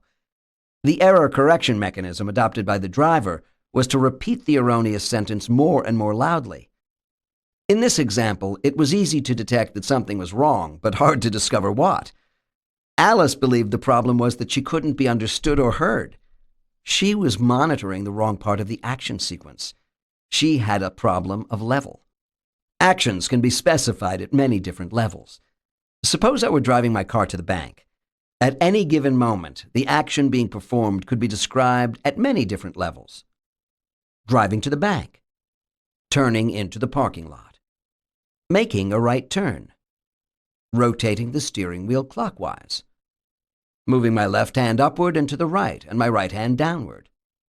Increasing the tension on the sternocostal portion of the pectoralis major muscle. All these levels are active at the same time. The most global description, the one at the top of the list, is called the high-level specification. The more detailed descriptions, the ones at the bottom of the list, are called low-level specifications. Any one of them might be an error. It is often possible to detect that the result of an action is not as planned, but then not to know at which level of specification the error has taken place. Problems of level commonly thwart the correction of error. My collection of slips includes several examples in which a person detects a problem but attempts to correct it at the wrong level. One frequent example is the non-working key, reported to me both for cars and homes. Someone goes to his or her car and the key won't work. The first response is to try again, perhaps holding the key more level or straight. Then the key is reversed, tried upside down. When that fails, the key is examined and perhaps another tried in its stead. Then the door is wiggled, shaken, hit. Finally, the person decides that the lock has broken and walks around the car to try the other door, at which point it is suddenly clear that this is the wrong car. In all the situations I have examined, the error correction mechanism seems to start at the lowest possible level and slowly works its way higher. Whether this is universally true, I do not know, but the hypothesis warrants further examination. Design lessons from the study of slips. Two different kinds of design lessons can be drawn, one for preventing slips before they occur, and one for detecting and correcting them when they do occur. In general, the solutions follow directly from the preceding analyses. For example, mode errors are minimized by minimizing modes, or at least by making modes visible. Cars provide a number of examples of how design relates to error. A variety of fluids are required in the engine compartment of an automobile. Engine oil, transmission oil, brake fluid, windshield washer solution, radiator coolant, battery water. Putting the wrong fluid into a reservoir could lead to serious damage or even an accident. Automobile manufacturers try to minimize these errors, a combination of description and mode errors, by making the different compartments look different, using different shapes and different size openings, and by adding color to the fluids so that they can be distinguished. Here, design by and large prevents errors, but unfortunately designers seem to prefer to encourage them. I was in a taxi in Austin, Texas, admiring the large number of new devices in front of the driver. No more simple radio. In its place was a computer display, so that messages from the dispatcher were now printed on the screen. The driver took great delight in demonstrating all the features to me. On the radio transmitter, I saw 4 identical-looking buttons laid out in a row. "Oh," I said, "you have 4 different radio channels." "Nope," he replied, 3. The 4th button resets all the settings. Then it takes me 30 minutes to get everything all set up properly again." I said, "I bet you hit that every now and then by accident." "I certainly do," he replied, in his own unprintable words. In computer systems, it is common to prevent errors by requiring confirmation before a command will be executed, especially when the action will destroy a file. But the request is ill-timed. It comes just after the person has initiated the action and is still fully content with the choice. The standard interaction goes something like this. User: remove file, my most important work. Computer: are you certain you wish to remove the file, my most important work? User: yes. Computer: are you certain? User: yes, of course. Computer: the file, my most important work, has been removed. User: oops. Damn. The user has requested deletion of the wrong file, but the computer's request for confirmation is unlikely to catch the error. The user is confirming the action, not the file name. Thus, asking for confirmation cannot catch all slips. It would be more appropriate to eliminate irreversible actions. In this example, the request to remove a file would be handled by the computers moving the file to some temporary holding place. Then the user would have time for reconsideration and recovery. At a research laboratory I once directed, we discovered that people would frequently throw away their records and notes, only to discover the next day that they needed them again. We solved the problem by getting 7 trash cans and labeling them with the days of the week. Then the trash can labeled Wednesday would be used only on Wednesdays. At the end of the day, it was safely stored away and not emptied until the next Tuesday, just before it was to be used again. People discovered that they kept neater records and books because they no longer hesitated to throw away things that they thought would probably never be used again. They figured it was safe to throw something away, for they still had a week in which to change their minds. But design is often a trade-off. We had to make room for the 6 reserve wastebaskets, and we had a never-ending struggle with the janitorial staff who kept trying to empty all of the wastebaskets every evening. The users of the computer center came to depend upon the soft nature of the wastebaskets, and would discard things that they otherwise might have kept for a while longer.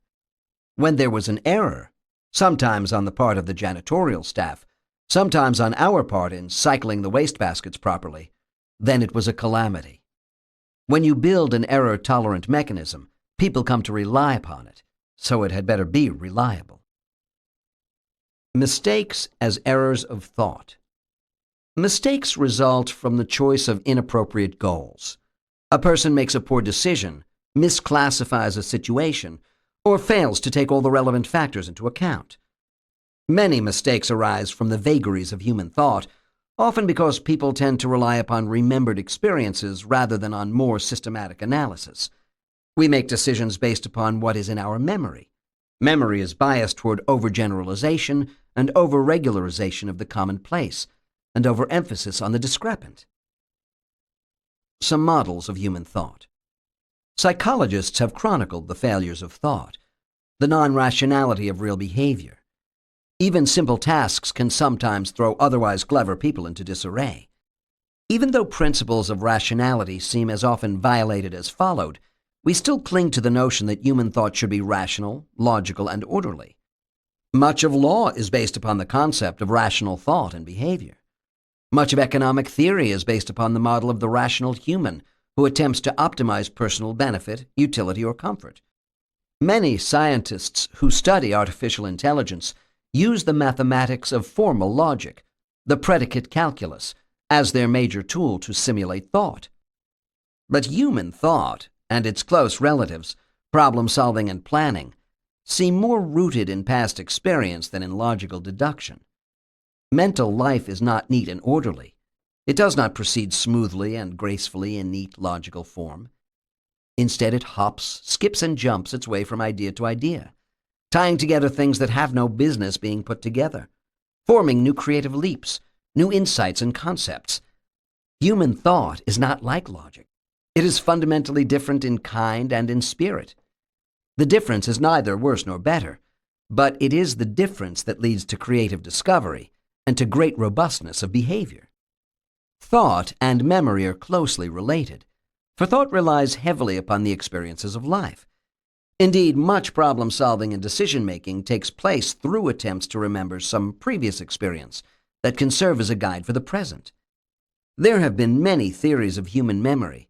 For example, every method of filing things has shown up somewhere along the line as a model for human memory. Do you file photographs neatly in a scrapbook? One theory of memory has postulated that our experiences are neatly encoded and organized as if in a photo album. This theory is wrong. Human memory is most definitely not like a set of photographs or a tape recording. It mushes things together too much, confuses one event with another, combines different events, and leaves out parts of individual events. Another theory is based on the filing cabinet model, wherein there are lots of cross-references and pointers to other records. This theory has a good deal going for it, and it is probably a reasonable characterization of the most prominent approach today. Of course, it is not called a file cabinet theory. It goes by the names of schema theory, frame theory, or sometimes semantic networks and propositional encoding. The individual file folders are defined in the formal structure of the schemas or frames, and the connections and associations among the individual records make the structure into a vast and complex network. The essence of the theory consists of 3 beliefs, all reasonable and supported by considerable evidence. 1. That there is logic and order to the individual structures. This is what the schema or frame is about. 2. That human memory is associative, with each schema pointing and referring to multiple others to which it is related, or that help define the components, thus the term network. And 3. That much of our power for deductive thought comes from using the information in one schema to deduce the properties of another, thus the term propositional encoding. To illustrate the third concept, once I learn that all living animals breathe, I know that any live animal I will ever meet will breathe. I don't have to learn this separately for all animals. We call this the default value. Unless told otherwise, anything I learn for a general concept applies to all of its instances by default. Default values do not have to apply to everything. I can learn exceptions, such as that all birds fly except for penguins and ostriches. But defaults hold true unless an exception shows otherwise. Deduction is a most useful and powerful property of human memory. The connectionist approach. We are still a long way from understanding human memory and cognition. Today, in the developing field of cognitive science, two different views are emerging. The traditional view considers thought to be rational, logical, and orderly.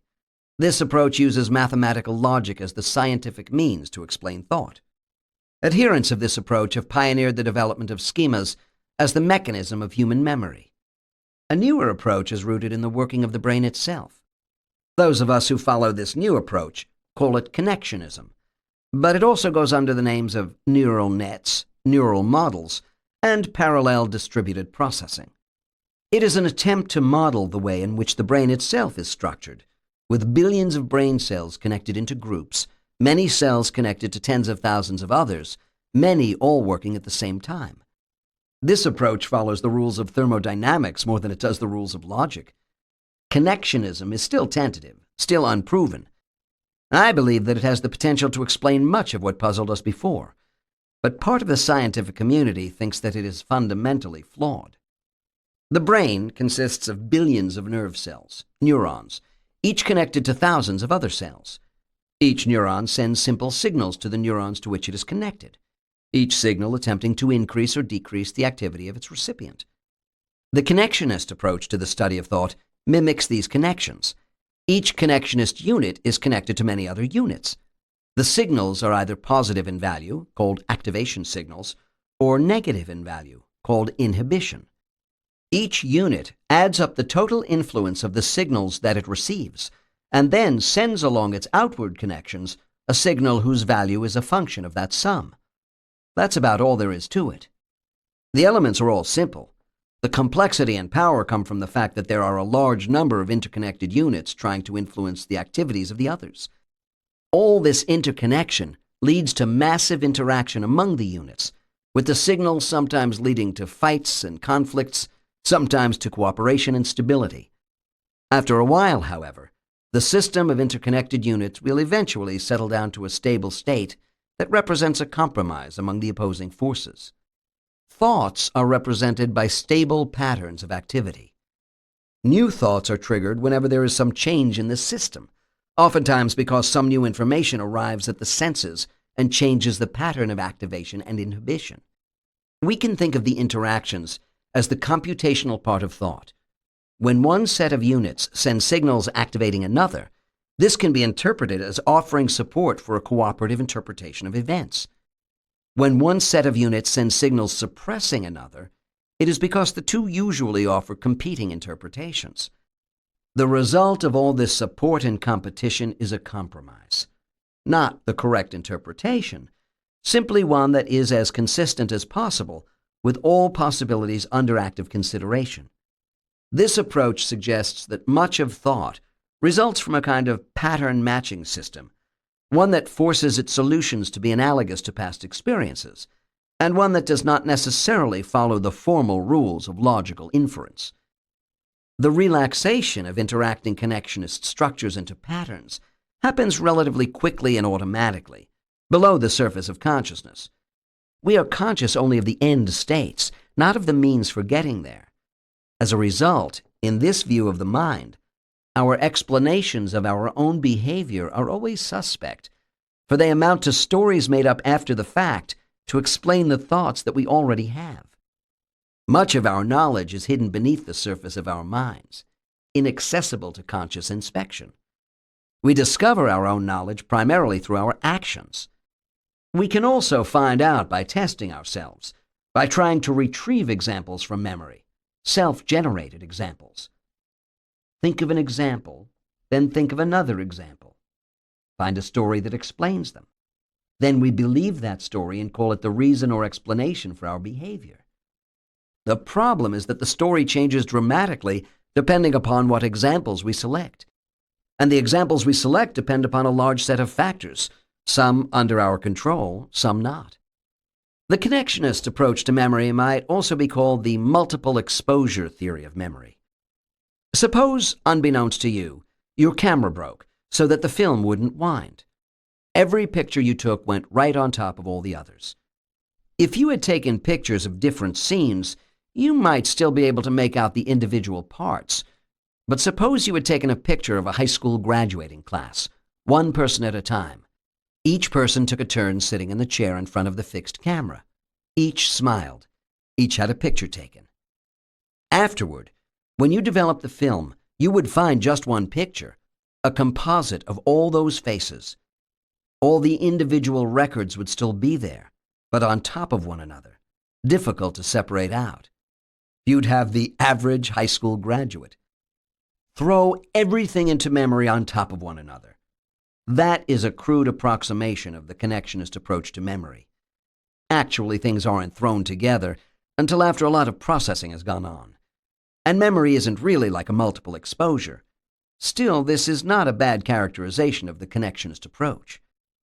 Consider what happens when two similar events are experienced. They merge together to form a kind of average, a prototypical event. This prototype governs interpretations and actions related to any other event that seems similar. What happens when something really discrepant occurs? If it is quite different from the prototype, it still manages to maintain its identity when thrown into memory. It stands out by itself. If there were 1,000 similar events, we would tend to remember them as one composite prototype. If there were just one discrepant event, we would remember it too, for by being discrepant, it didn't get smudged up with the rest. But the resulting memory is almost as if there had been only two events, the common one and the discrepant one. The common one is 1,000 times more likely, but not to the memory. In memory, there are only two things, and the discrepant event hardly seems less likely than the everyday one. So it is with human memory. We mush together details of things that are similar and give undue weight to the discrepant. We relish discrepant and unusual memories. We remember them, talk about them, and bias behavior toward them in wholly inappropriate ways. What has this to do with everyday thought? A lot. Everyday thought seems to be based upon past experiences, upon our ability to retrieve an event from the past and use it to model the present. This event-based reasoning is powerful, yet fundamentally flawed. Because thought is based on what can be recalled, the rare event can predominate. Think about it. Think of your experiences with computers, or VCRs, or home appliances. What probably come to mind are the unusual experiences, things that are discrepant. It doesn't matter that you may have used the device 100 times successfully. It is the one time you got embarrassed that will come to mind. The limitations of human thought processes have important implications for everyday activities, and in fact can be called in to distinguish everyday activities from others. The structure of tasks. Everyday activities are conceptually simple. We should be able to do most things without having to think about what we're doing. The simplicity lies in the nature of the structure of tasks. Wide and deep structures. Consider the game of chess, an activity that is neither everyday nor simple, at least not for most of us. When it is my turn to play, I have a number of possible moves. For each of my moves, my opponent has a number of possible responses. And for each of my opponent's responses, I have a number of possible counter-responses. The sequences can be represented on a decision tree, a diagram that in this case takes the current board position as a starting point and shows each of my possible moves, each of the possible counter-moves, each possible counter-counter move, each possible counter-counter-counter move, and so on, as deep as time and energy permit. The size of the tree for chess is immense, for the number of choices increases exponentially. Suppose that at each spot there are 8 possible moves. At that spot, I must consider 8 initial moves for me. 8 times 8 equals 64 replies of my opponent. 64 times 8 equals 512 replies I can make. 512 times 8 equals 4,096 possible replies by my opponent. And then 4,096 times 8 equals 32,768 more possibilities for me. As you can see, the decision tree gets large rapidly. Looking ahead 5 moves means considering over 30,000 possibilities. The tree is characterized by a vast spreading network of possibilities. There isn't space here for the decision tree for chess, but even a simple game like tic-tac-toe or noughts and crosses has a similar structure, shown in Figure 21. That decision tree for chess is even wider and deeper. Wide in the sense that at each point in the tree there are many alternatives, so that the tree spreads out over a considerable area. Deep in the sense that most branches of the tree go on for a considerable distance. Everyday activities don't require the kind of complex analyses required for something like chess. In most everyday activities, we need only examine the alternatives and act. Everyday structures are either shallow or narrow. Shallow structures. The menu of an ice cream store provides a good example of a shallow structure. There are many alternative actions, but each is simple. There are few decisions to make after the single top-level choice. The major problem is to decide which action to do. Difficulties arise from competing alternatives, not from any prolonged search, problem-solving, or trial and error. In shallow structures, there's no problem of planning or depth of analysis. Narrow structures. A cookbook recipe is a good example of a narrow structure. A narrow structure arises when there are only a small number of alternatives, perhaps 1 or 2. If each possibility leads to only 1 or 2 further choices, then the resulting tree structure can be said to be narrow and deep. Just as the ice cream store menu is an example of a shallow structure, the multi-course fixed menu meal can serve as an example of a deep structure. Although there may be many courses, for each course, the diner is either automatically served the relevant dish or offered the choice of 1 or 2 dishes. The only action required is to accept one or to refuse. No deep thought is required. Another example is the sequence of steps required to start a car. You must go to the car, select the proper key, insert it in the door lock, turn the key, open the door, remove the key, get into the car, close the door, put on the seatbelt, insert the proper key into the ignition, make sure the car is not in gear, start the engine, and so on. This is a deep structure, but it is narrow. There is a long series of steps, but at each point there are few, if any, alternatives to consider. Any task that involves a sequence of activities where the action to be done at any point is determined by its place in the sequence is an example of a narrow structure. The modern superhighway offers the driver a series of exits. The driver either starts on the road with a predetermined exit in mind, or else must decide at each exit whether to stay on the road or not. In fact, road designers attempt to linearize and simplify the decision-making tasks of the driver. The relevant information is fed slowly and sequentially to the driver to minimize the mental workload and the need for overlapping processing. Freeway design is by now a science, with a well-defined set of procedures and with societies, books, and journals devoted to it. Different countries of the world have reached different solutions to the problem of guiding the driver. A rather complete analysis was done in Britain for the design of the N-series motorways. Each motorway exit has a carefully programmed sequence of 6 signs. The first precedes the exit by 1 mile and is intended to serve as an alerting function, as well as to present route number information. The second precedes the exit by a half mile and gives the major towns reached by the exit, but no route number information. The third precedes the exit by a 1/4 mile and adds the forward destination, where you eventually get to if you don't exit. The fourth sign is at the exit and provides major route numbers and a few town names. The fifth sign is on the motorway beyond the exit. It is intended to play a confirmatory role. It displays the forward destinations and their distances. The sixth sign is on the exit ramp, in colors the reverse of all the preceding signs. It shows all the local destinations, usually on a map of the roundabout, traffic circle, found at most exits. This is the end of the CD. The audiobook continues on the next CD. The problem with switches.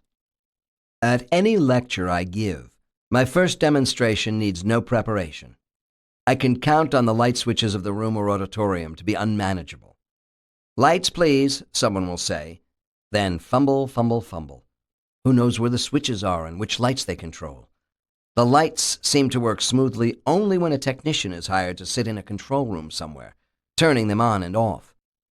The switch problems in an auditorium are annoying, but similar problems in airplanes and nuclear power plants are dangerous.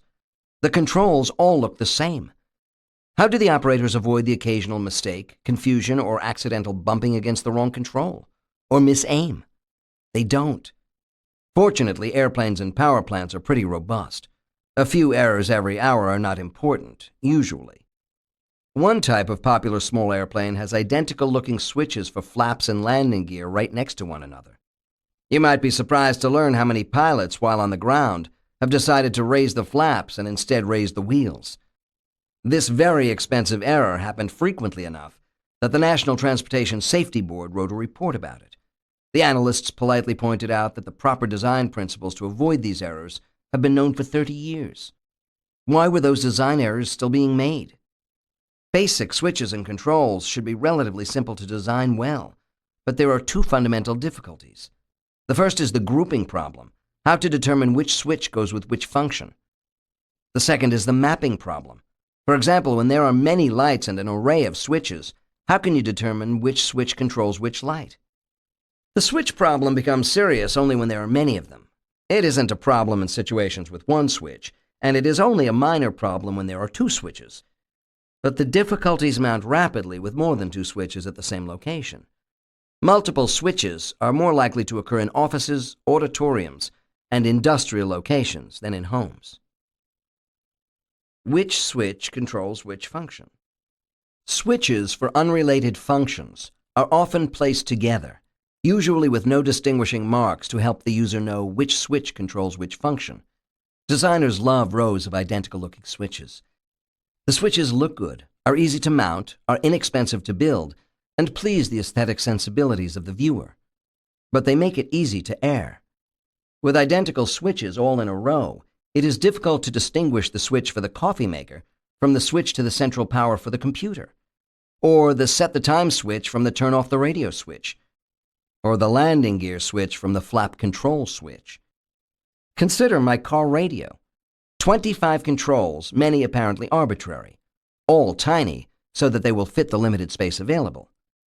Imagine trying to use the radio while driving at high speed, at night, or in winter when wearing gloves, so that the attempt to push one button succeeds in pushing two, or the attempt to turn the loudness control also adjusts the tone control. You should be able to use things in the dark.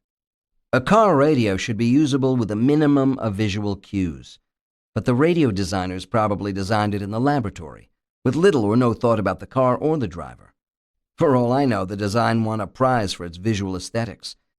The problem with switches. At any lecture I give, my first demonstration needs no preparation. I can count on the light switches of the room or auditorium to be unmanageable. Lights, please, someone will say.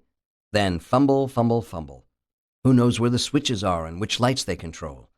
The lights seem to work smoothly only when a technician is hired to sit in a control room somewhere, turning them on and off. The switch problems in an auditorium are annoying, but similar problems in airplanes and nuclear power plants are dangerous. The controls all look the same. How do the operators avoid the occasional mistake, confusion, or accidental bumping against the wrong control? Or misaim? They don't. Fortunately, airplanes and power plants are pretty robust. A few errors every hour are not important, usually. One type of popular small airplane has identical-looking switches for flaps and landing gear right next to one another. You might be surprised to learn how many pilots, while on the ground, have decided to raise the flaps and instead raise the wheels. This very expensive error happened frequently enough that the National Transportation Safety Board wrote a report about it. The analysts politely pointed out that the proper design principles to avoid these errors have been known for 30 years. Why were those design errors still being made? Basic switches and controls should be relatively simple to design well, but there are two fundamental difficulties. The first is the grouping problem, how to determine which switch goes with which function. The second is the mapping problem. For example, when there are many lights and an array of switches, how can you determine which switch controls which light? The switch problem becomes serious only when there are many of them. It isn't a problem in situations with one switch, and it is only a minor problem when there are two switches. But the difficulties mount rapidly with more than two switches at the same location. Multiple switches are more likely to occur in offices, auditoriums, and industrial locations than in homes. Which switch controls which function? Switches for unrelated functions are often placed together, usually with no distinguishing marks to help the user know which switch controls which function. Designers love rows of identical-looking switches. The switches look good, are easy to mount, are inexpensive to build, and please the aesthetic sensibilities of the viewer. But they make it easy to err. With identical switches all in a row, it is difficult to distinguish the switch for the coffee maker from the switch to the central power for the computer, or the set the time switch from the turn off the radio switch, or the landing gear switch from the flap control switch. Consider my car radio. 25 controls, many apparently arbitrary, all tiny so that they will fit the limited space available. Imagine trying to use the radio while driving at high speed, at night, or in winter when wearing gloves, so that the attempt to push one button succeeds in pushing two, or the attempt to turn the loudness control also adjusts the tone control. You should be able to use things in the dark. A car radio should be usable with a minimum of visual cues, but the radio designers probably designed it in the laboratory, with little or no thought about the car or the driver. For all I know, the design won a prize for its visual aesthetics. The nature of everyday tasks. Most tasks of daily life are routine, requiring little thought or planning. Things like bathing and dressing, brushing teeth, eating at the table, getting to work, meeting with friends, going to the theater. These are the daily activities that occupy most of our time, and there are many of them. Yet each by itself is relatively simple, either shallow or narrow. What are not everyday activities? Those with wide and deep structures, the ones that require considerable conscious planning and thought, deliberate trial and error, trying first this approach, then that, backtracking. Unusual tasks include writing a long document or letter, making a major or complex purchase, computing income tax, planning a special meal, arranging a vacation trip. And don't forget intellectual games, bridge, chess, poker, crossword puzzles, and so on. The tasks most frequently studied by psychologists are not everyday tasks. They are things like chess or algebraic puzzles, which require much thought and effort. But indeed, these pursuits have just the sort of wide and deep structures that do not characterize everyday activities. In general, we find wide and deep structures in games and leisure activities, where the structure is devised so as to occupy the mind or to make the task deliberately and artificially difficult. After all, what challenge would there be if games such as chess or bridge were conceptually simple? How would interest in a mystery novel, or any novel for that matter, be sustained if the plot were straightforward and the answers readily deducible? Recreational activities should be wide and deep, for we do them when we have the time and wish to expend the effort. In the everyday world, we want to get on with the important things of life, not spend our time in deep thought attempting to open a can of food or dial a telephone number. Everyday activities must usually be done relatively quickly, often simultaneously with other activities. Neither time nor mental resources may be available. As a result, everyday activities structure themselves so as to minimize conscious mental activity, which means they must minimize planning, and especially any planning with extensive looking ahead and backing up, and mental computation. These characteristics restrict everyday tasks to those that are shallow, having no need for extensive looking ahead and backing up, and those that are narrow, having few choices at any point, and therefore requiring little planning. If the structure is shallow, width is not important. If the structure is narrow, depth is not important. In either case, the mental effort required for doing the task is minimized. Conscious and subconscious behavior. Much human behavior is done subconsciously, without conscious awareness and not available to inspection. The exact relationship between conscious and subconscious thought is still under great debate. The resulting scientific puzzles are complex and not easily solved. Subconscious thought matches patterns. It operates, I believe, by finding the best possible match of one's past experience to the current one. It proceeds rapidly and automatically without effort. Subconscious processing is one of our strengths. It is good at detecting general trends, at recognizing the relationship between what we now experience and what has happened in the past. And it is good at generalizing, at making predictions about the general trend based on few examples. But subconscious thought can find matches that are inappropriate or wrong, and it may not distinguish the common from the rare. Subconscious thought is biased toward regularity and structure, and it is limited in formal power. It may not be capable of symbolic manipulation, of careful reasoning through a sequence of steps. Conscious thought is quite different. It is slow and labored. Here is where we slowly ponder decisions, think through alternatives, compare different choices.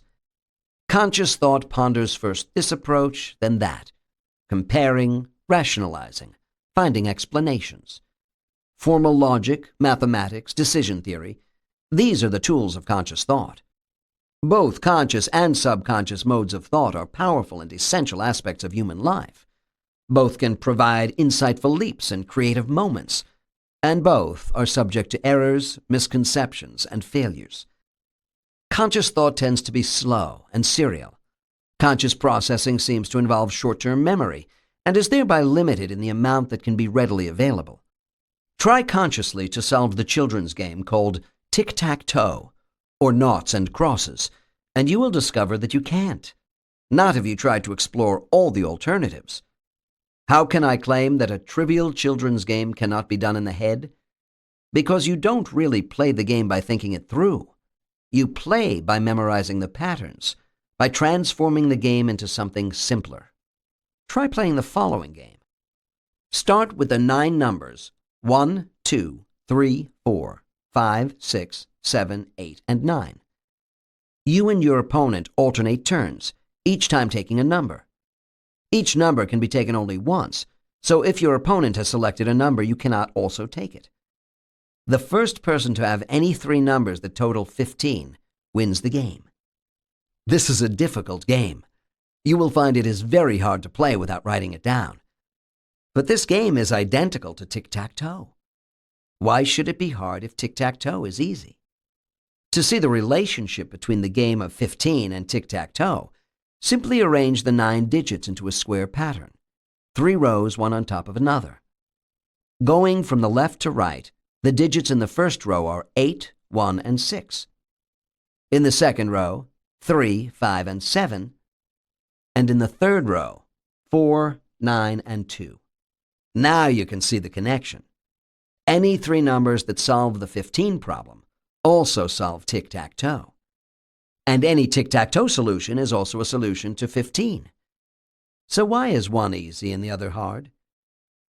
Because tic-tac-toe takes advantage of perceptual abilities, and because you simplify tic-tac-toe by changing it in several ways, by taking advantage of symmetries, and by memorizing, learning, the basic opening moves and their appropriate responses. In the end, unless someone makes a slip, 2 players will always draw, neither one winning. The transformations of tic-tac-toe have made a complex task into an everyday one. The everyday version doesn't require much mental effort. It does not require planning and thinking, and it is boring, which is exactly what everyday tasks ought to be, boring, so that we can put our conscious attention on the important things of life, not the routine. Conscious thought is severely limited by the small capacity of short-term memory. 5 or 6 items is all that can be kept available at any one moment. But subconscious thought is one of the tools of the conscious mind, and the memory limitation can be overcome if only an appropriate organizational structure can be found. Take 15 unrelated things, and it is not possible to keep them in conscious memory at once.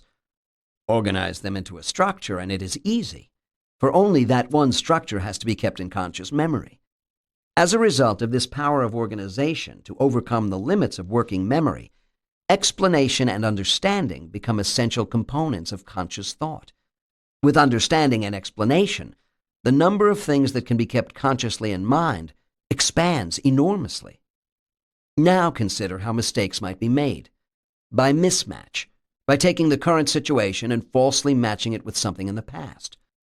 Although we are really good at finding examples from the past to match the present, these examples are biased in one of two ways: toward the regularities of the past, the prototypical situation, or toward the unique discrepant event.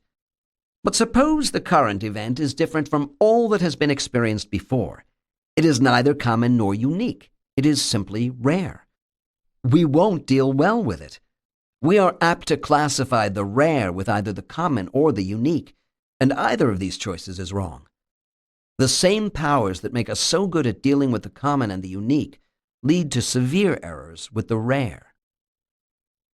Explaining away errors. A reformed thief, telling of his success, put it this way: "I'm telling you, if I had $100 for every time I heard a dog owner tell their dog to shut up, go lie down, while I was right outside their window, I'd be a millionaire." Mistakes, especially when they involve misinterpreting the situation, can take a very long time to be discovered. For one thing, the interpretation is quite reasonable at the time. This is a special problem in a novel situation. The situation may look very much like others we've been in. We tend to confuse the rare event with the frequent one. How many times have you heard a strange noise while driving your car, only to dismiss it as not relevant or unimportant? How many times does your dog bark in the night, causing you to get up and yell out, "Be quiet"? And what if the car turns out to be broken, and your mistake has increased the damage? Or there really is a burglar outside, but you've silenced the dog. This problem is natural. There are lots of things we could pay attention to or worry about. Most would be false alarms, irrelevant minor events. At the other extreme, we can ignore everything, rationally explain each apparent anomaly. Hear a noise that sounds like a pistol shot and explain it away. Must be a car's exhaust backfiring. Hear someone yell out and think, "Why can't my neighbors be quiet?" Most of the time we are correct, but when we are not, our explanation seems stupid and hard to justify. When there is a devastating accident, people's explaining away the signs of the impending disaster always seems implausible to others. Afterward, there is a tendency to read about what has taken place and to criticize. How could those people be so stupid? Fire them, pass a law against it, redo the training. Look at the nuclear power accidents. Operators at 3 Mile Island made numerous errors and misdiagnoses, but each one was logical and understandable at the time. The nuclear plant disaster at Chernobyl in the Soviet Union was triggered by a well-intentioned attempt to test the safety features of the plant. The action seemed logical and sensible to the operators at the time, but now their judgments can be seen to have been erroneous. Explaining away errors is a common problem in commercial accidents. Most major accidents follow a series of breakdowns and errors, problem after problem, each making the next more likely. Seldom does a major accident occur without numerous failures, equipment malfunctions, unusual events, a series of apparently unrelated breakdowns and errors that culminate in major disaster. Yet no single step has appeared to be serious. In many of these cases, the people involved noted the problem but explained it away, finding a logical explanation for the otherwise deviant observation. The contrast in our understanding before and after an event can be dramatic. The psychologist Baruch Fischhoff has studied explanations given in hindsight, where events seem completely obvious and predictable after the fact, but completely unpredictable beforehand. Fischhoff presented people with a number of situations and asked them to predict what would happen. They were correct only at the chance level. He then presented the same situation along with the actual outcome to another group of people, asking them to state how likely the outcome was. When the actual outcome was known, it appeared to be plausible and likely, whereas the others appeared unlikely. When the actual outcome was not known, the various alternatives had quite different plausibility. It is a lot easier to determine what is obvious after it has happened. Social pressures and mistakes. A subtle issue that seems to figure in many accidents is social pressure. Although it may not at first seem to be relevant in design, it has strong influence on everyday behavior. In industrial settings, social pressure can lead to misinterpretation, mistakes, and accidents. For understanding mistakes, social structure is every bit as essential as physical structure. Look at airline accidents. Not everyday activities for most of us, but subject to the same principles. In 1983, Korean Air Flight 007 strayed over the Soviet Union and got shot down, probably because of an error in programming the flight path into the Inertial Navigation System, INS.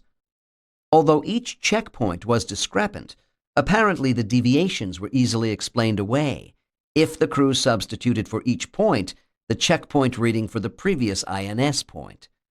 But there were significant social pressures operating as well. The crew of Flight 007 probably misprogrammed the INS, but the INS couldn't be reprogrammed in flight.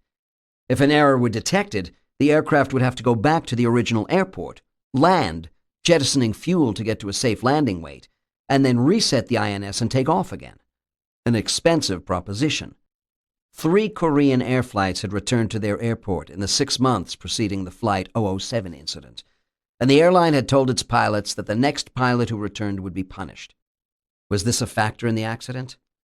It's hard to know, but the design of the INS sounds badly deficient.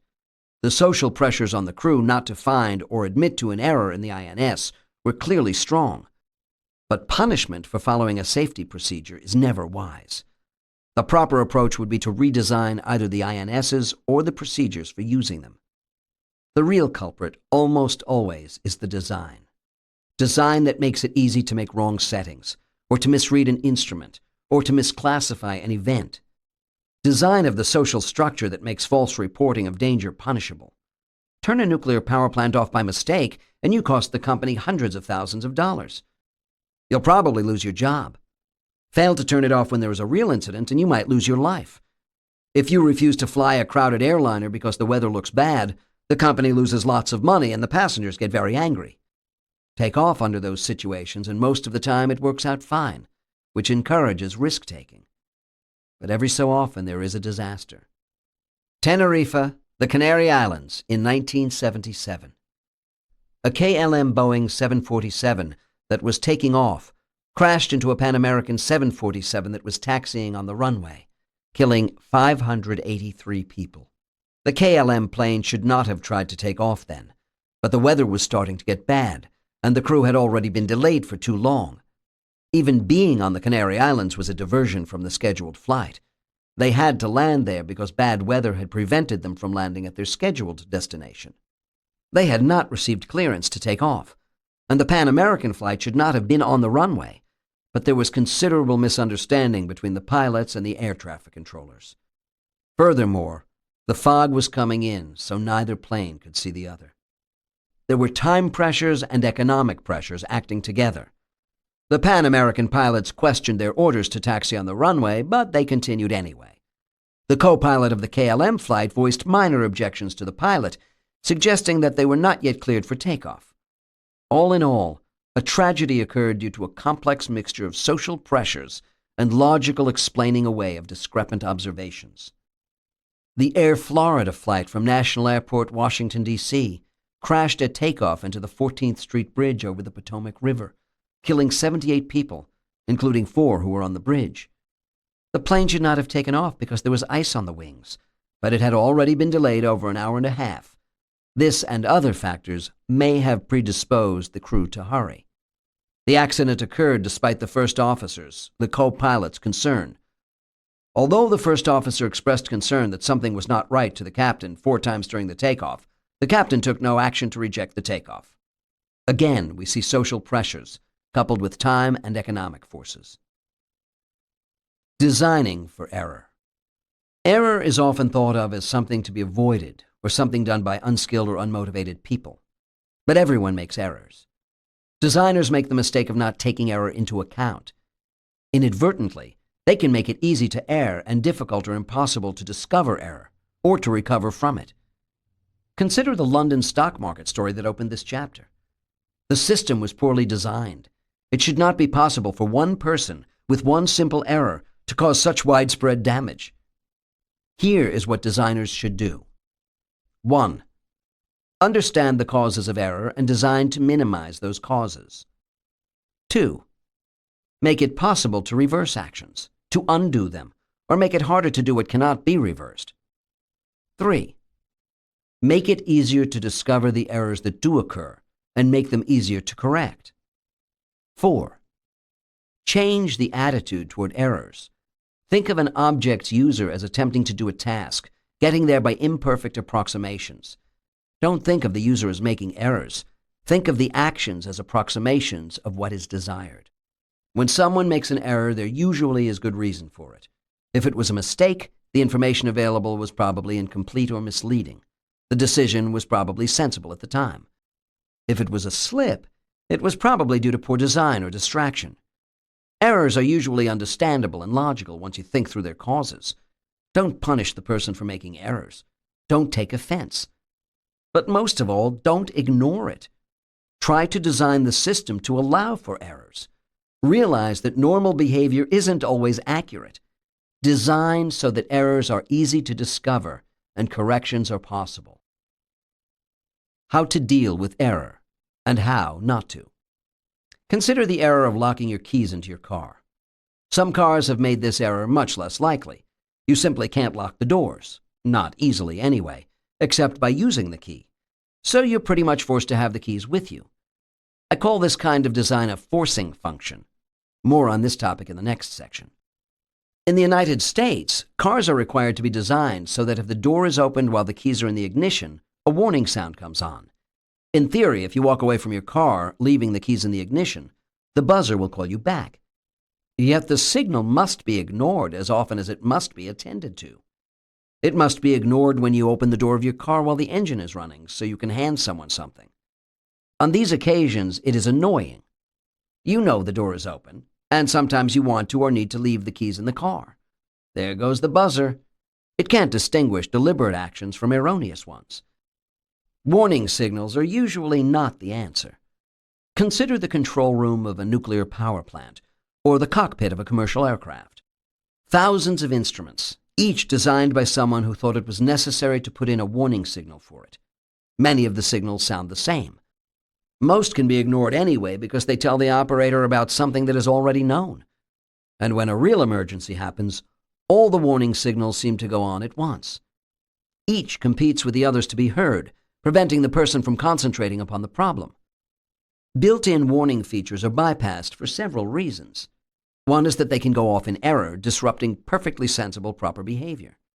Another is that they often conflict, and the resulting cacophony is distracting enough to hamper performance. Finally, they are often inconvenient. You can't sit in the car on a warm day, open the door to get some air, and listen to the radio. The key must be in the ignition to make the radio work, but then the door buzzes all the time.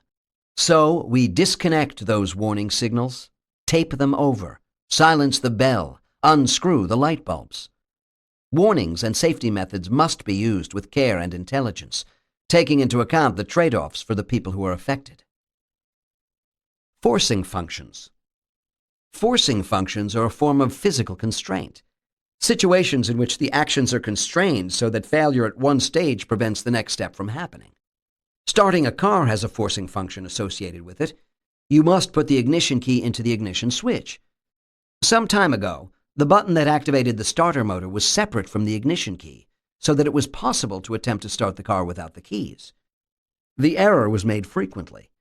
In most modern automobiles, the starter switch is activated by turning the key, an effective forcing function that makes you use the key to do the operation.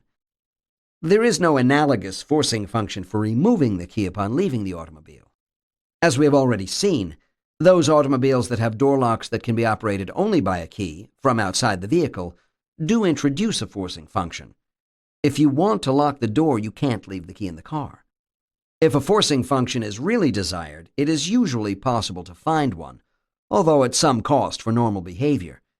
It is important to think through the implications of that cost, to decide whether people will deliberately disable the forcing function. The history of seatbelts in autos provides a good example. Despite all the evidence that seatbelts are an effective means of saving lives, Some people dislike them enough that they refuse to wear them, probably because the perceived risk is so much less than the actual statistical risk.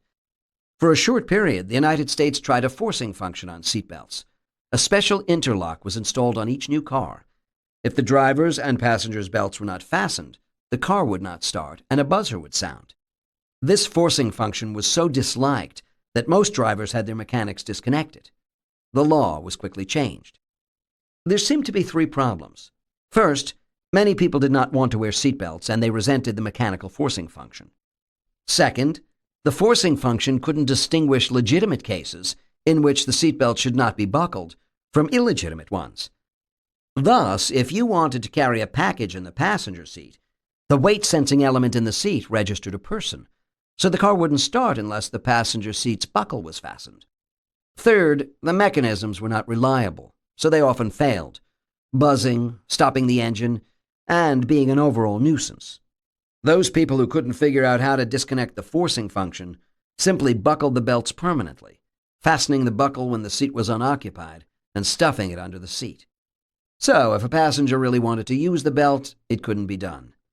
Moral: it isn't easy to force unwanted behavior upon people.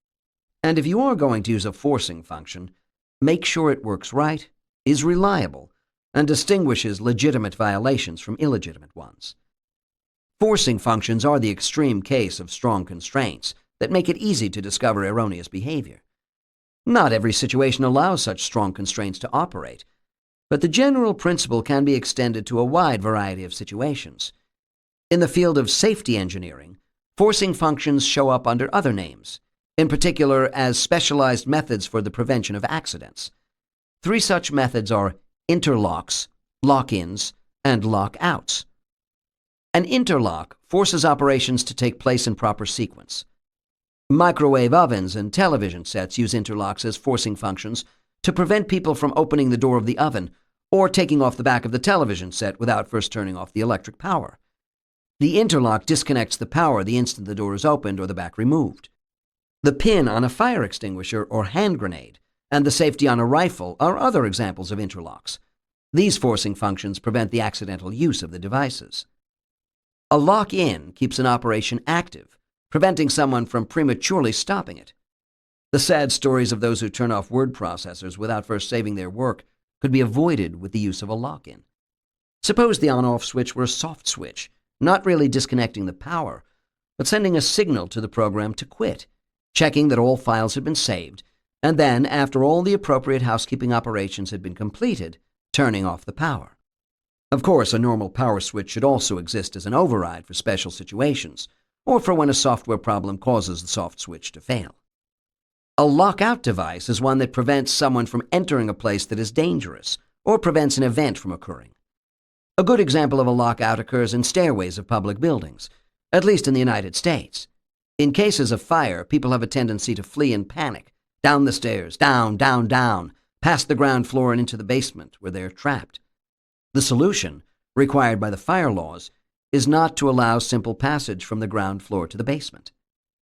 In the building in which I work, at the ground floor the stairs seems to end, leading directly to the building's exit door. To go down further requires finding a different door, opening it, and proceeding down the stairs. This safety feature is usually a nuisance. We have never had a fire, yet I frequently must go from a higher floor into the basement.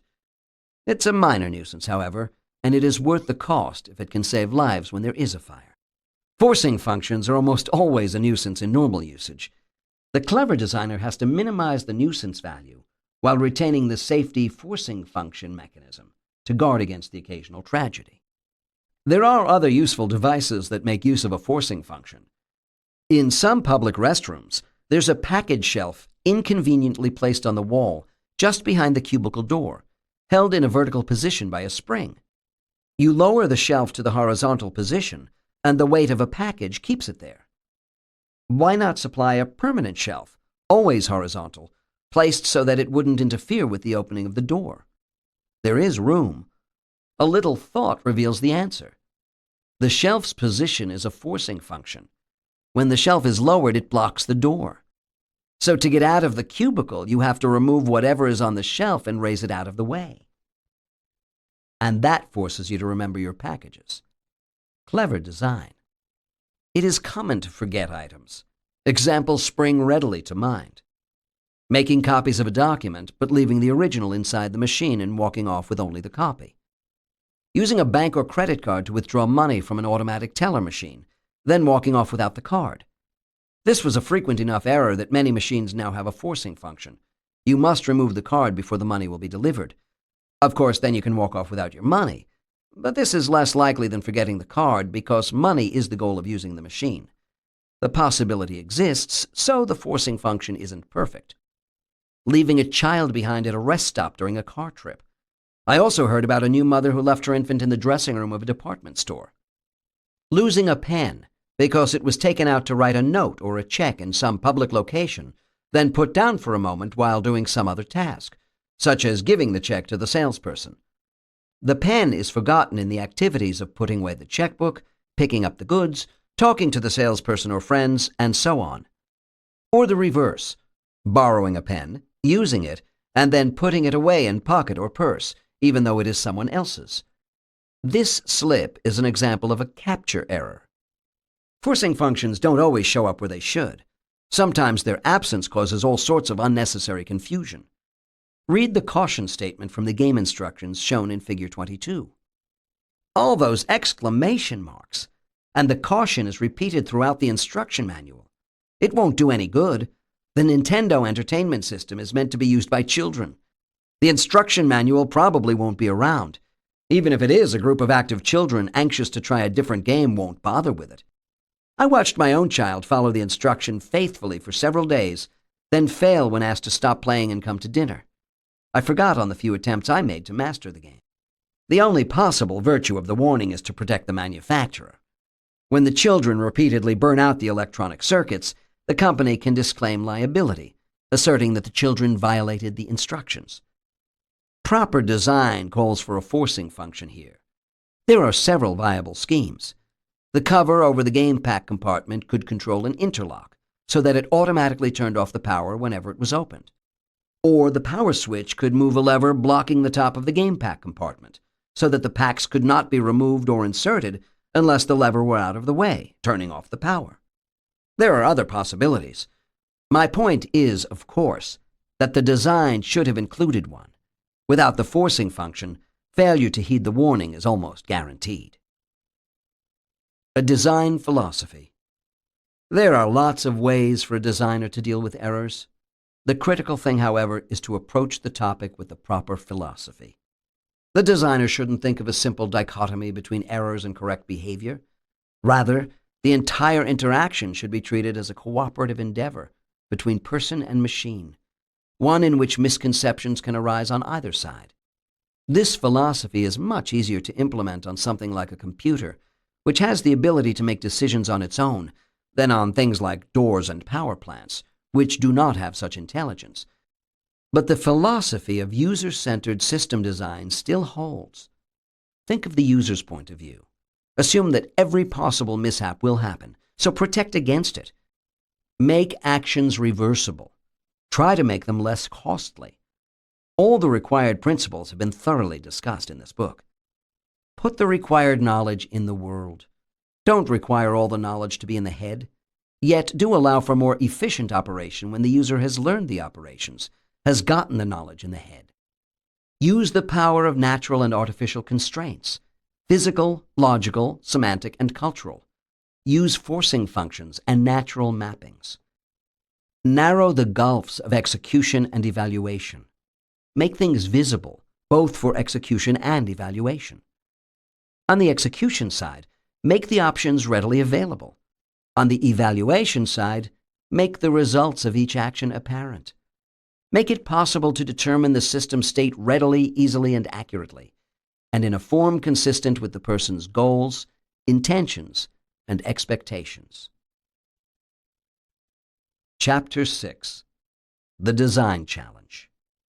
They began work at once, and by the next September, the first typewriter machine was finished, and letters were written with it.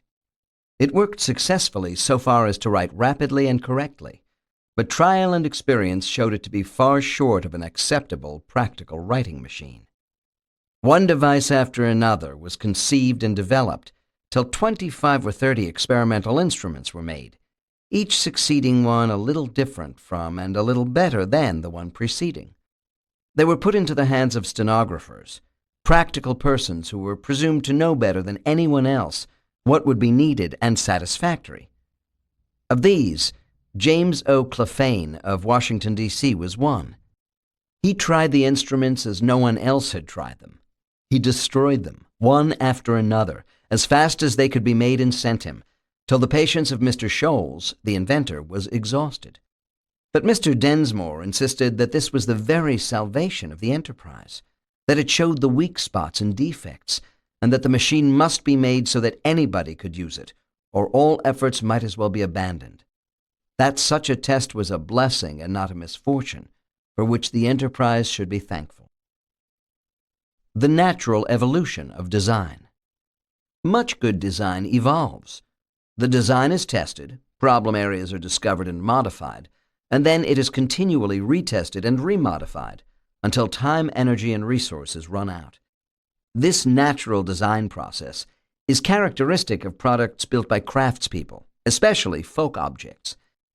With handmade objects such as rugs, pottery, hand tools, or furniture, each new object can be modified slightly from the previous one, eliminating small problems, making small improvements, or testing new ideas. Over time, this process results in functional, aesthetically pleasing objects. Improvements can take place through natural evolution, as long as each previous design is studied and the craftsperson is willing to be flexible. The bad features have to be identified. The folk artists change the bad features and keep the good ones unchanged. If a change makes matters worse, well, it just gets changed again on the next go-around. Eventually, the bad features get modified into good ones, while the good ones are kept. The technical term for this process is hill climbing, analogous to climbing a hill in the dark. Move your foot in one direction. If it is downhill, try another direction.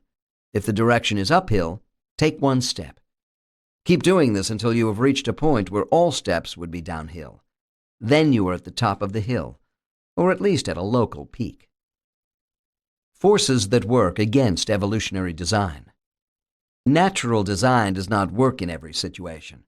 There must be enough time for the process to be carried out, and the item must be simple.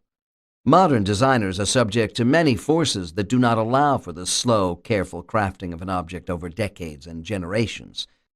Most of today's items are too complex, with too many variables for this slow sifting of improvements. But simple improvements ought to be possible. You would think that objects such as automobiles, appliances, or computers, which periodically come out in new models, could benefit from the experience of the previous model. Alas, the multiple forces of a competitive market seem not to allow this. One negative force is the demands of time. New models are already into their design process before the old ones have even been released to customers. Moreover, mechanisms for collecting and feeding back the experiences of customers seldom exist. Another force is the pressure to be distinctive, to stand out, to make each design look different from what has gone before. It is the rare organization that is content to let a good product stand, or to let natural evolution perfect it slowly. No, each year a new improved model must come out, usually incorporating new features that do not use the old as a starting point. In far too many instances, the results spell disaster for the consumer. There is yet another problem, the curse of individuality. Designers have to make an individual stamp, their mark, their signature. And if different companies manufacture the same type of item, each must do it differently to allow its product to be distinguished from others. A mixed curse, individuality, for through the desire to be different come some of our best ideas and innovations. But in the world of sales, if a company were to make the perfect product, any other company would have to change it, which would make it worse, in order to promote its own innovation, to show that it was different. How can natural design work under these circumstances? It can't. Consider the telephone. The early telephone evolved slowly over several generations.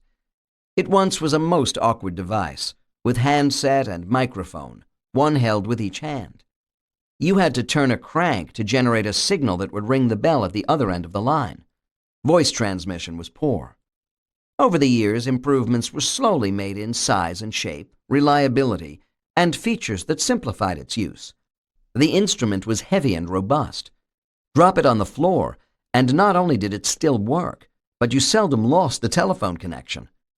The layout of the dial or the push buttons resulted from careful experimentation in the laboratory. The size and spacing of the keys were carefully selected to work for a wide variety of the population, including the very young and the very old. The sounds of the telephone were also carefully designed to produce feedback. Push a button and you heard a tone in the earphone.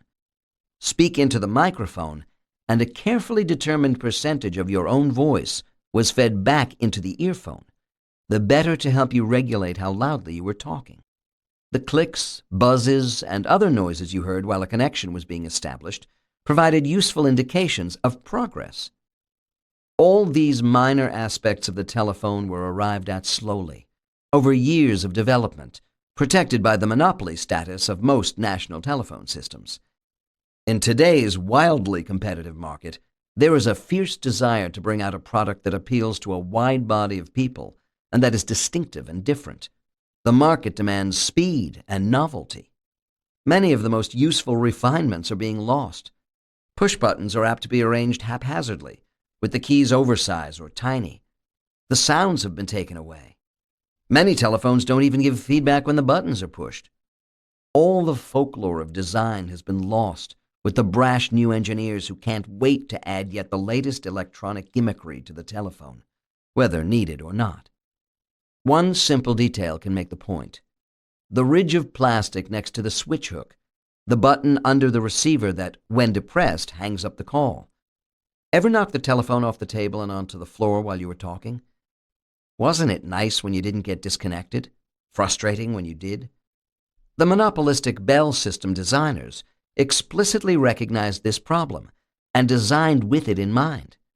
They made the telephone heavy and sturdy enough to withstand the fall, and they protected the critical button with a shield that prevents the switch hook from hitting the ground. A small feature, but an important one. Economic pressures have made the newer telephones lighter, less expensive, and less sturdy. Throwaway phones, they are often called. And the protective shield? Often as not, there is none. In this case, not because of cost, but because the new designers probably never thought of it, probably never realized its function. The result? This scenario repeated in office over office. Mark is sitting at his desk when the phone rings. "Hello," he answers. "Yeah, I can help you. Let me get out the manual." He reaches, pulling the telephone with him. Bang! Crash! The phone falls on the floor, hanging itself up. "Damn," mutters Mark. "I don't even know who that was." The typewriter. A case history in the evolution of design. Among all the mechanical inventions for which the age is noted, none perhaps has more rapidly come into general use than the typewriter. The time is coming when it will almost, or quite as much, supersede the steel pen as that has the good gray goose quill. The history of the typewriter is the story of dedicated inventors in many countries, each striving to develop a machine for rapid writing. They tried many versions in their struggle to get the one that fit all the constraints, that worked, could be manufactured at reasonable cost, and could be used. Consider the typewriter keyboard, with its arbitrary, diagonally sloping arrangement of keys, and its even more arbitrary arrangement of letters on the keys. The current standard keyboard was designed by Charles Latham Scholes in the 1870s. The design is called the QWERTY keyboard, because in the American version, the top row of letters begins with QWERTY, or QWERTY, or sometimes the Scholes keyboard. The Scholes typewriter was not the first, but it was the most successful of the early versions. It eventually became the Remington typewriter, the model upon which most manual typewriters were constructed. Why such a weird keyboard? The design of the keyboard has a long and peculiar history. Early typewriters experimented with a wide variety of layouts, using three basic themes. One was circular, with the letters laid out alphabetically. The operator would find the proper spot and to press a lever, lift a rod, or do whatever other mechanical operation the device required. Another popular layout was like the piano keyboard, with the letters laid out in a long row. Some of the early keyboards, including an early version by Shoals, even had black and white keys. Both the circular layout and the piano keyboard proved awkward. In the end, a third arrangement was adopted by all, a rectangular arrangement of keys, still in alphabetical order. The levers manipulated by the keys were large and ungainly, and the size, spacing, and arrangement of the keys were dictated by these mechanical considerations, not by the characteristics of the human hand. Why did the alphabetical ordering change? To overcome a mechanical problem. When the typist went too quickly, the type bars would collide, jamming the mechanism. The solution was to change the locations of the keys. Letters such as I and E that were often typed in succession were placed on opposite sides of the machine, so that their bars would not collide. Other typewriting technologies did not follow the QWERTY arrangement. Typesetting machines, such as the Linotype machine, use a completely different layout. The Linotype keyboard is called Scherglue, after the pattern of keys it follows, and is modeled after the relative frequency of letters in English. This was how hand printers arranged the letters that they would remove from bins and insert manually into the printing forms. Ah yes, the natural evolution of design. Not all early keyboards had a backspace, and the tabulation key, tab on modern keyboards, was a revolutionary breakthrough. The first typewriters could print only uppercase letters. The addition of lowercase letters was, at first, accomplished by adding a new key for each lowercase letter, so in effect there were two separate keyboards. Some early typewriters organized the keys for uppercase differently than for lowercase. Imagine how difficult it would be to learn that keyboard. It took years to develop the shift key so that both upper and lowercase letters could share the same key. This was a non-trivial invention, combining mechanical ingenuity with a dual-faced type bar. In the end, the keyboard was designed through an evolutionary process, but the main driving forces were mechanical. Modern keyboards do not have the same problems. Jamming isn't a possibility with electronic keyboards and computers. Even the style of typing has changed. In the early years, people kept their eyes on the keyboard and typed with one or two fingers of each hand. Then one courageous person, Frank McGurran of Salt Lake City, memorized the key locations and learned to type with all his fingers, without looking at the keyboard. His skills were not recognized at first. It took a national contest held in Cincinnati, Ohio in 1877 to prove that this method was indeed superior. In the end, the QWERTY keyboard was adopted throughout the world, but with minor variations. We are committed to it, even though it was designed to satisfy constraints that no longer apply, was based on a style of typing no longer used, and is difficult to learn. Tinkering with keyboard design is a popular pastime. See Figure 23. Some schemes keep the existing mechanical layout of the keys, but arrange the assignments of letters more efficiently. Others improve the physical layout as well, arranging the keys to accommodate the mirror image symmetry of the hands and the varied spacing and agility of the fingers. Still others reduce the number of keys dramatically by having patterns of keys. Chords represent the letters, permitting one-handed or faster two-handed typing. But none of these innovations takes hold because the QWERTY keyboard, while deficient, is good enough. Although its anti-jamming arrangement no longer has mechanical justification, it does put many common letter pairs on opposing hands. One hand can be getting ready to type its letter while the other is finishing, so typing is speeded up. What about alphabetical keyboards? Wouldn't they at least be easier to learn? Nope. Because the letters have to be laid out in rows, just knowing the alphabet isn't enough. You also have to know where the rows break. Even if you could learn that, it would still be easier to scan the keyboard than to compute where a key might be. Then you are better off if common letters are located where you are apt to find them by scanning, a property that the QWERTY keyboard provides. If you don't know any keyboard, there is little difference in typing speed among a QWERTY keyboard, an alphabetic keyboard, and even a random arrangement of keys. If you know even a little of the QWERTY, that is enough to make it better than the others. And for expert typists, the alphabetical arrangements are always slower than QWERTY. There is a better way, the Dvorak keyboard, painstakingly developed by, and named after, one of the founders of industrial engineering. It is easier to learn and allows for about 10% faster typing, but that is simply not enough of an improvement to merit a revolution in the keyboard. Millions of people would have to learn a new style of typing. Millions of typewriters would have to be changed. The severe constraints of existing practice prevent change, even where the change would be an improvement. Couldn't we at least do better with two hands at once? Yes, we could. Court stenographers can outtype anyone else. They use chord keyboards, typing syllables directly onto the page. Syllables, not letters. Chord keyboards have very few keys, as few as 5 or 6, but usually 10 to 15.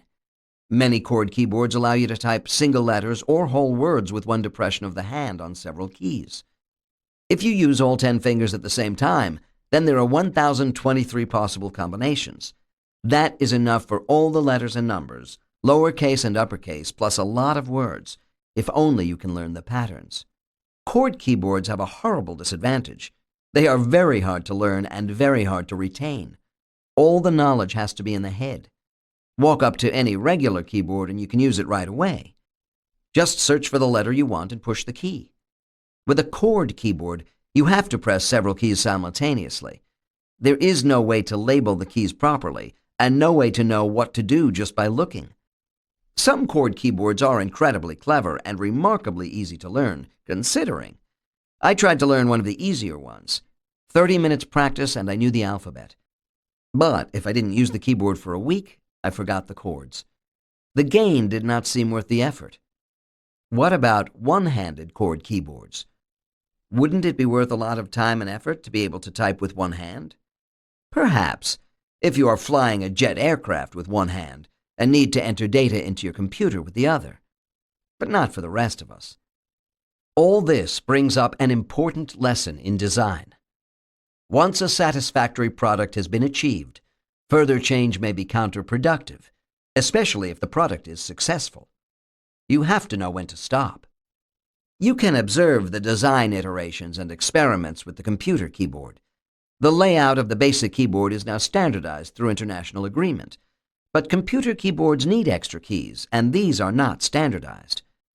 Some keyboards have an extra key between the Shift key and the Z key. The return key takes on different shapes and locations. The special keys of the computer keyboard, for example, Control, Escape, Break, Delete, not to be confused with Backspace, and the arrow or cursor control keys, vary in location with the phases of the year, varying even among the products of a single manufacturer. Much confusion and strong emotions result. Note, too, that the computer allows for flexible letter arrangements. It is a simple matter on some computers to switch the interpretation of the keys from QWERTY to Dvorak. One command and the change is done. But unless the Dvorak fan also pries off and rearranges the keycaps, the Dvorak fan has to ignore the labels on the keys and rely on memory. Someday, key labeling will be done by electronic displays on each key, so changing the labels will also become trivial. So, computer technology may liberate users from forced standardization. Everyone could select the keyboard of personal choice. Why designers go astray. Frank Lloyd Wright evidently wasn't very sympathetic about complaints. When Herbert F. Johnson, the late president of S.C. Johnson Incorporated in Racine, Wisconsin, called Wright to say that his roof was leaking all over a dinner guest, the architect is said to have responded, "Tell him to move his chair." If everyday design were ruled by aesthetics, life might be more pleasing to the eye but less comfortable. If ruled by usability, it might be more comfortable but uglier. If cost or ease of manufacture dominated, products might not be attractive, functional, or durable. Clearly, each consideration has its place. Trouble occurs when one dominates all the others. Designers go astray for several reasons. First, the reward structure of the design community tends to put aesthetics first. Design collections feature prize-winning clocks that are unreadable, alarms that cannot easily be set, can openers that mystify. Second, designers are not typical users. They become so expert in using the object they have designed that they cannot believe that anyone else might have problems. Only interaction and testing with actual users throughout the design process can forestall that. Third, designers must please their clients, and the clients may not be the users. Putting aesthetics first. "It probably won a prize" is a disparaging phrase in this book. Why? Because prizes tend to be given for some aspects of a design to the neglect of all others, usually including usability. Consider the following example, in which a usable, livable design was penalized by the design profession. The assignment was to design the Seattle offices of the Federal Aviation Administration, FAA. The most noteworthy feature of the design process was that those who would work in the building had a major say in the planning. One of the members of the design team, Robert Summer, describes the process as follows. Architect Sam Sloan coordinated a project in which employees were able to select their own office furniture and plan office layout. This represented a major departure from prevailing practices in the federal services, where such matters were decided by those in authority. Since both the Seattle and Los Angeles branches of the FAA were scheduled to move into new buildings at about the same time, the client for the project, the General Services Administration, agreed with architect Sloan's proposal to involve employees in the design process in Seattle, while leaving the Los Angeles office as a control condition where traditional methods of space planning would be followed. So there really were two designs, one in Seattle, with heavy participation by the users, and one in Los Angeles, designed in the conventional manner by architects. Which design do the users prefer? Why, the Seattle one, of course. Which one got the award? Why, the Los Angeles one, of course. Here is Summers' description of the outcome. Several months following the move into the new buildings, surveys by the research team were made in Los Angeles and Seattle. The Seattle workers were more satisfied with their building and work areas than were the Los Angeles employees. It is noteworthy that the Los Angeles building has been given repeated awards by the American Institute of Architects, while the Seattle building received no recognition. One member of the AIA jury justified his denial of an award to the Seattle building on the basis of its residential quality and lack of discipline and control of the interiors, which was what the employees liked the most about it. This reflects the well-documented differences in preferences between architects and occupants. The director of the Seattle office admitted that many visitors were surprised that this is a federal facility. Employees in both locations rated their satisfaction with their job performance before and after the move into the new building. There was no change in the Los Angeles office, and a 7% improvement in rated job performance in the Seattle office. Aesthetics, not surprisingly, comes first at museums and design centers. I have spent much time in the Science Museum of my own city, San Diego, watching visitors try out the displays.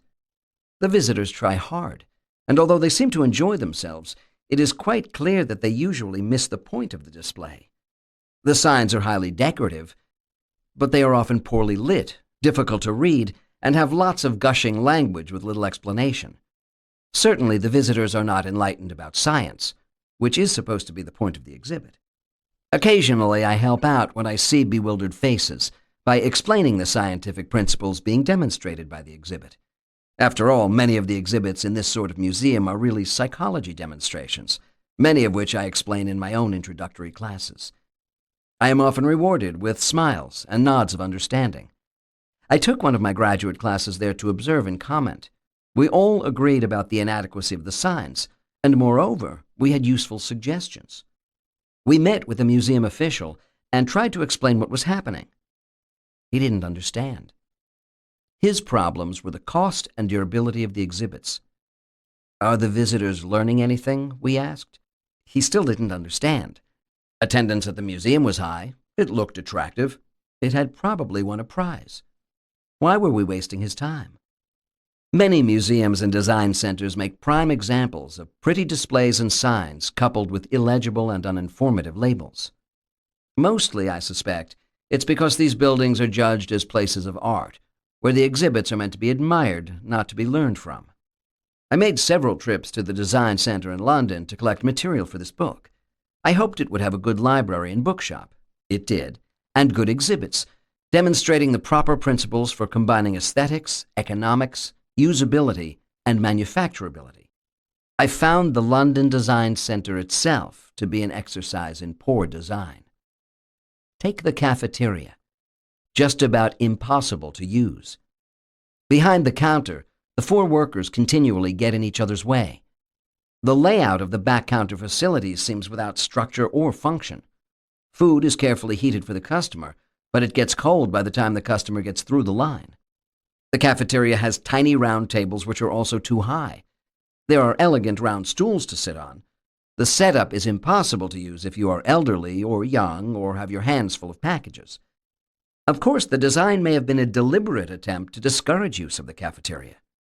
Consider this scenario. The cafeteria is well designed, with spacious tables and comfortable chairs.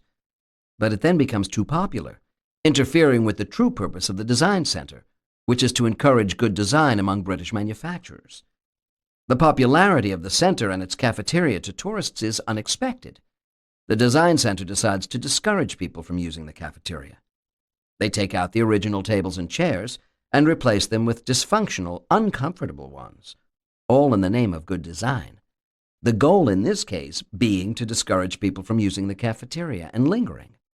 Actually, restaurants often install uncomfortable chairs for just this reason. Fast food places often have no chairs or tables. So my complaints provide evidence that the design criteria were met, that the design was successful. In London, I visited the Boiler Works, a part of the Victoria and Albert Museum, to look at a special exhibit called Natural Design. The exhibit itself was one of the best examples of unnatural design I have ever witnessed. Pretty, tasteful signs near each display, dramatically striking layout of the objects. But you couldn't tell which sign went with which exhibit or what the text meant. Alas, this seems typical of museums. A major part of the design process ought to be the study of just how the objects being designed are to be used. In the case of the cafeteria at the London Design Centre, the designers should imagine a crowd of people in line, imagine where the line will start and end, and study what effect the line will have on the rest of the museum. Study the work patterns of the cafeteria employees. Consider them responding to customer requests. Where will they have to move? What objects will they have to reach? If there are several employees, will they get in each other's way? And then consider the customers. Grandparents with heavy coats, umbrellas, packages, and perhaps 3 small children. How will they pay for their purchases? Is there a place for them to put down their packages so they can open their wallets or purses and get out their money? Can this be done in a way that minimizes the disruption for the next people in line and improves the speed and efficiency of the cashier? And finally, consider the customers at the tables, struggling to get up on a high stool to eat off a tiny table. And don't just imagine, go out and look at the current design, or at other cafeterias. Interview potential customers. Interview the cafeteria employees. In the case of science museums, studies have to be made on people who are the same as the intended audience. The designers and employees already know too much. They can no longer put themselves into the role of the viewer. Let me be positive for a change. There are science museums and exhibits that work well. The science museums in Boston and in Toronto, the Monterey Aquarium, the Exploratorium in San Francisco. There are probably many others that I do not know about. Consider the Exploratorium. It is dark and grungy on the outside, located in a remodeled leftover building. Very little is devoted to sleekness or aesthetics. The emphasis is on using and understanding the exhibits. The staff is interested in explaining things. It is possible to do things right. Just don't let the focus on cost or durability or aesthetics destroy the major point of the museum. To be used, to be understood. The problem of focus, I call this. This is the end of the CD. The audiobook continues on the next CD. The nature of everyday tasks. Most tasks of daily life are routine, requiring little thought or planning. Things like bathing and dressing, brushing teeth, eating at the table, getting to work, meeting with friends, going to the theater. These are the daily activities that occupy most of our time, and there are many of them. Yet each by itself is relatively simple, either shallow or narrow. What are not everyday activities? Those with wide and deep structures, the ones that require considerable conscious planning and thought, deliberate trial and error, trying first this approach, then that, backtracking. Unusual tasks include writing a long document or letter, making a major or complex purchase, computing income tax, planning a special meal, arranging a vacation trip. And don't forget intellectual games, bridge, chess, poker, crossword puzzles, and so on. The tasks most frequently studied by psychologists are not everyday tasks. They are things like chess or algebraic puzzles, which require much thought and effort. But indeed, these pursuits have just the sort of wide and deep structures that do not characterize everyday activities. In general, we find wide and deep structures in games and leisure activities, where the structure is devised so as to occupy the mind or to make the task deliberately and artificially difficult. After all, what challenge would there be if games such as chess or bridge were conceptually simple? How would interest in a mystery novel, or any novel for that matter, be sustained if the plot were straightforward and the answers readily deducible? Recreational activities should be wide and deep, for we do them when we have the time and wish to expend the effort. In the everyday world, we want to get on with the important things of life, not spend our time in deep thought, attempting to open a can of food or dial a telephone number. Everyday activities must usually be done relatively quickly, often simultaneously with other activities. Neither time nor mental resources may be available. As a result, everyday activities structure themselves so as to minimize conscious mental activity, which means they must minimize planning, and especially any planning with extensive looking ahead and backing up, and mental computation. These characteristics restrict everyday tasks to those that are shallow, having no need for extensive looking ahead and backing up, and those that are narrow, having few choices at any point and therefore requiring little planning. If the structure is shallow, width is not important. If the structure is narrow, depth is not important. In either case, the mental effort required for doing the task is minimized. Conscious and subconscious behavior. Much human behavior is done subconsciously, without conscious awareness and not available to inspection. The exact relationship between conscious and subconscious thought is still under great debate. The resulting scientific puzzles are complex and not easily solved. The nature of everyday tasks. Most tasks of daily life are routine, requiring little thought or planning. Things like bathing and dressing, brushing teeth, eating at the table, getting to work, meeting with friends, going to the theater. These are the daily activities that occupy most of our time, and there are many of them. Yet each by itself is relatively simple, either shallow or narrow. What are not everyday activities? Those with wide and deep structures, the ones that require considerable conscious planning and thought, deliberate trial and error, trying first this approach, then that, backtracking.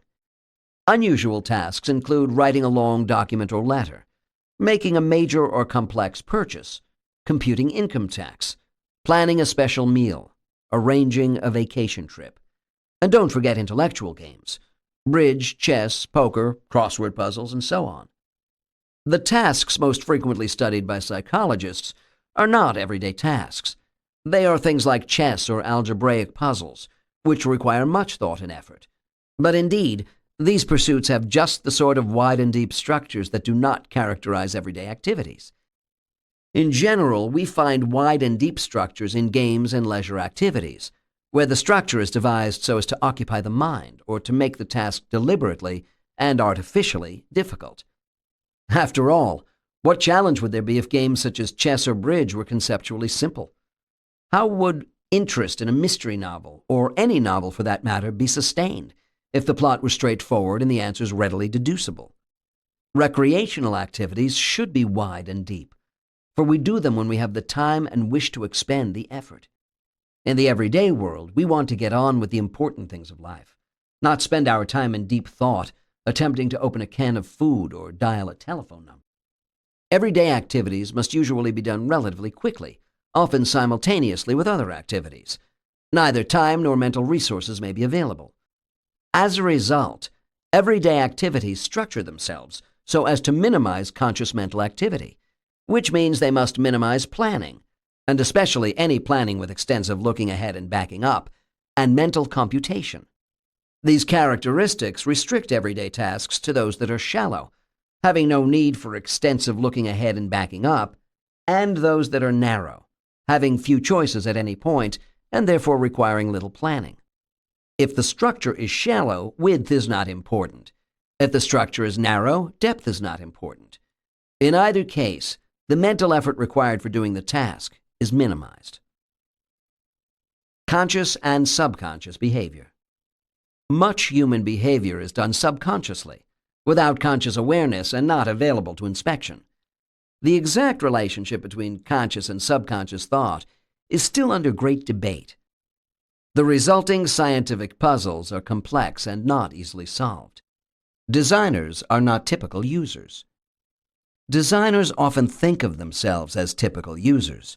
After all, they are people too, and they are often users of their own designs. Why don't they notice? Why don't they have the same problems as the rest of us? The designers I have spoken with are thoughtful, concerned people. They want to do things properly. Why then are so many failing? All of us develop an everyday psychology.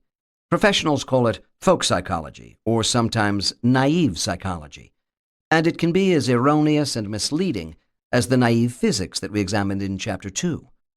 Worse, actually.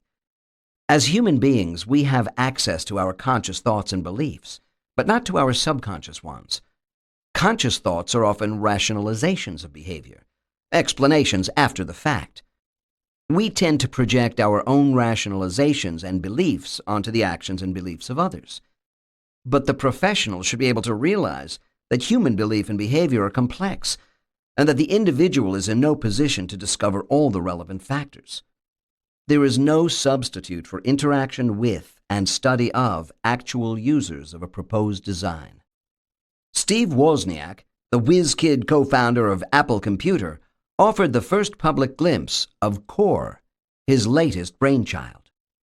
Core, which stands for Controller of Remote Electronics, is a single device that allows consumers to fully operate their home equipment by remote control, as long as the equipment is all in one room.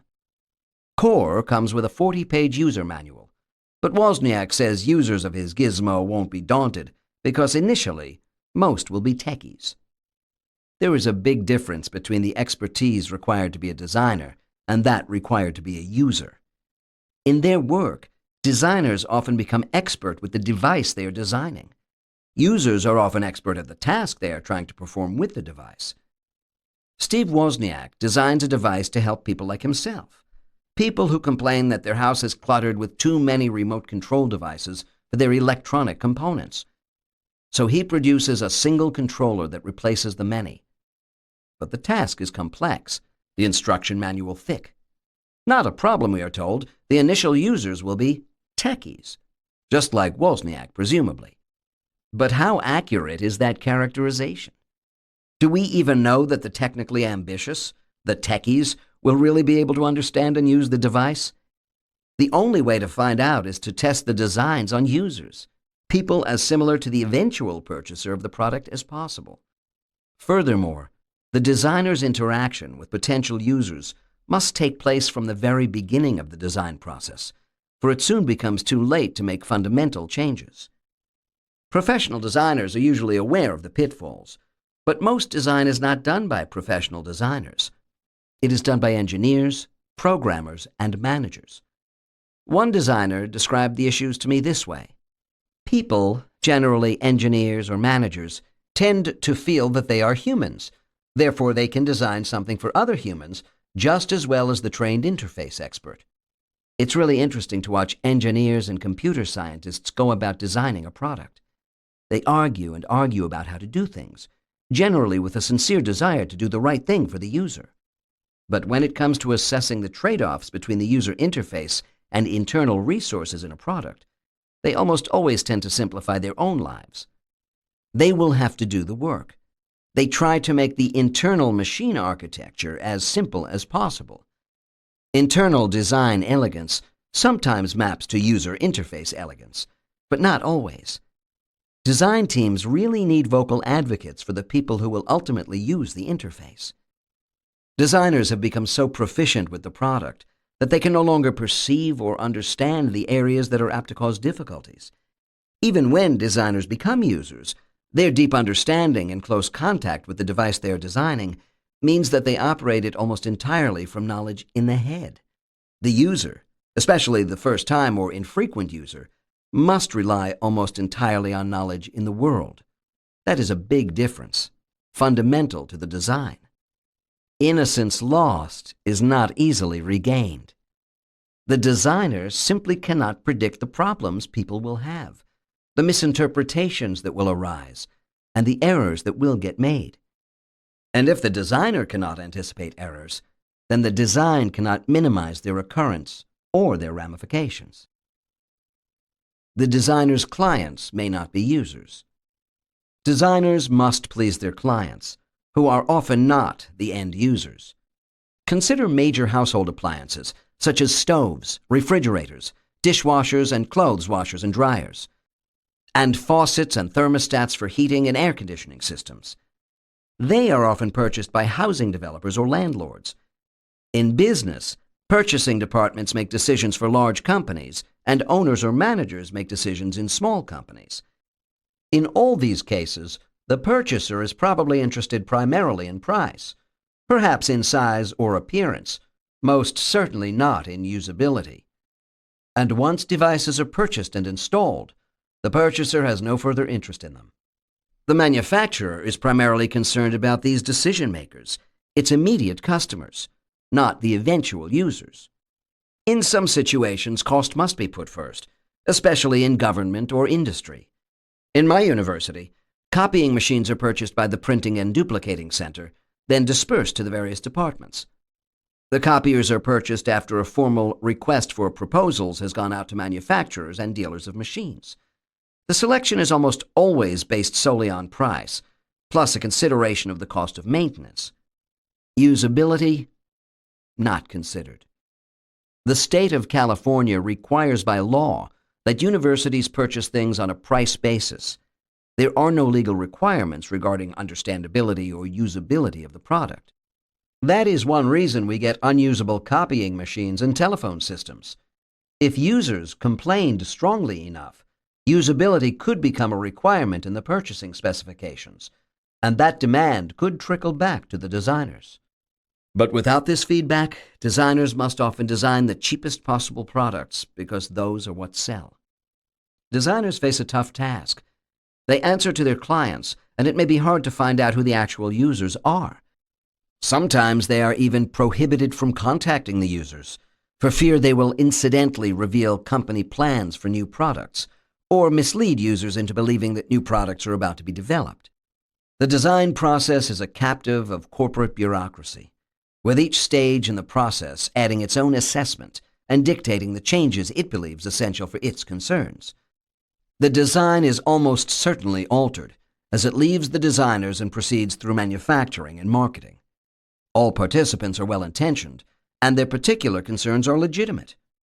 The factors should all be considered simultaneously, however, and not subject to the accidents of time sequence or the realities of corporate rank and clout.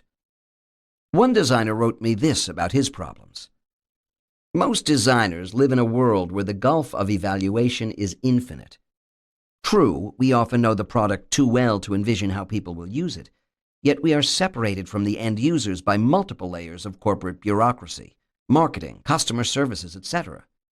These people believe they know what customers want, and feedback from the real world is limited by filters they impose. If you accept the problem definition, product requirements, from these outside sources without personal investigation, you will design an inferior product regardless of your best intentions. If this initial hurdle is overcome, you are only halfway home. The best design ideas are often ruined by the development manufacturing process that takes place when they leave the design studio. What this really points out is that the process by which we design is flawed, probably more so than our conception of how to create quality designs. The complexity of the design process. Design is the successive application of constraints until only a unique product is left. You might think that a water faucet would be pretty easy to design. After all, you merely want to start or stop the flow of water. But consider some of the problems. Suppose the faucets are for use in public places, where users may fail to turn them off. You can make a spring-operated faucet, which operates only as long as the handle is held. This automatically turns the faucet off. But it is difficult for users to hold the handle while wetting their hands. Okay, so you add a timer. Then one push on the faucet handle yields 5 or 10 seconds of water flow. But the extra complexity of the faucet design adds to the cost and lowers the reliability of the faucet. Furthermore, it is difficult to decide how long the water should stay on. Somehow it never seems like long enough for the user. How about a foot-operated faucet, which overcomes the problems of springs and timers because the water stops as soon as the foot leaves the pedal? This solution requires slightly more elaborate plumbing, again raising the cost. It also makes the control invisible, violating a major design principle and making it difficult for a new user to find the control. How about a high-technology solution with automatic sensors that turn on the water as soon as a hand is placed in the sink, turning it off as soon as it leaves? This solution has several problems. First, it is expensive. Second, it makes the controls invisible, causing difficulty for new users. And third, it is not easy to see how the user could control either the volume of water or the temperature. More on this faucet later. Not all faucets are designed under the constraints of public faucets. At home, aesthetic considerations tend to dominate. Styles often reflect the social and economic class of the user, and different kinds of users have different requirements. The same considerations hold true for most everyday things. The variety of possible solutions to the usual problems is enormous. The range of expression permitted the designer is vast. Moreover, the number of tiny details that must be accounted for is astounding. Pick up almost any manufactured item and examine its details with care. The little wiggly bends on a hairpin are essential in keeping it from slipping out of the hair. Someone had to think of that, then design special equipment to create the bends. The felt tip pen I am examining as I write has 6 different sizes on the pen body, 2 different sizes on the cap. The pen changes its taper at numerous spots, each change serving some function. 4 different substances comprise the pen body, and I am not counting the ink, the container that holds the ink, or the felt tip. The cap is made of 2 kinds of plastic and 1 kind of metal. The inside of the cap has a number of subtle indentations and internal structures that clearly match up with corresponding parts of the pen body, both to hold the cap on firmly and to prevent the felt tip from drying out. There are more parts and variables than I would ever have imagined. The pen's designer must be aware of hundreds of requirements. Make the pen too thin, and it will not be strong enough to stand up to the hard use of school children. Make the middle section too thick, and it can neither be grasped properly by the fingers nor controlled with enough precision. Yet people with arthritic hands may need a thick body because they can't close their fingers entirely. Leave out the tiny hole near the tip, and pressure changes in the atmosphere will cause the ink to leak out. And what of those who use the pen as a measuring device or as a mechanical implement to pry, poke, stab, and twist? For example, the instructions for the clock in my automobile say to set it by depressing the recessed button with the tip of a ballpoint pen. How could the pen designer have known about this? What obligation does the designer have to consider varied and obscure uses? Designing for special people. There is no such thing as the average person. This poses a particular problem for the designer, who usually must come up with a single design for everyone. The task is difficult when all sorts of people are expected to use the item. The designer can consult handbooks with tables that show average arm reach and seated height, how far the average person can stretch backward while seated, and how much room is needed for average hips, knees, and elbows. Physical anthropometry, the field is called. With the data, the designer can try to meet the size requirements for almost everyone, say for the 90th, 95th, or even the 99th percentile. Suppose you design a product for the 95th percentile. That is, for everyone except the 5% of people who are smaller or larger. You're leaving out a lot of people. If the United States has 250 million people, 5% is 12.5 million. Even if you design for the 99th percentile, you'll leave out 1% of the population, 2.5 million. Consider typists. Typists need to have their hands comfortably poised above the keyboard. Because of the thickness of typewriters, typing tables are designed to be lower than work tables. Of course, what matters is not the table height or the keyboard thickness, but the distance from the normal position of the typist's hands to the keyboard, which is determined by several factors. How big the typist is, legs, chest, hands. How high the table is. How thick the keyboard is. How high the chair is. What can the designer do? One solution is to make everything adjustable. Chair height, height and angle of the typing table. In fact, good typing tables have several parts. A part for the keyboard, a part for the computer screen, a part that holds working papers. Let each part be separately adjustable in height and angle. Then everyone can be accommodated. Some problems are not solved by adjustments. Left-handed people, for example, present special problems. Simple adjustments won't work, nor will averages. Average a left-hander with a right-hander, and what do you get? Here is where special products help. Left-handed scissors and knives, left-handed rulers. These special-purpose devices don't always work, of course, not when one device is to be used by many, or where the items are too large or expensive for each person to own or to carry around. In such cases, the only solution is to make the device itself ambidextrous, even if that makes it a bit less efficient for each person. Consider the special problems of the aged and infirm, the handicapped, the blind or near blind, the deaf or hard of hearing, the very short or very tall, or the foreign. Wheelchairs, for example, cannot easily manipulate curbs, stairs, or narrow aisles. As we age, our physical agility decreases, our reaction time slows, our visual skills deteriorate, and our ability to attend to several things at once or to switch rapidly among competing events decreases. High-speed highways pose special problems for the aged.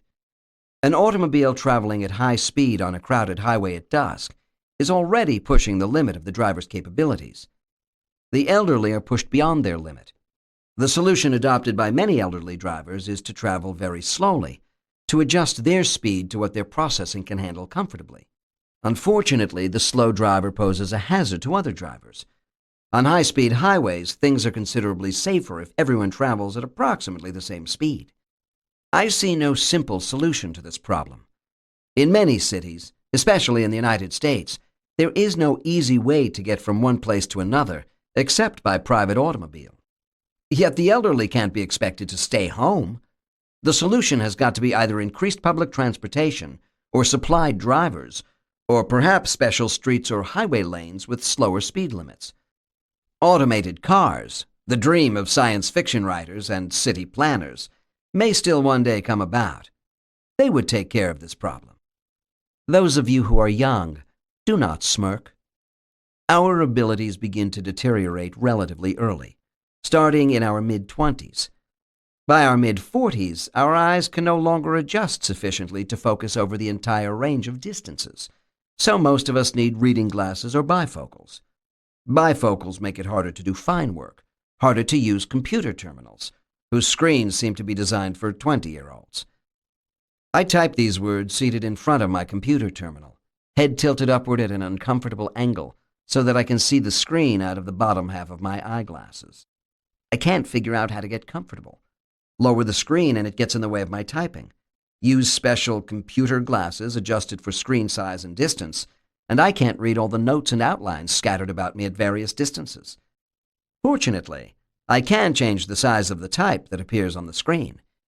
I use a 12-point font, one whose letters are comfortably large. Alas, this is a trade-off, for the larger the letters on the screen, the less material can fit. Change to a 9-point font and I can see 78% more material, 33% more lines, each with 33% more words. A non-trivial difference when I'm trying to write long sections. But the letters are 33% smaller, making it harder both to read and to correct them. At least my computer allows flexibility in type size. Most do not. By the time we're 60, enough stray material has scattered about in our eyes that visual contrast is diminished, enough to be one of the major reasons that airline pilots are forced to retire at this age. At the age of 60, a person is still in good mental and physical shape, and the accumulated wisdom of the years leads to superior performance in many tasks. But physical strength is lessened, the agility of the body decreased, and the speed of some operations lessened. In a world where the average age is increasing, 60 is still relatively young. Most 60-year-olds have another 20 years to live. Many have 40. We need to design with these people in mind. Think of it as designing with our future selves in mind. There is no simple solution, no one-size-fits-all. But designing for flexibility helps. Flexibility in the size of the images on computer screens, in the sizes, heights, and angles of tables and chairs. Flexibility on our highways, perhaps making sure there are alternative routes with different speed limits. Fixed solutions will invariably fail with some people. Flexible solutions at least offer a chance for those with special needs. Selective attention. The problem of focus. The ability of conscious attention is limited. Focus on one thing and you reduce your attention to others. Psychologists call the phenomenon selective attention. Excessive focus leads to a kind of tunnel vision, where peripheral items are ignored. I watched a consumer show on British television on toasters that caught fire when the bread was too dry. The consumer representatives pointed out that people often inserted their fingers, a fork, or a knife into the toaster to extract the toast. This was very dangerous, even more dangerous in Britain than in the United States, because the voltage is 240 volts, not the 120 of the United States. Yet some toasters had exposed wires very close to the top, quite reachable by the finger or the metal utensil. The consumer representatives argued that manufacturers should not have placed the wires so close to the opening. The manufacturers denied that their toasters were dangerous. Why, they asked, would someone stick their fingers or a knife into a toaster? Certainly the instructions warned them not to. Certainly they must know it is dangerous. To the designer, such an action is so unthinkable that prevention did not enter into the design considerations. Consider the matter from the user's point of view. The person sees a problem, stuck or burning toast, and focuses on the solution, to extract it. The danger does not come to mind. To my own surprise, I did the same thing the very next day. I inserted 2 crumpets into the toaster. A few minutes later, smoke was pouring out. Quick, I ran over to the toaster, popped up the crumpets as far as they would go, and then quickly, but carefully, inserted a knife blade into the toaster down the side to lift them out. What was I doing? Selective attention. Attend to the immediate problem, forget the rest. Sure, I was being careful, but that is probably what the people who electrocuted themselves also believed. It just didn't seem dangerous, that's all. The same story is repeated over and over again. Underwater divers focus so much on struggling to the surface that they fail to release the lead weights on a special easy-to-release belt that are keeping them underwater. People who are fleeing a fire push hard against a door, harder and harder, failing to recognize that the door opens by pulling. Someone is trapped behind a door pushing against the left side when it opens from the right. Motorcyclists have their helmets strapped to their bike, not their head. People don't use seatbelts or they drive too fast because it is inconvenient to do otherwise and because they don't see the danger. When there is a problem, people are apt to focus on it to the exclusion of other factors. The designer must design for the problem case, making other factors more salient or easier to get to, or perhaps less necessary. That's what the forcing functions of Chapter 5 were all about. Make the power cutoff switch of the toaster a forcing function, so that a person can't stick something into the toaster without flipping a power cutoff switch, which should be easy to get to and use. or change the design of the wiring and heating elements so that lethal elements cannot be reached from outside, no matter what flesh or metal gets put into the toaster. A corollary principle is that designers must guard against the problems of focus in their own design. Did their attention to one set of variables cause them to neglect another? Did safety suffer for usability? Usability for aesthetics? Aesthetics for manufacturability? The faucet. A case history of design difficulties. It may be hard to believe that an everyday water faucet could need an instruction manual. I saw one, this time at the meeting of the British Psychological Society in Sheffield, England. The participants stayed in dormitories. Upon checking into one of these, the Ranmore House, a guest was given a pamphlet that gave useful information: where the churches were, the times of meals, the location of the post office, and how to work the taps, faucets. The taps on the wash-hand basin are operated by pushing down gently. When it was my turn to speak at the conference, I asked the audience about those taps. How many had trouble using it? Polite, restrained titterings from the audience. How many tried to turn the handle?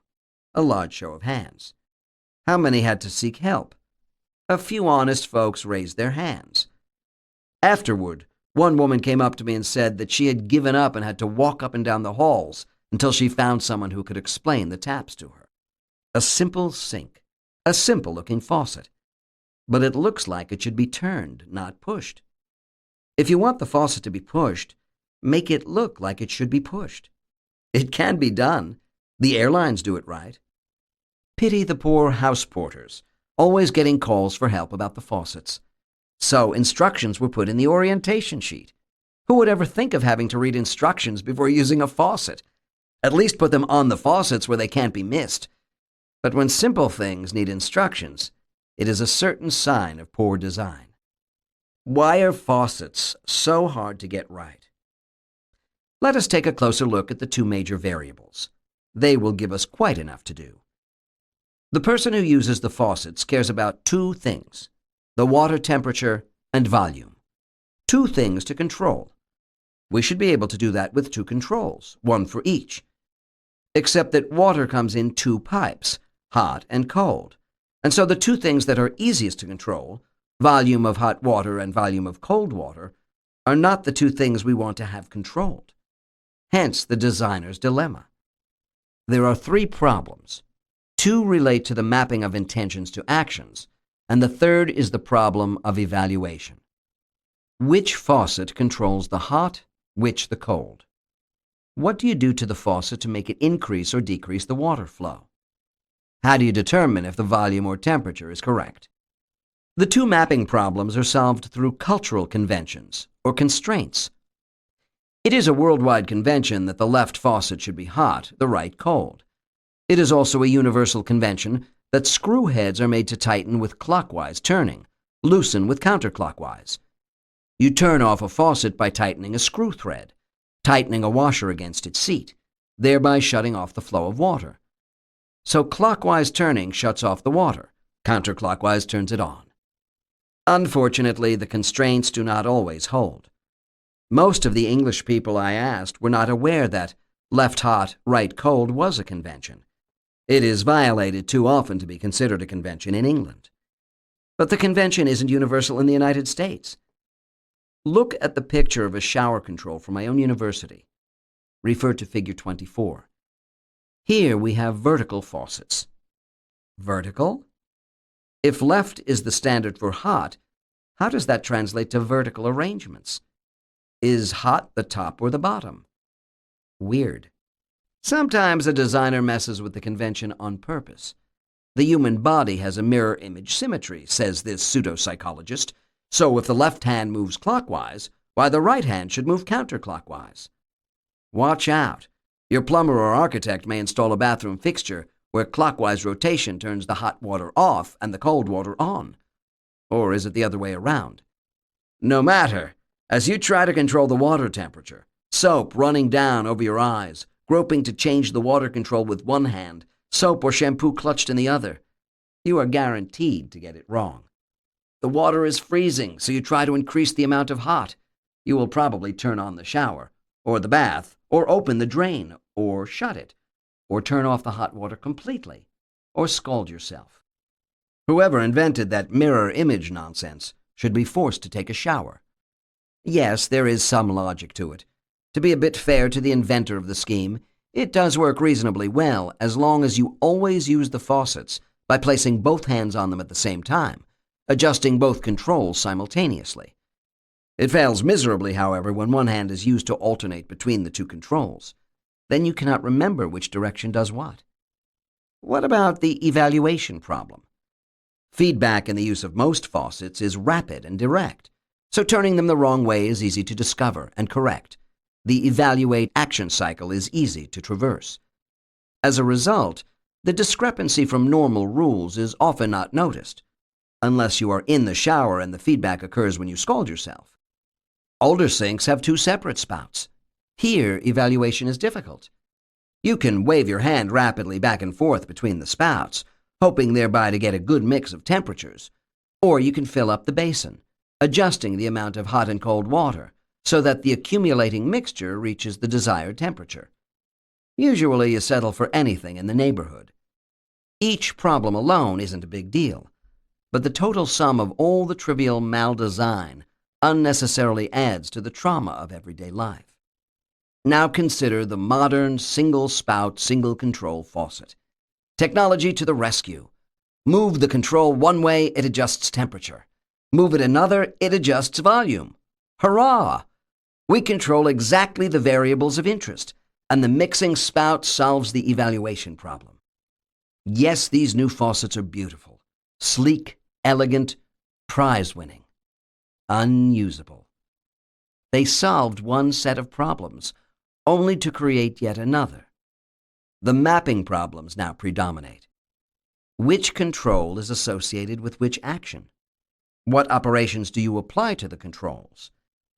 The problem is that it is very difficult to figure out which part of the sleek faucet is the control. And even if you figure that out, it is hard to figure out in which direction it moves. And once you figure that out, it is hard to figure out which direction controls which action. And when these fancy, multi-purpose, sleek designs also control the basin plug and the diversion of water to shower or bath, disaster awaits. There are two problems here. First, in the name of elegance, the moving parts sometimes meld invisibly into the faucet structure, making it nearly impossible even to find the controls, let alone figure out which way they move or what they control.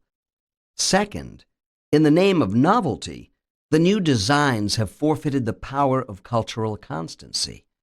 Users don't want each new design to use a different method for controlling the water.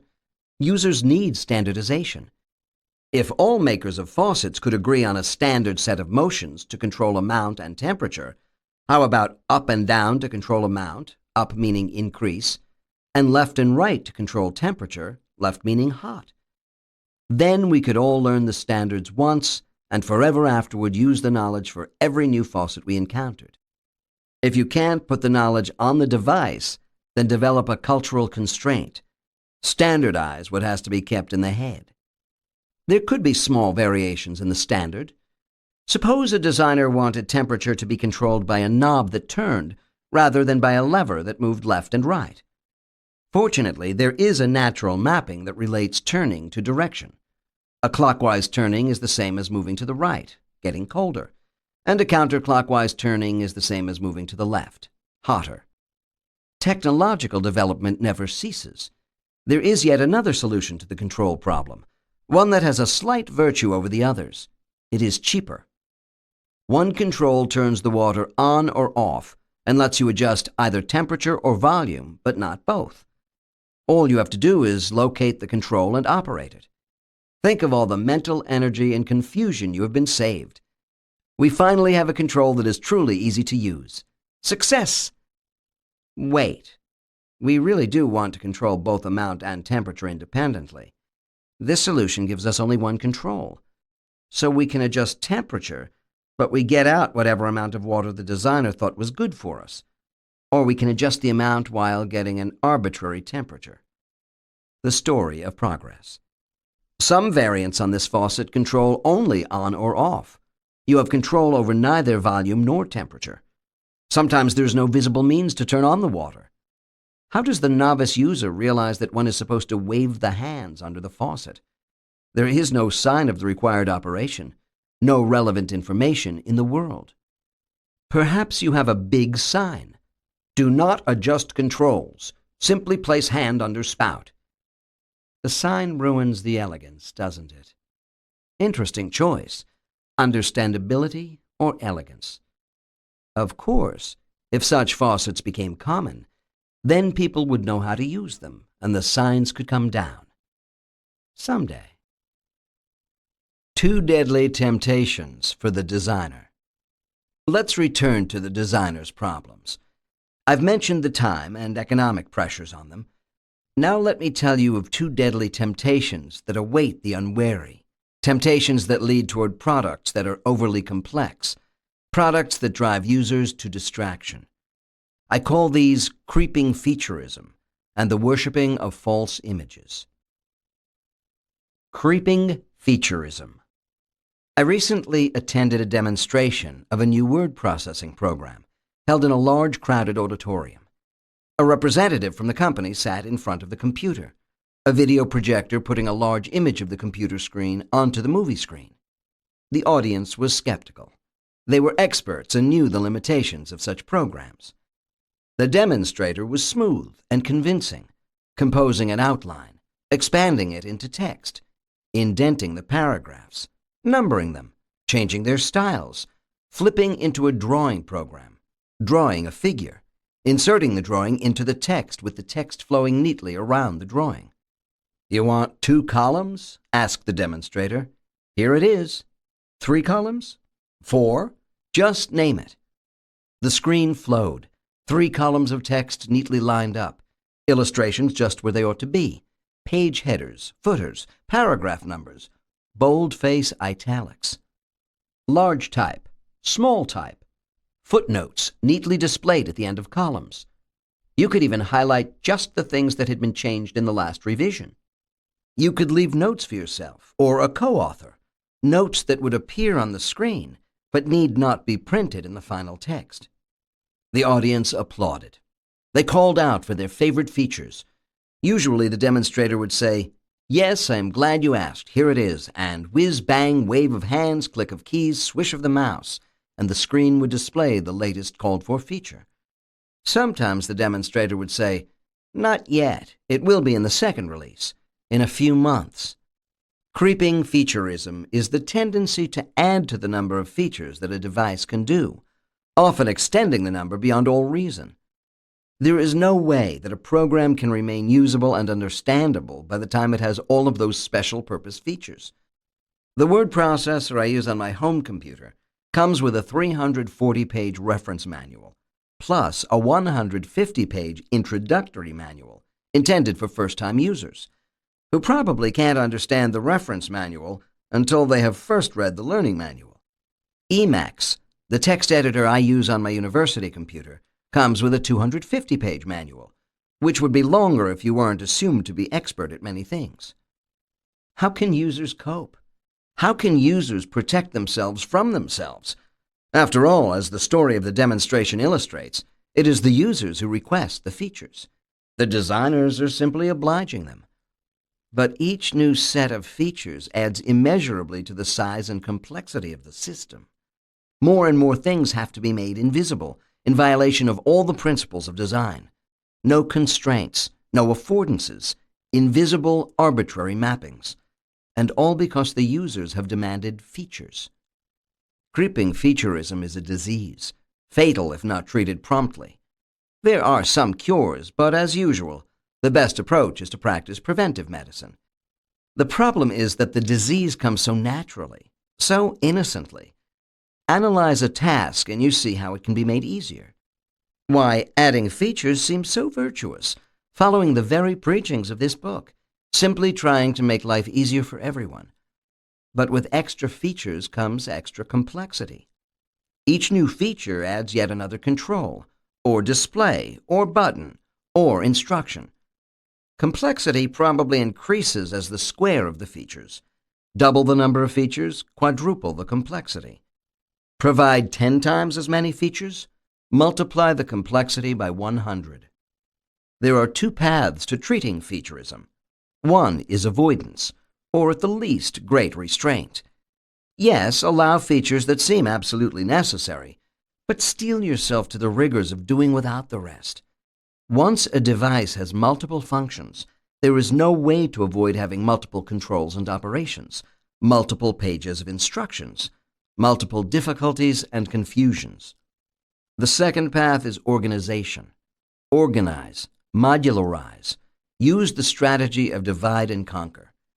Suppose we take each set of features and hide them away in separate locations, perhaps with dividing barriers between sets. The technical word is modularization. Create separate functional modules, each with a limited set of controls, each specialized for some different aspect of the task. The virtue is that each separate module has limited properties, limited features, yet the sum total of features in the device is unchanged. The proper division of a complex set of controls into modules allows you to conquer complexity. The worshipping of false images. The designer and user may further be tempted to worship complexity. Some of my students did a study of office copying machines. They discovered that the most expensive, most feature-laden machines were bestsellers among law firms. Did the firms need the extra features of the machines? No. It turns out that they liked to put them in the front offices where clients were waiting. Impressive machines, with flashing lights and pretty displays. The firm gained an aura of being modern and up-to-date, capable of dealing with the rigors of modern high technology. The fact that the machines were too complex to be mastered by most of the people in the firms was irrelevant. The copiers did not even have to be used. Appearance alone did the job. Ah, yes, the worshipping of false images, in this case by the customers. A colleague told me of her difficulties with her home audio television set. It was comprised of separate components, each alone not too complex. But the combination was so overwhelming that she could not use it. Her solution was to work through each of the operations she wished to perform and write explicit instructions for herself. And even with these instructions, operation was not easy. Here, the culprit clearly is the interactions among components. Imagine having to write several pages of instructions in order to use your own audio set. In the case of the overly complex audio television set, the components were from different manufacturers. Nonetheless, they were intended to be purchased and used individually. I have seen equal complexity in components from a single manufacturer. Some salespeople try to create the impression that this is how it has to be, that anyone with any technical competence can manage to work the devices. No, that attitude won't work. The equipment is simply too complex, the interaction between components too overwhelming. There was nothing particularly elaborate about my colleague's equipment. This person was reasonably sophisticated in technical things. She has a PhD in computer science, but was baffled by an everyday audio set. One of the problems with audio-video equipment is that even if each component has been designed with care, the interaction between components causes problems. The tuner, cassette deck, television, VCR, CD player, and so on all seem to be designed in relative isolation. Put them all together and there is chaos, an amazing proliferation of controls, lights, meters, and interconnections that can defeat even the most talented. In this case, the false image is appearance of technical sophistication. This is the sin responsible for the extra complexity of many of our devices, from telephones and televisions to dishwashers and washing machines, from automobile dashboards to audio-visual sets. There is no remedy except through education. You might argue that this is a victimless sin, hurting only those who practice it, but this is not true. Manufacturers and designers produce products for what they perceive as their market demands.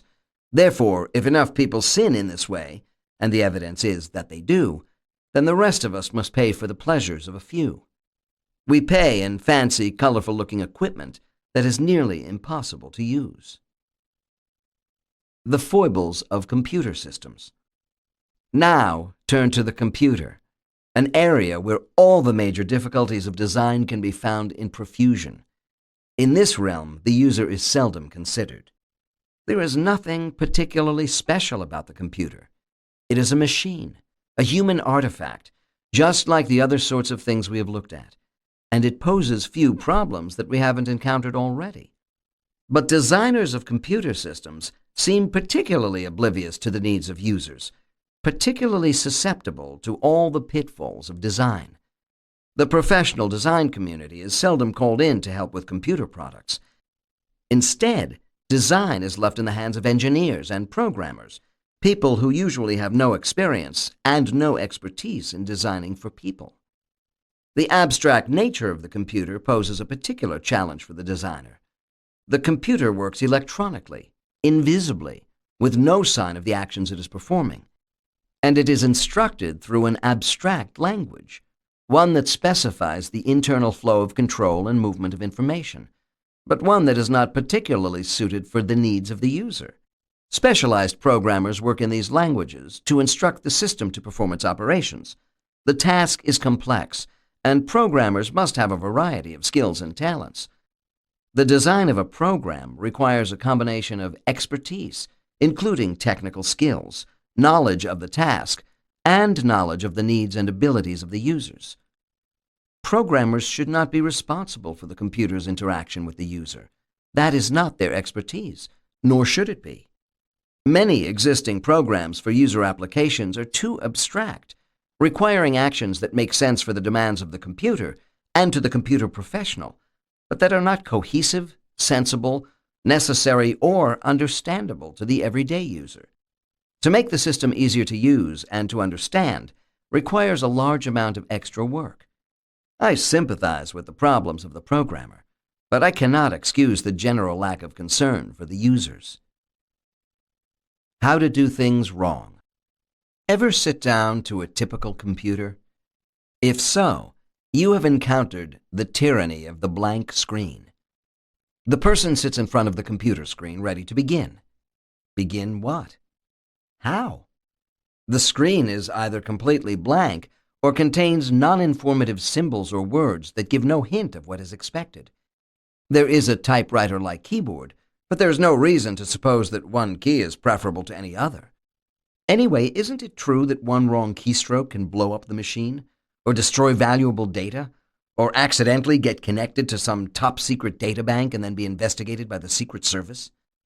Who knows what danger lurks in the key press? It is almost as frightening as being taken to a party filled with strange people, being led to the center of the room and let go. Your host disappears, saying, "Make yourself at home. I'm sure there are lots of people you can talk to." Not me. I retreat to the fringes and try to find something to read. What is the problem? Nothing special, just more of everything. The special powers of the computer can amplify all the usual problems to new levels of difficulty. If you set out to make something difficult to use, you could probably do no better than to copy the designers of modern computer systems. Do you want to do things wrong? Here is what to do. Make things invisible. Widen the gulf of execution. Give no hints to the operations expected. Establish a gulf of evaluation. Give no feedback, no visible results of the actions just taken. Exploit the tyranny of the blank screen. Be arbitrary. Computers make this easy. Use non-obvious command names or actions. Use arbitrary mappings between the intended action and what must actually be done. Be inconsistent. Change the rules. Let something be done one way in one mode and another way in another mode. This is especially effective where it is necessary to go back and forth between the two modes. Make operations unintelligible. Use idiosyncratic language or abbreviations. Use uninformative error messages. Be impolite. Treat erroneous actions by the user as breaches of contract. Snarl, insult, mumble unintelligible verbiage. Make operations dangerous. Allow a single erroneous action to destroy invaluable work. Make it easy to do disastrous things. But put warnings in the manual. Then, when people complain, you can ask, "But didn't you read the manual?" This list is getting depressing, so let us turn to the good side. The computer has vast potential, more than enough to overcome all its problems. Because it has unlimited power, because it can accept almost any kind of control, and because it can create almost any kind of picture or sound, it has the potential to bridge the gulfs, to make life easier. If designed properly, systems can be tailored for and by each of us. But we must insist that the computer developers work for us, not for the technology, not for themselves. Programs and systems do exist that have shown us the potential.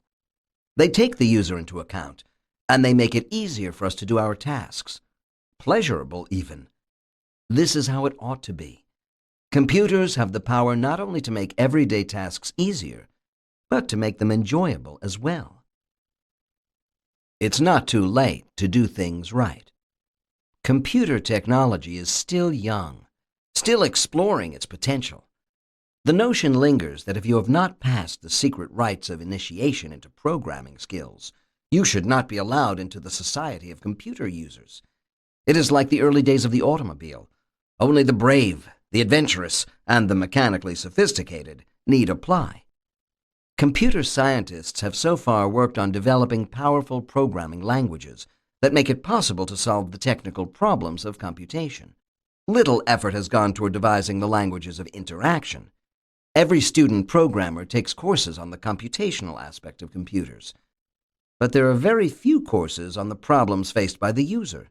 Such courses are usually not required, and they are not easy to fit into the already crowded schedule of the fledgling computer scientist.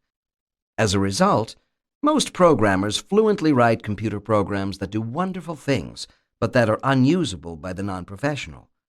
Most programmers have never thought of the problems faced by the users. They are surprised to discover that their creations tyrannize the user. There is no longer any excuse for this. It is not that difficult to develop programs that make visible their actions, that allow the user to see what is going on, that make the set of possible actions visible, that display the current state of the system in a meaningful and clear way.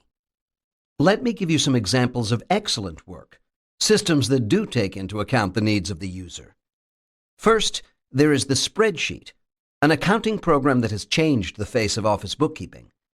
The first spreadsheet program, VisiCalc, was so impressive that people bought computers just so they could use this one program. That is a strong argument for its usability. Spreadsheets have their problems, but on the whole, they allow people to work with numbers in a convenient way, with immediately visible results. What did people like about the spreadsheet? The way it looked. You didn't seem to be using a computer. You were working on your problem. You organized the problem just the way you always would, except now it was easy to make changes, easy to see the results. Change one number, and everything that depended on that number changed along with it, in just the proper way. What a painless way to do budget projections. All the benefits of the computer without the technical impediments.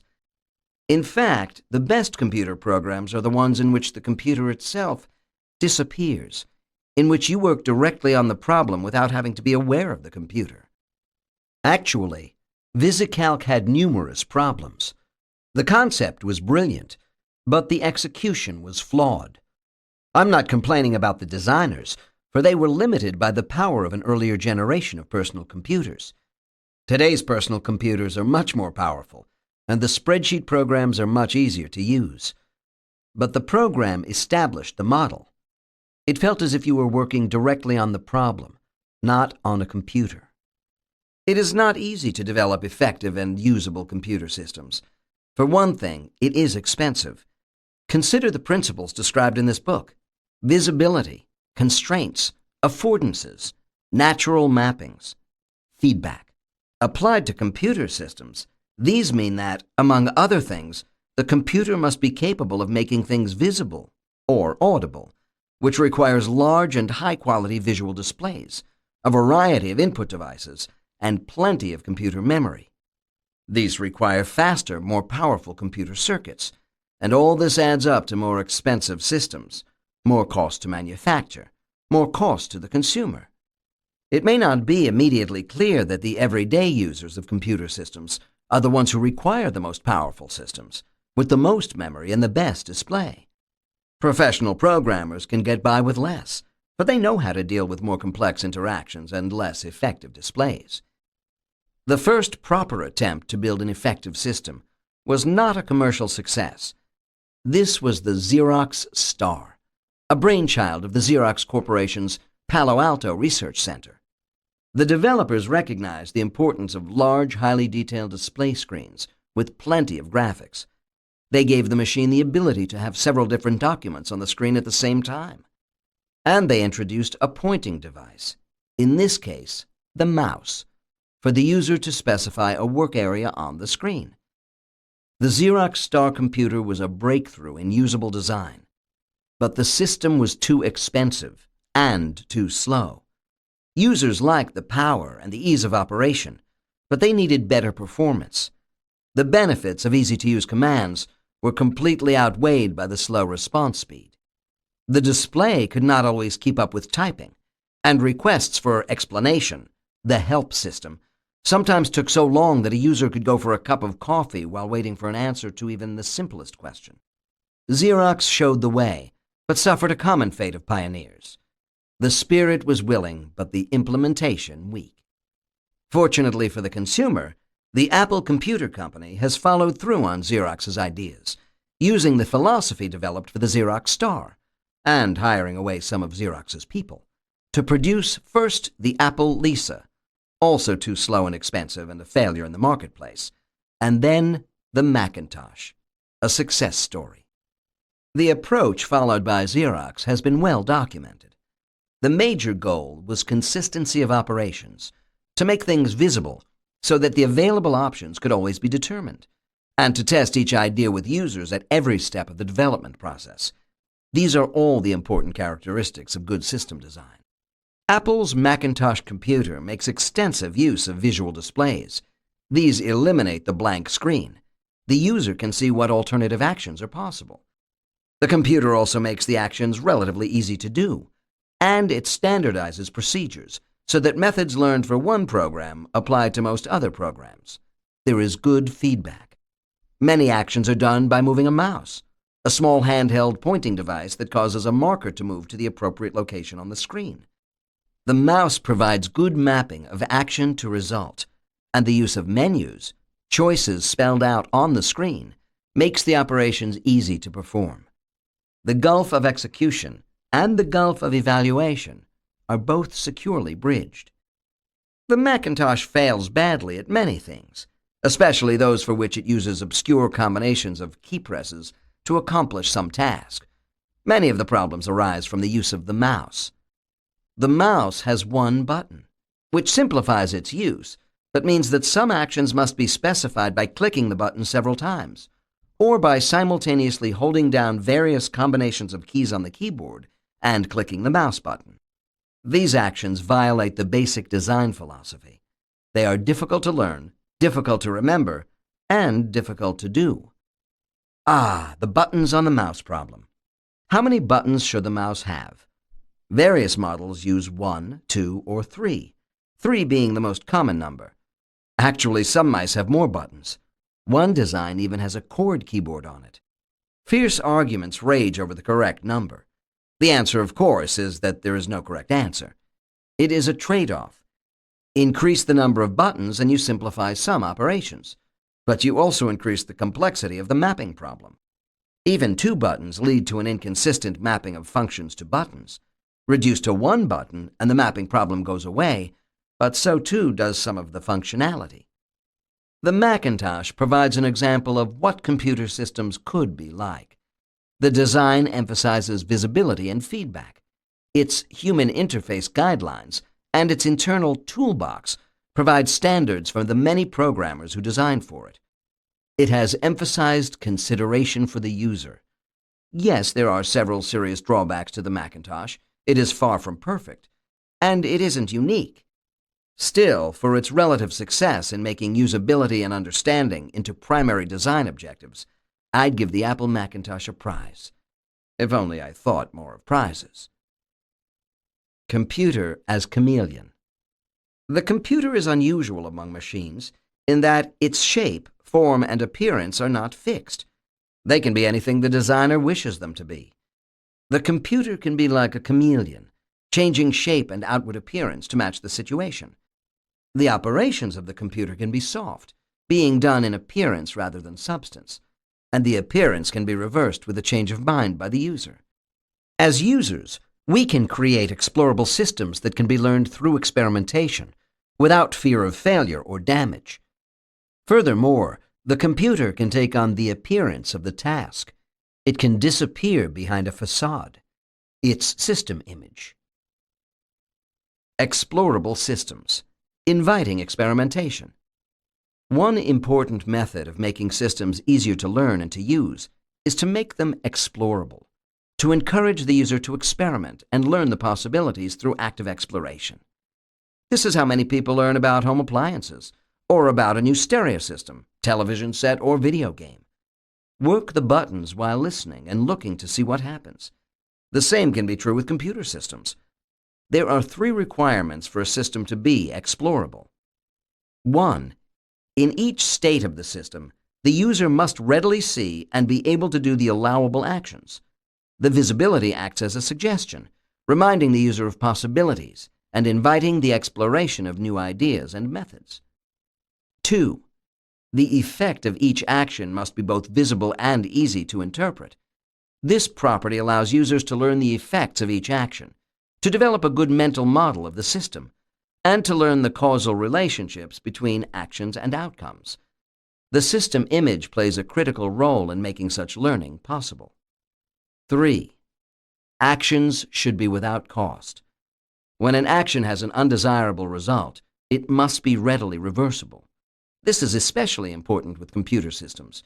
In the case of an irreversible action, the system should make clear what effect the contemplated action will have prior to its execution. There should be enough time to cancel the plan. Or the action should be difficult to do, non-explorable. Most actions should be cost-free, explorable, discoverable. 2 modes of computer usage. Compare 2 different ways of getting a task done. One way is to issue commands to someone else who does the actual work. Call this command mode, or third-person interaction. The other way is to do the operations yourself. Call this direct manipulation mode, or first-person interaction. The difference between these 2 is like the difference between being driven by a chauffeur and driving an automobile yourself. These 2 different modes exist with computers. Most computer systems offer command mode, third-person interactions. To use the computer, you type commands to it, using a special command language that you have to learn. Some computer systems offer direct manipulation, first-person interactions, good examples being the driving, flying, and sports games that are commonplace in arcades and on home machines.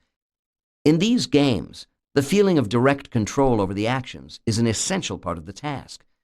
This feeling of directness is also possible with everyday computer tasks, such as writing or bookkeeping.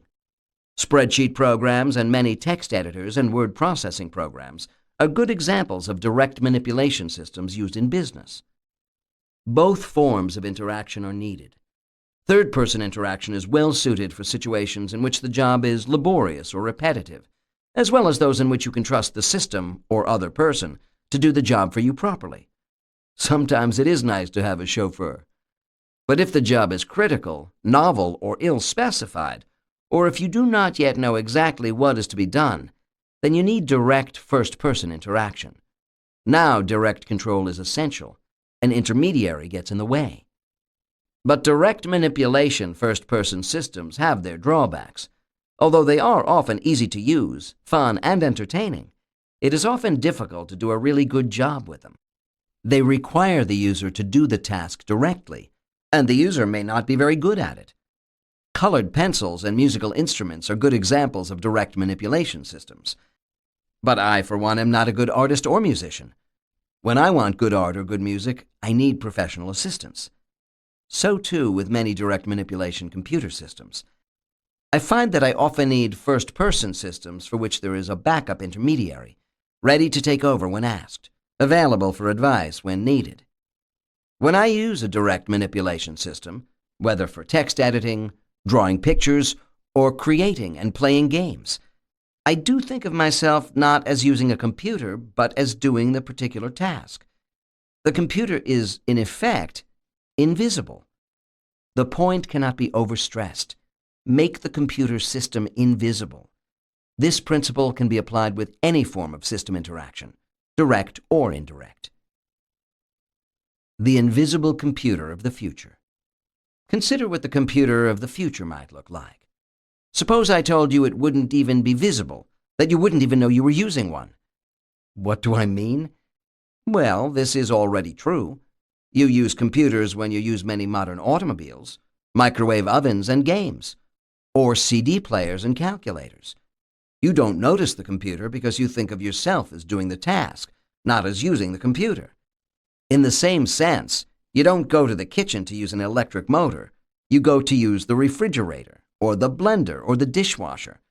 The motors are part of the task, even in the case of the blender, mixer, or food processor, which are essentially pure motors and the specialized attachments they drive. The computer of the future is perhaps best illustrated by my imaginary perfect calendar. Suppose I am home one evening, deciding whether to accept an invitation to attend a conference next May. I pick up my appointment calendar and turn to the appropriate page. I tentatively decide that I can attend and pencil in the topic. The calendar flashes at me and displays a note reminding me that the university will still be in session during that period, and that the trip overlaps my wife's birthday. I decide that the conference is important, so I make a note to check whether I can get someone to take over my classes and to see whether I can leave the conference early for the birthday. I close the calendar and get back to other things. The next day, when I arrive at my office, I find 2 notes on my message screen. One to find a substitute for my classes next May, the other to check with the conference organizers to see if I can leave early. This imaginary calendar looks like a calendar. It's about the size of a standard pad of paper. It opens up to display dates. But it really is a computer, so it can do things that today's appointment calendar cannot. It can, for example, present its information in different formats. It can display the pages compressed so that a whole year fits on one page.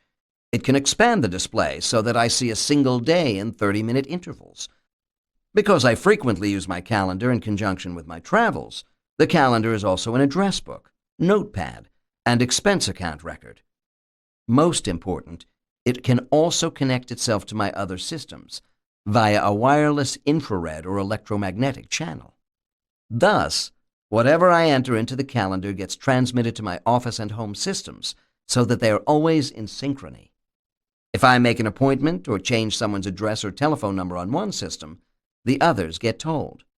When I finish a trip, the expense record can be transferred to the expense account form. The computer is invisible, hidden beneath the surface. Only the task is visible. Although I may actually be using a computer, I feel as if I'm using my appointment calendar. This is the end of the CD. The audiobook continues on the next CD. Chapter 7. User-Centered Design. The point of POET is to advocate a user-centered design, a philosophy based on the needs and interests of the user, with an emphasis on making products usable and understandable.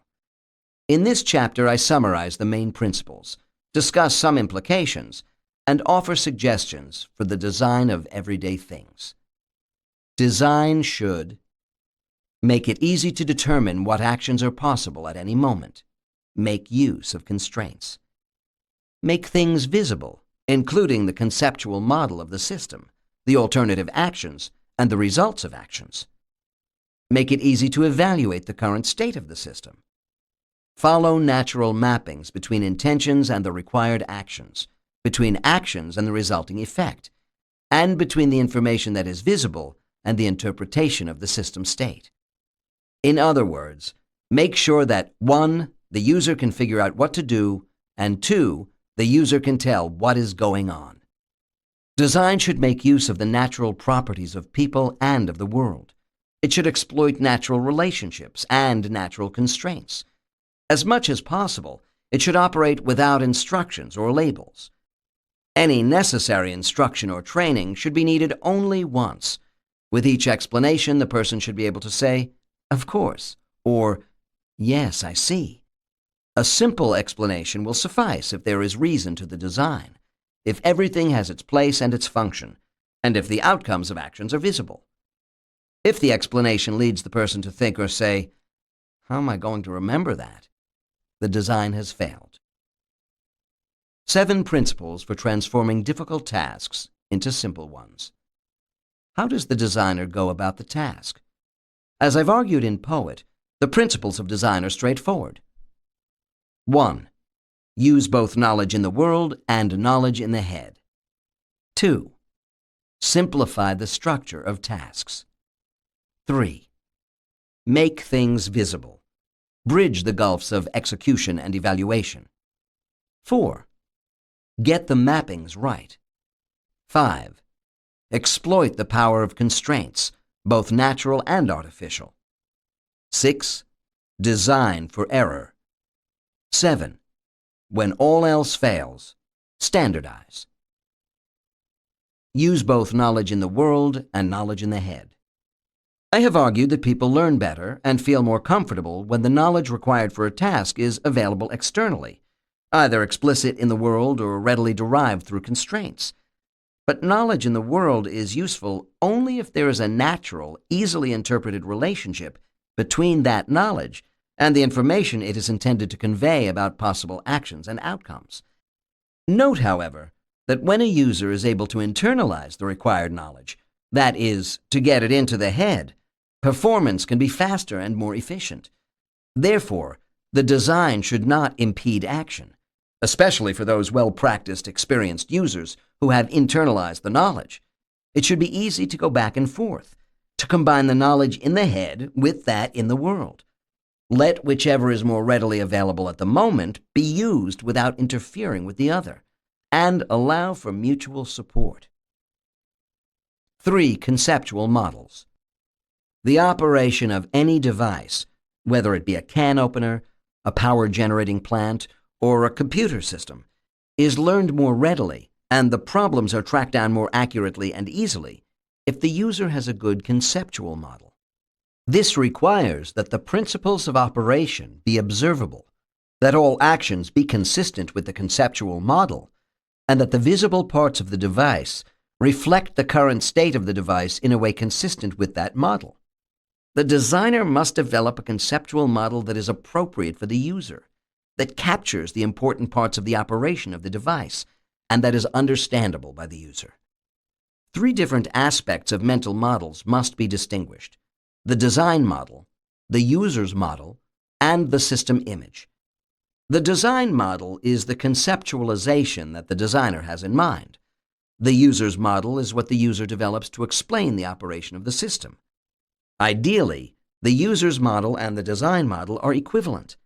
However, the user and designer communicate only through the system itself, its physical appearance, its operation, the way it responds, and the manuals and instructions that accompany it. Thus, the system image is critical. The designer must ensure that everything about the product is consistent with and exemplifies the operation of the proper conceptual model. All 3 aspects are important. The user's model is essential, of course, for that determines what is understood. In turn, it is up to the designer to start with a design model that is functional, learnable, and usable. The designer must ensure that the system reveals the appropriate system image. Only then can the user acquire the proper user's model and find support for the translation of intentions into actions and system state into interpretations. Remember, the user acquires all knowledge of the system from that system image. The role of manuals. The system image includes instruction manuals and documentation. Manuals tend to be less helpful than they should be. They are often written hastily after the product is designed, under severe time pressures and with insufficient resources, and by people who are overworked and underappreciated. In the best of worlds, the manuals would be written first, then the design would follow the manual. While the product was being designed, Potential users could simultaneously test the manuals and mock-ups of the system, giving important design feedback about both. Alas, even the best manuals cannot be counted on. Many users do not read them. Obviously, it is wrong to expect to operate complex devices without instruction of some sort, but the designers of complex devices have to deal with human nature as it is. Simplify the structure of tasks. Tasks should be simple in structure, minimizing the amount of planning or problem-solving they require. Unnecessarily complex tasks can be restructured, usually by using technological innovations. Here is where the designer must pay attention to the psychology of the person, to the limits on how much a person can hold in memory at one time, to the limits on how many active thoughts can be pursued at once. These are the limitations of short-term and long-term memory and of attention. The limitations of short-term memory, STM, are such that a person should not be required to remember more than about 5 unrelated items at one time. If necessary, the system should provide technological assistance for any temporary memory requirements. The limitations of long-term memory, LTM, mean that information is better and more easily acquired if it makes sense, if it can be integrated into some conceptual framework. Moreover, retrieval from LTM is apt to be slow and to contain errors. Here is where information in the world is important, to remind us of what can be done and how to do it. Limitations on attention are also severe. The system should help by minimizing interruption, by providing aids to allow for recovery of the exact status of the operations that were interrupted. A major role of new technology should be to make tasks simpler. A task can be restructured through technology, or technology might provide aids to reduce the mental load. Technological aids can show the alternative courses of action, help evaluate implications, and portray outcomes in a more complete, more easily interpretable manner. These aids can make the mappings more visible, or better, make the mappings more natural. 4 major technological approaches can be followed. Keep the task much the same, but provide mental aids. Use technology to make visible what would otherwise be invisible, thus improving feedback and the ability to keep control. Automate, but keep the task much the same. Change the nature of the task. Let us look separately at each of these possibilities. Keep the task much the same, but provide mental aids. Don't underestimate the power or importance of simple mental aids. Consider, for example, the value of simple everyday notes to ourselves. Without them, we might fail. Or simple notepads for telephone numbers, names, addresses, for the facts that are essential to everyday functioning, but that we cannot trust our own memory structures to provide. Some mental aids are also technological advances. These include watches, timers, calculators, pocket dictating machines, computer notepads, and computer alarms. Some aids are still to come. The pocket computer with a powerful display, which will keep our notes, remind us of our appointments, and smooth our passage through the schedules and interactions of life. Use technology to make visible what would otherwise be invisible, thus improving feedback and the ability to keep control. The instruments in the automobile or aircraft do not change the task, but they do make visible the state of the engine and the other parts of the vehicle, even though you cannot physically get access to them. Similarly, the microscope and telescope, television set, camera, microphone, and loudspeaker all provide ways of getting information about a remote object, making visible or audible what is happening, making possible tasks and pursuits that would otherwise not be possible. With modern computers and their powerful graphic displays, we now have the power to show what is really happening, to provide a good, complete image that matches the person's mental model of the task, thereby simplifying both understanding and performance. Today, computer graphics are used more for show than for legitimate purposes. Their powers are wasted. But there exists great potential to make visible what should be visible, and to keep hidden what is irrelevant. These first 2 approaches to mental aids keep the main tasks unchanged. They act as reminders. They reduce memory load by providing external memory devices, providing knowledge in the world rather than requiring it to be in the head. They supplement our perceptual abilities. Sometimes they enhance human skills sufficiently so that a job that was not possible before, or was possible only for the most highly skilled performers, becomes available to many. Don't these so-called advances also cause us to lose valuable mental skills? Each technological advance that provides a mental aid also brings along critics who decry the loss of the human skill that has been made less valuable. Fine, I say. If the skill is easily automated, it wasn't essential. I prefer to remember things by writing them on a pad of paper rather than spending hours of study on the art of memory. I prefer using a pocket calculator to spending hours of pencil pushing and grinding, usually only to make an arithmetic mistake and not discover it until after the harm has been done. I prefer pre-recorded music to no music, even if I risk becoming complacent about the power and beauty of the rare performance. And I prefer writing on a text editor or word processor so that I can concentrate on the ideas and the style, not on making marks on the paper. Then I can go back later and correct ideas, redo the grammar, and with the aid of my all-important spelling correction program, I can be confident of my presentation. Do I fear that I will lose my ability to spell as a result of over-reliance on this technological crutch? What ability? Actually, my spelling is improving through the use of this spelling corrector that continually points out my errors and suggests the correction, but won't make a change unless I approve it. It is certainly a lot more patient than my teachers used to be, and it is always there when I need it, day or night. So I get continual feedback about my errors, plus useful advice. My typing does seem to be deteriorating because I can now type even more sloppily, confident that my mistakes will be detected and corrected. In general, I welcome any technological advance that reduces my need for mental work, but still gives me the control and enjoyment of the task. That way I can exert my mental efforts on the core of the task, the thing to be remembered, the purpose of the arithmetic or the music. I want to use my mental powers for the important things, not fritter them away on the mechanics. Automate, but keep the task much the same. There are dangers in simplification. Unless we are careful, the automation can harm as well as help. Consider one impact of automation. As before, the task will stay essentially the same, but parts of it will disappear. In some cases, the change is confirmed as a universal blessing. I don't know of anyone who misses the automatic spark advance in automobiles or cranking the engine to get it started. Just a few people miss having manual control over the automobile choke. On the whole, this type of automation has resulted in useful advances, replacing tedious or unnecessary tasks and reducing what must be monitored. The automatic controls and instruments of ships and aircraft have been great improvements. Some automation is more problematic. Automatic shift on a car?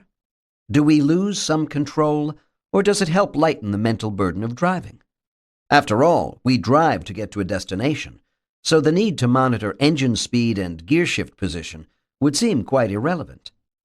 But some people take pleasure in performing the task itself. For them, part of driving is using the engine well, believing that they can operate more efficiently than can the automatic device. What about the automatic pilot of an aircraft, or the automatic navigation systems that have eliminated the sextant and lengthy computations? Or what about frozen, pre-cooked meals? Do the changes destroy the essence of the task? Here there's more debate. In the best of worlds, we would be able to choose automation or full control. Change the nature of the task. When a task seems inherently complex because of the manual skill required, certain technological aids can dramatically change which type of skill is required by restructuring the task. In general, technology can help transform deep, wide structures into narrower, shallower ones. Tying a shoelace is one of the standard everyday tasks that is actually quite difficult to learn. Adults may have forgotten how long it took them to learn, but they will be reminded if their fingers stiffen with injury, age, or disease. The introduction of the new fastening materials, for example, Velcro hook and loop fasteners, has eliminated the need for a complex sequence of skilled motor actions by changing the task to one that is considerably simpler, one that requires less skill. The task has become possible for both young children and infirm adults. The example of shoelaces may seem trivial, but it isn't. Like many everyday activities, it is difficult for a large segment of the population, and its difficulties can be overcome through restructuring provided by a simple technology. The hook and loop fasteners provide another example of design trade-offs. Hook and loop fasteners dramatically simplify shoe fastening for the young and infirm. But they add to the problems of parents and teachers, for children delight in fastening and unfastening their shoes. So, a fastener that is more difficult to work has certain virtues. And for sports, for which precise support of the foot is required, the best solution still appears to be the shoelace, which can be adjusted so as to offer different tensions at different parts of the foot. The current generation of hook and loop fasteners does not have the flexibility of laces. Digital watches represent another example of how a new technology can supplant an old one. It has delayed or eliminated the need for children to learn the mapping of the analog hands of the traditional clock face onto the hours, minutes, and seconds of the day. Digital timepieces are controversial. In changing the representation of time, the power of the analog form has been lost, and it has become more difficult to make quick judgments about time. The digital display makes it easier to determine the exact time, but harder to make estimates or to see approximately how much time has passed since an earlier reading. This might serve as a useful reminder that task simplification by itself is not necessarily a virtue. I do not want to argue for digital timepieces, but let me remind you how difficult and arbitrary the analog timepiece really is. After all, it too was an arbitrary imposition of a notational scheme imposed upon the world by the early technologists. Today, because we can no longer remember the origins, we think of the analog system as necessary, virtuous, and proper. It presents a horrid classic example of the mapping problem. Yes, the notion that time should be represented by the distance a hand moves around a circle is a good one. The problem is that we use 2 or 3 different hands moving around the same circle, each one meaning something different and operating on a different scale. Which hand is which? Do you remember how hard it is to teach a child the difference between the little hand and the big hand, and not to confuse the second hand, which is sometimes big, sometimes little, with the minute hand or the hour hand? Do I exaggerate? Read what Kevin Lynch says about this in his delightful book on city planning, What Time Is This Place? Telling time is a simple technical problem, but unfortunately the clock is a rather obscure perceptual device. Its first widespread use in the 13th century was to ring the hours for clerical devotions. The clock face, which translated time into spatial alteration, came later. That form was dictated by its works, not by any principle of perception. 2, sometimes 3, superimposed cycles give duplicate readings, according to angular displacement around a finely marked rim. Neither minutes nor hours nor half-days correspond to the natural cycles of our bodies or the sun. And so, teaching a child to read a clock is not a childish undertaking. When asked why a clock had 2 hands, a 4-year-old replied, "God thought it would be a good idea." Aircraft designers started using meters that looked like clock faces to represent altitude. As airplanes were able to fly higher and higher, the meters needed more hands. Guess what? Pilots made errors, serious errors. Multi-handed analog altimeters have been largely abandoned in favor of digital ones because of the prevalence of reading errors. Even so, many contemporary altimeters maintain a mixed mode. Information about rate and direction of altitude change is determined from a single analog hand, while precise judgments of height come from the digital display. Don't take away control. Automation has its virtues, but automation is dangerous when it takes too much control from the user. Over-automation, too great a degree of automation, has become a technical term in the study of automated aircraft and factories. One problem is that over-reliance on automated equipment can eliminate a person's ability to function without it. A prescription for disaster if, for example, one of the highly automated mechanisms of an aircraft suddenly fails. A second problem is that a system may not always do things exactly the way we would like, but we are forced to accept what happens because it is too difficult or impossible to change the operation. A third problem is that the person becomes a servant of the system, no longer able to control or influence what is happening. This is the essence of the assembly line. It depersonalizes the job. It takes away control. It provides, at best, a passive or third-person experience. All tasks have several layers of control. The lowest level is the details of the operation, the nimble finger work of sewing or playing the piano, the nimble mental work of arithmetic. Higher levels of control affect the overall task, the direction in which the work is going. Here, we determine, supervise, and control the overall structure and goals. Automation can work at any level. Sometimes we really want to maintain control at the lower level. For some of us, it is the nimble execution of the finger or mind that matters. Some of us want to play music with skill. Or we like the feel of tools against wood. Or we enjoy wielding a paintbrush. In cases like these, we would not want automation to interfere. At other times, we want to concentrate on higher-level things. Perhaps our goal is to listen to music, and we find the radio more effective for us than the piano. Perhaps our artistic skill can't get us as far as can a computer program. Make things visible. Bridge the gulfs of execution and evaluation. This has been a focal theme of Poet. Make things visible on the execution side of an action so that people know what is possible and how actions should be done. Make things visible on the evaluation side so that people can tell the effects of their actions. There is more. The system should provide actions that match intentions. It should provide indications of system state that are readily perceivable and interpretable, and that match intentions and expectations. And of course, the system state should be visible or audible and readily interpretable. Make the outcomes of an action obvious. Sometimes the wrong things are visible.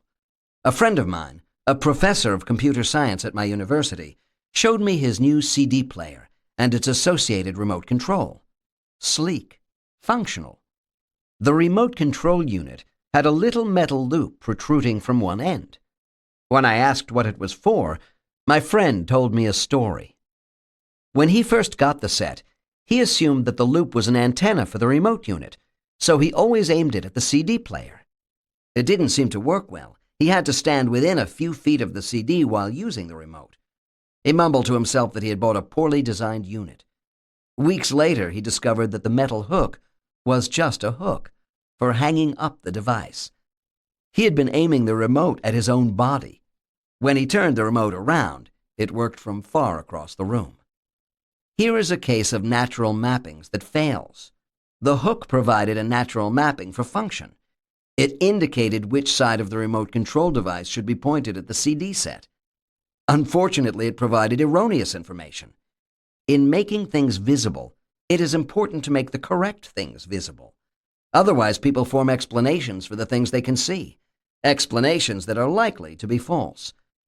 And then they find some reason for poor performance, in this example that the remote was not very powerful.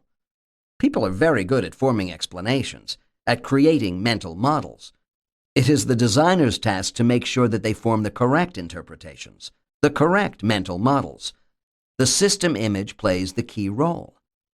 Remote transmitter units that need to be pointed at a receiver should have some visible evidence of the transmitting mechanism. Modern units carefully hide any indication of the signaling method, violating the rules of visibility. My friend searched hard for some clue of the direction to point the device in, and he found one: the hook. And no, the instruction manual did not say which end of the unit should be pointed at the CD player. Get the mappings right. Exploit natural mappings. Make sure that the user can determine the relationships between intentions and possible actions, between actions and their effects on the system, between actual system state and what is perceivable by sight, sound, or feel, between the perceived system state and the needs, intentions, and expectations of the user. Natural mappings are the basis of what has been called response compatibility within the fields of human factors and ergonomics. The major requirement of response compatibility is that the spatial relationship between the positioning of controls and the system or objects upon which they operate, should be as direct as possible, with the controls either on the objects themselves or arranged to have an analogical relationship to them. In similar fashion, the movement of the controls should be similar or analogous to the expected operation of the system. Difficulties arise wherever the positioning and movements of the controls deviate from strict proximity, mimicry, or analogy to the things being controlled. The same arguments apply to the relationship of system output to expectations. A critical part of an action is the evaluation of its effects. This requires timely feedback of the results. The feedback must provide information that matches the user's intentions and must be in a form that is easy to understand. Many systems omit the relevant visible outcomes of actions. Even when information about the system state is provided, it may not be easy to interpret. The easiest way to make things understandable is to use graphics or pictures. Modern systems, especially computer systems, are quite capable of this, but the need seems not to have been recognized by designers. Exploit the power of constraints, both natural and artificial. Use constraints so that the user feels as if there is only one possible thing to do. The right thing, of course. In Chapter 4, I used the example of the Lego toy motorcycle, which could be correctly put together by people who had never before seen it. Actually, the toy is not simple. It was carefully designed. It exploits a variety of constraints. It is a good example of the power of natural mappings and constraints. Constraints that reduce the number of alternative actions at each step to at most a few. Design for error. Assume that any error that can be made will be made. Plan for it. Think of each action by the user as an attempt to step in the right direction. An error is simply an action that is incompletely or improperly specified. Think of the action as part of a natural constructive dialogue between user and system. Try to support, not fight, the user's responses. Allow the user to recover from errors, to know what was done and what happened, and to reverse any unwanted outcome. Make it easy to reverse operations. Make it hard to do irreversible actions. Design explorable systems. Exploit forcing functions. When all else fails, standardize. When something can't be designed without arbitrary mappings and difficulties, there is one last route. Standardize. Standardize the actions, outcomes, layout, displays. Make related actions work in the same way. Standardize the system, the problem. Create an international standard. The nice thing about standardization is that no matter how arbitrary the standardized mechanism, it has to be learned only once. People can learn it and use it effectively. This is true of typewriter keyboards, traffic signs and signals, units of measurement, and calendars. When followed consistently, standardization works well. There are difficulties. It may be hard to obtain an agreement, and timing is crucial. It is important to standardize as soon as possible to save everyone trouble, but late enough to take into account advanced technologies and procedures. The shortcomings of early standardization are often more than made up for by the increase in ease of use. Users have to be trained to the standards. The very conditions that require standardization require training, sometimes extensive training. That is okay. It takes months to learn the alphabet, or to type, or to drive a car. Remember, standardization is essential only when all the necessary information cannot be placed in the world, or when natural mappings cannot be exploited. The role of training and practice is to make the mappings and required actions more available to the user, overcoming any shortcomings in the design, minimizing the need for planning and problem solving. Take the everyday clock. It's standardized. Consider how much trouble you would have telling time with a backward clock, where the hands revolved counterclockwise. Such clocks do exist. They make effective conversation pieces. Not so good for telling the time, though. Why not? There is nothing illogical about a clock that goes counterclockwise. It's just as logical as one that goes clockwise. The reason we dislike it is that we have standardized on a different scheme, on the very definition of the term clockwise. Without such standardization, clock reading would be more difficult. You'd always have to figure out the mapping. Standardization and technology. If we examine the history of advances in all technological fields, we see that some improvements naturally come through technology. Others come through standardization. The early history of the automobile is a good example. The first cars were very difficult to operate. They required strength and skill beyond the abilities of many. Some problems were solved through automation, the choke, the spark advance, and the starter engine. Arbitrary aspects of cars and driving had to be standardized. Which side of the road people drove on. Which side of the car the driver sat on. Where the essential components were: steering wheel, brake, clutch pedal, and accelerator. In some early cars it was on a hand lever. Standardization is simply another aspect of cultural constraints. With standardization, once you have learned to drive one car, you feel justifiably confident that you can drive any car, any place in the world. Today's computers are still poorly designed, at least from the user's point of view.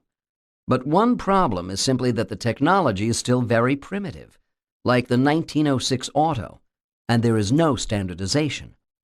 Standardization is the solution of last resort, an admission that we cannot solve the problems in any other way, so we must at least all agree to a common solution. When we have standardization of our keyboard layouts, our input and output formats, our operating systems, our text editors and word processors, and the basic means of operating any program, then suddenly we will have a major breakthrough in usability. The timing of standardization. Standardize and you simplify lives. Everyone learns the system only once. But don't standardize too soon. You may be locked into a primitive technology, or you may have introduced rules that turn out to be grossly inefficient, even error-inducing. Standardize too late, and there may already be so many ways of doing the task that no international standard can be agreed on.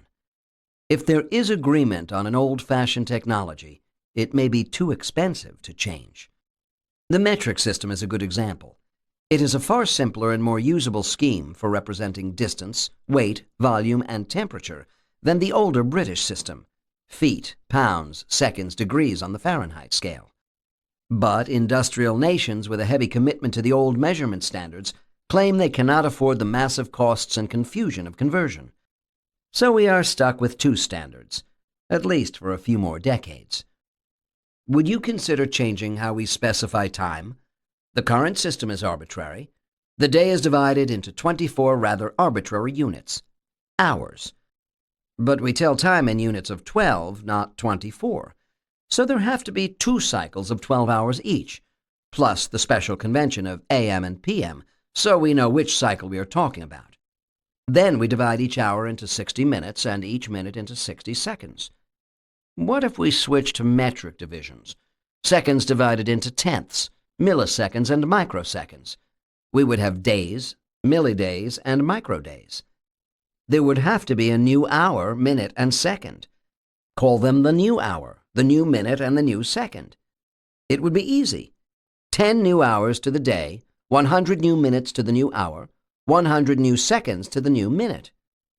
Each new hour would last exactly 2.4 times an old hour, 144 old minutes. So the old 1-hour period of the schoolroom or television program would be replaced with a half new hour period, only 20% longer than the old. Each new minute would be quite similar to the current minute, 0.7 of an old minute to be exact. Each new minute would be about 42 old seconds, and each new second would be slightly shorter than an old second.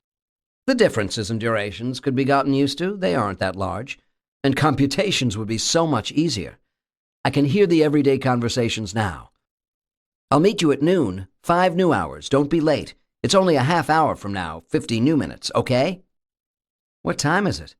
7:85. 15 minutes to the evening news. What do I think of it? I wouldn't go near it. Deliberately making things difficult. How can good design that is usable and understandable, be balanced with the need for secrecy or privacy or protection? That is, some applications of design involve areas which are sensitive and necessitate strict control over who uses and understands them. Perhaps we don't want any user in the street to understand enough of a system to compromise its security. Couldn't it be argued that some things shouldn't be designed well? Can't things be left cryptic, so that only those who have clearance, extended education, or whatever can make use of the system? Sure, we have passwords, keys, and other types of security checks, but this can become wearisome for the privileged user. It appears that if good design is not ignored in some contexts, the purpose for the existence of the system will be nullified. Consider the design of a door on a school in Stapleford, England. The latches are up at the very top of the door, where they are both hard to find and hard to reach. This is good design, deliberately and carefully done. The door is to a school for handicapped children, and the school didn't want the children to be able to get out to the street without an adult. Violating the rules of ease of use is just what is needed. Most things are intended to be easy to use, but aren't. Some things are deliberately difficult to use and ought to be. The number of things that should be difficult to use is surprisingly large. Any door designed to keep people in or out. Security systems designed so that only authorized people will be able to use them. Dangerous equipment, which should be restricted. Dangerous operations, such as life-threatening actions. These can be designed so that one person alone can't complete the action. I worked for a summer setting off dynamite underwater to study underwater sound transmission. The circuits were set up to require two people to work them. Two buttons had to be depressed at the same time in order to set off the charge. One button outside, one inside the electronic recording trailer. Similar precautions are taken at military installations. Secret doors, cabinets, safes. You don't want the average person even to know that they are there, let alone to be able to work them. These may require two different keys or combinations, meant to be carried or known by two people.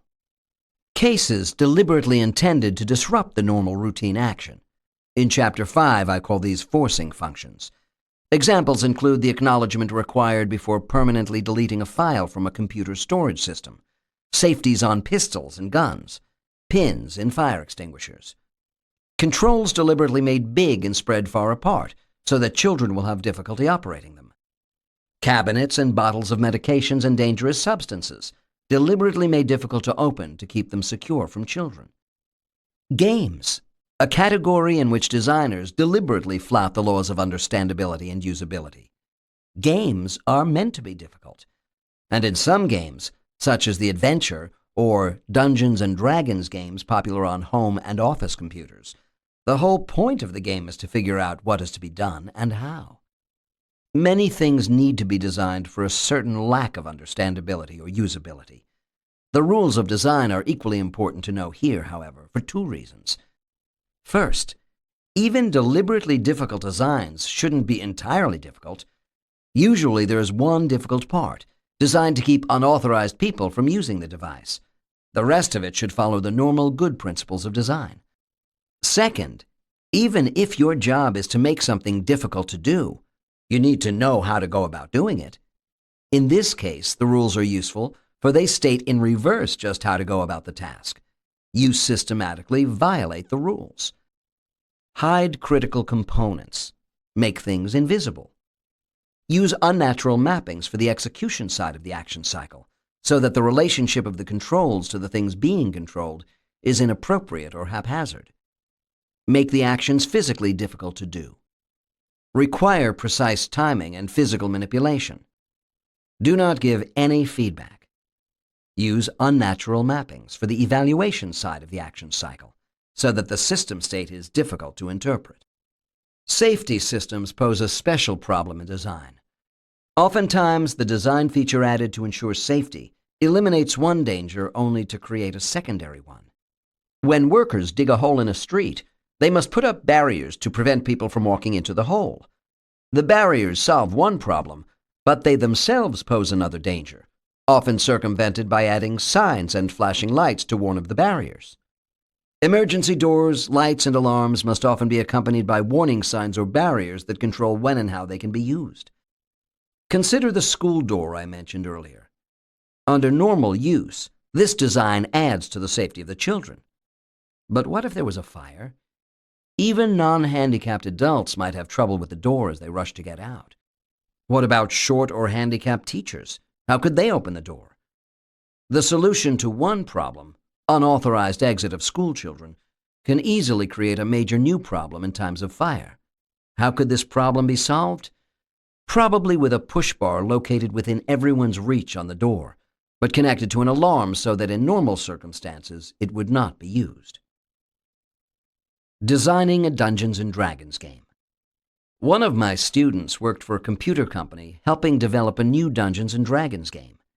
He and his fellow students used his experience to do a class project on the difficulty of games. In particular, they combined some research on what makes games interesting with the analysis of the 7 stages of action, see Chapter 2, to determine what factors cause difficulties in dungeon games.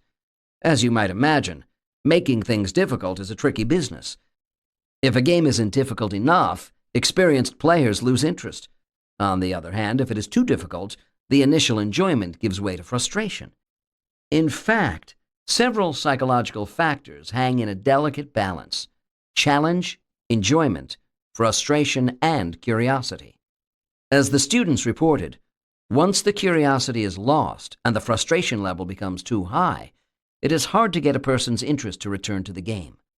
All this has to be considered, yet the game must maintain its appeal for players of many different levels, from first-time players to experienced players. One approach is to sprinkle the game with many different challenges of variable difficulty. Another is to have many little things continually happening, maintaining the curiosity motive. The same rules that apply to make tasks understandable and usable also apply to make them more difficult and challenging. They can be applied perversely to show where the difficulty should be added. But difficulty and challenge should not be confused with frustration and error. The rules must be applied intelligently for ease of use or difficulty of use. Easy looking is not necessarily easy to use. Early in Poet, I examined the modern office telephone. Simple looking, but hard to use. I contrasted this with an automobile dashboard that has more than 100 controls, complicated looking, but easy to use. Apparent complexity and actual complexity are not at all the same. Consider a surfboard, ice skates, parallel bars, or a bugle. All are simple looking, yet years of study and practice are required to be good at using any of these objects. The problem is that each of the apparently simple devices is capable of a wide repertoire of actions, but because there are few controls and no moving parts, the rich complexity of action can be accomplished only through a rich complexity of execution by the user. Remember the office telephone system? When there are more actions than controls, each control must take part in a variety of different actions. If there are exactly the same number of controls as actions, then in principle the controls can be simple and the execution can be simple. Find the correct control and activate it. Actually, increasing the number of controls can both enhance and detract from ease of use. The more controls, the more complex things look, and the more the user must learn about. It becomes harder to find the appropriate control at the appropriate time. On the other hand, as the number of controls increases up to the number of functions, there can be a better match between controls and functions, making things easier to use. So the number of controls and complexity of use is really a trade-off between two opposing factors. How many controls does a device need? The fewer the controls, the easier it looks to use, and the easier it is to find the relevant controls.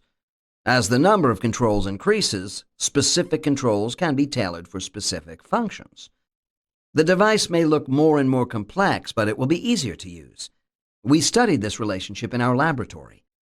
Complexity of appearance seems to be determined by the number of controls, whereas difficulty of use is jointly determined by the difficulty of finding the relevant controls, which increases with the number of controls, and difficulty of executing the functions, which may decrease with the number of controls. We found that to make something easy to use, match the number of controls to the number of functions, and organize the panels according to function. To make something look like it is easy, minimize the number of controls. How can these conflicting requirements be met simultaneously? Hide the controls not being used at the moment. By using a panel on which only the relevant controls are visible, you minimize the appearance of complexity. By having a separate control for each function, you minimize complexity of use. It is possible to eat your cake and have it too. Design and society. Tools affect more than the ease with which we do things. They can dramatically affect our view of ourselves, society, and the world. It is hardly necessary to point out the dramatic changes in society that have resulted from the invention of today's everyday things: paper and pencil, the printed book, the typewriter, the automobile, the telephone, radio, and television. Even apparently simple innovations can bring about dramatic changes, most of which cannot be predicted. The telephone, for example, was widely misunderstood. Why would we want one? Who would we want to talk to? As was the computer. Fewer than 10 were thought to be sufficient to satisfy all of America's computing needs. Predictions of the future of the city were widely off the mark. And nuclear power was once thought destined to lead atomic automobiles and airplanes. Some people expected private air transportation to become as widespread as the automobile, a helicopter in every garage. How writing method affects style. The history of technology shows that we are not very good at prediction, but that does not diminish the need for sensitivity to possible changes. New concepts will transform society, for better or worse. Let us examine one simple situation: the effect of the gradual automation of the tools of writing on styles of writing. From quill and ink to keyboard and microphone. In earlier times, when goose quill and ink were used on parchment, it was tedious and difficult to correct what had been written. Writers had to be careful. Sentences had to be thought through before being set to paper. One result was sentences that were long and embellished, the graceful rhetorical style we associate with our older literature. With the advent of easier-to-use writing tools, corrections became easier to make. So writing was done more rapidly, but also with less thought and care, more like everyday speech. Some critics decried the lack of literary niceties. Others argued that this was how people really communicated, and besides, it was easier to understand. With changes in writing tools, the speed of writing increases. In handwriting, thought runs ahead, posing special demands on memory and encouraging slower, more thoughtful writing. With the typewriter keyboard, the skilled typist can almost keep up with thought. With the advent of dictation, the output and the thought seem reasonably well matched. Even greater changes have come about with the popularity of dictation. Here the tool can have a dramatic effect, for there is no external record of what has been spoken. The author has to keep everything in memory. As a result, dictated letters often have a long, rambling style. They are more colloquial and less structured, the former because they are based on speech, the latter because the writer can't easily keep track of what has been said. Style may change further when we get voice typewriters, where our spoken words will appear on the page as they are spoken. This will relieve the memory burden. The colloquial nature may remain and even be enhanced, but because the printed record of the speech is immediately visible, perhaps the organization will improve. The widespread availability of computer text editors has produced other changes in writing. On the one hand, it is satisfying to be able to type your thoughts without worrying about minor typographical errors or spelling. On the other hand, you may spend less time thinking and planning. Computer text editors affect structure through their limited real estate. With a paper manuscript, you can spread the pages upon the desk, couch, wall, or floor. Large sections of the text can be examined at one time, to be reorganized and structured. If you use only the computer, then the working area, or real estate, is limited to what shows on the screen. The conventional screens display about 24 lines of text. Even the largest screens now available can display no more than about 2 full printed pages of text. The result is that corrections tend to be made locally, on what is visible. Large-scale restructuring of the material is more difficult to do, and therefore seldom gets done. Sometimes the same text appears in different parts of the manuscript without being discovered by the writer. To the writer, everything seems familiar. Outline processors and hypertext. The current fad in writing aids is the outline processor, a tool designed to encourage planning and reflection on the organization of material. The writer can compress the text into an outline, or expand an outline to cover the entire manuscript. Moving a heading means moving an entire section. Outline processors attempt to overcome organizational problems by allowing collapsed views of the manuscript to be examined and manipulated. But the process seems to emphasize the organization that is visible in the outline or heading structure of the manuscript, thereby de-emphasizing other aspects of the work. It is characteristic of thought processes that attention to one aspect comes at the cost of decreased attention to others. What a technology makes easy to do will get done. What it hides or makes difficult may very well not get done. The next step in writing technology is already visible on the horizon: hypertext.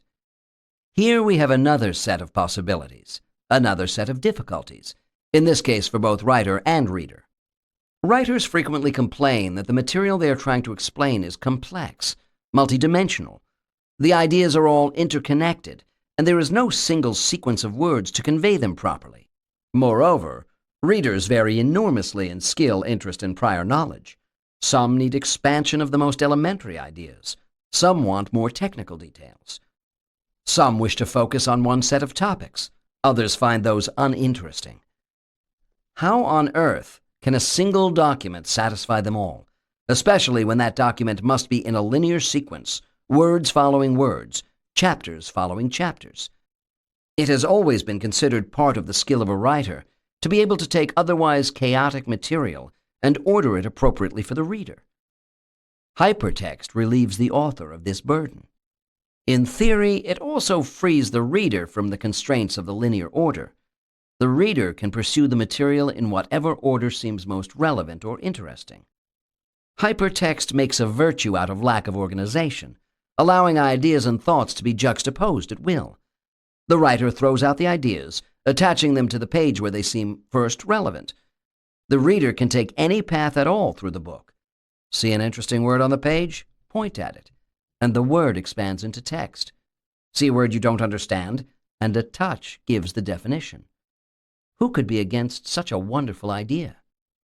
Contrasting text, when used as a commentary, is a kind of hypertext. Here is a comment on the text itself, optional and not essential to a first reading. The typography gives signals to the reader. Actual hypertext will be written and read using a computer, of course, so that this commentary wouldn't be visible unless it had been requested. A footnote is essentially a signal that some comment is available to the reader. In hypertext, actual numbered footnotes will not be needed, but some sort of signal is still required. With hypertext, the signal that more information is available can be given through color, motion, such as flashing, or typeface. Touch the special word and the material appears. You don't need a number. So, what do you think of hypertext? Imagine trying to write something using it. The extra freedom also poses extra requirements.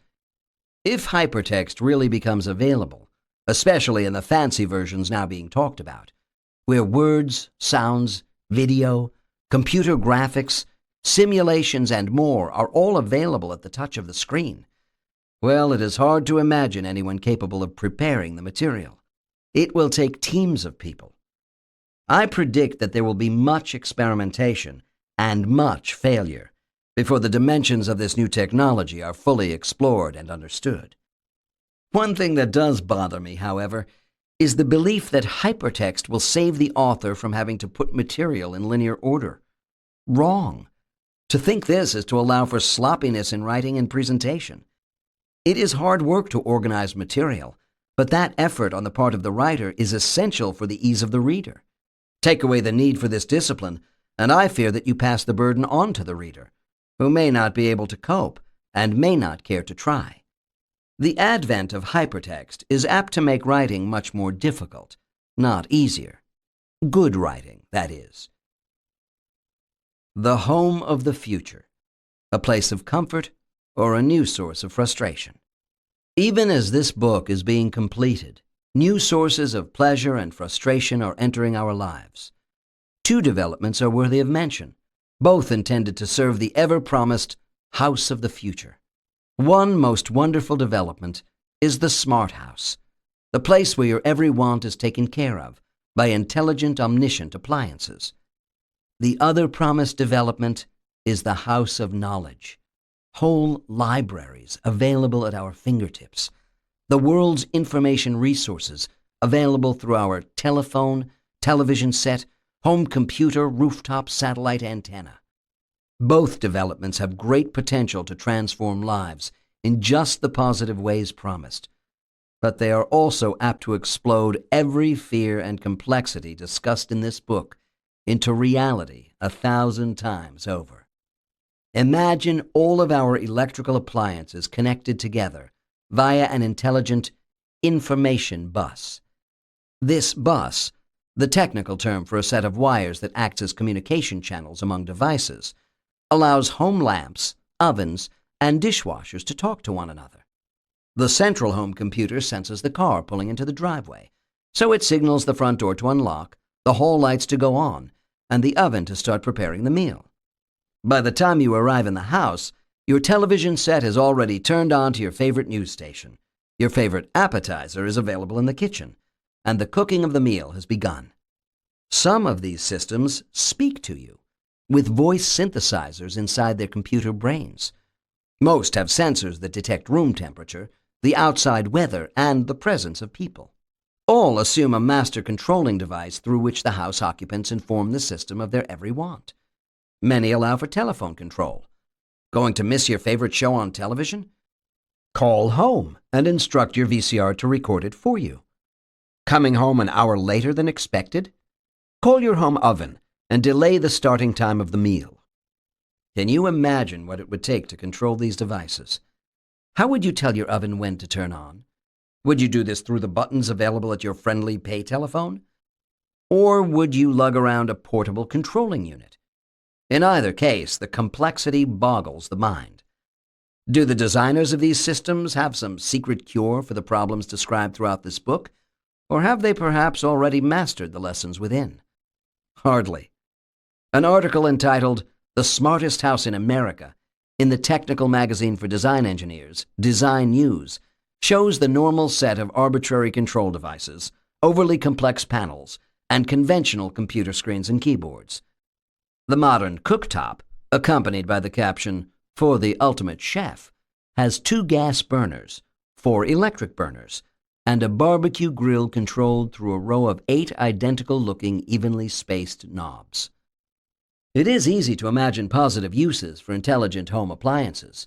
The energy-saving virtues of a home that turns on the heat only for rooms that are occupied, or waters the yard only when the ground is dry and rain does not threaten, seem virtuous indeed. Not the most critical of the problems facing humankind, perhaps, but reassuring nonetheless. But it is difficult to see how the complex instructions required for such a system will be conveyed. I find it difficult to instruct my children how to do these tasks appropriately, and I often fail at them myself. How will I manage the precise, clear instructions required for my intelligent dishwasher, especially through the very limited control mechanism I am sure to be provided with? I do not look forward to the day. Now, consider the information world of the future. The modern laser disc is capable of holding billions of characters of information. This means that instead of purchasing individual books, we can now purchase whole libraries. One compact disc can hold hundreds of thousands, even millions of printed pages of information. Whole encyclopedias can be available at our fingertips through our computer terminals and television screens. And when every home is connected to a central computer system through improved capacity telephone lines, or the cable television wire, or a rooftop antenna aimed at the neighborhood Earth satellite, the information of the world is available to all. There are 2 costs for these pleasures. One is economic. It may only cost a few dollars to manufacture a compact disc that contains the contents of 100 books, but the cost to the consumer will be measured in the hundreds of dollars. After all, each book took an author several years of effort and a publishing house with editors and book designers another 3 to 9 months. Connection to the world's libraries through the telephone, television, and satellite lines of the world cost money to the telephone, cable, and communication companies. These costs have to be recovered. Those of us who use the computer library search facilities available today know that it is most convenient to have them available, but that each second of use is marked by the tension that the costs are piling up. Stop to reflect on something, and your bill increases astronomically.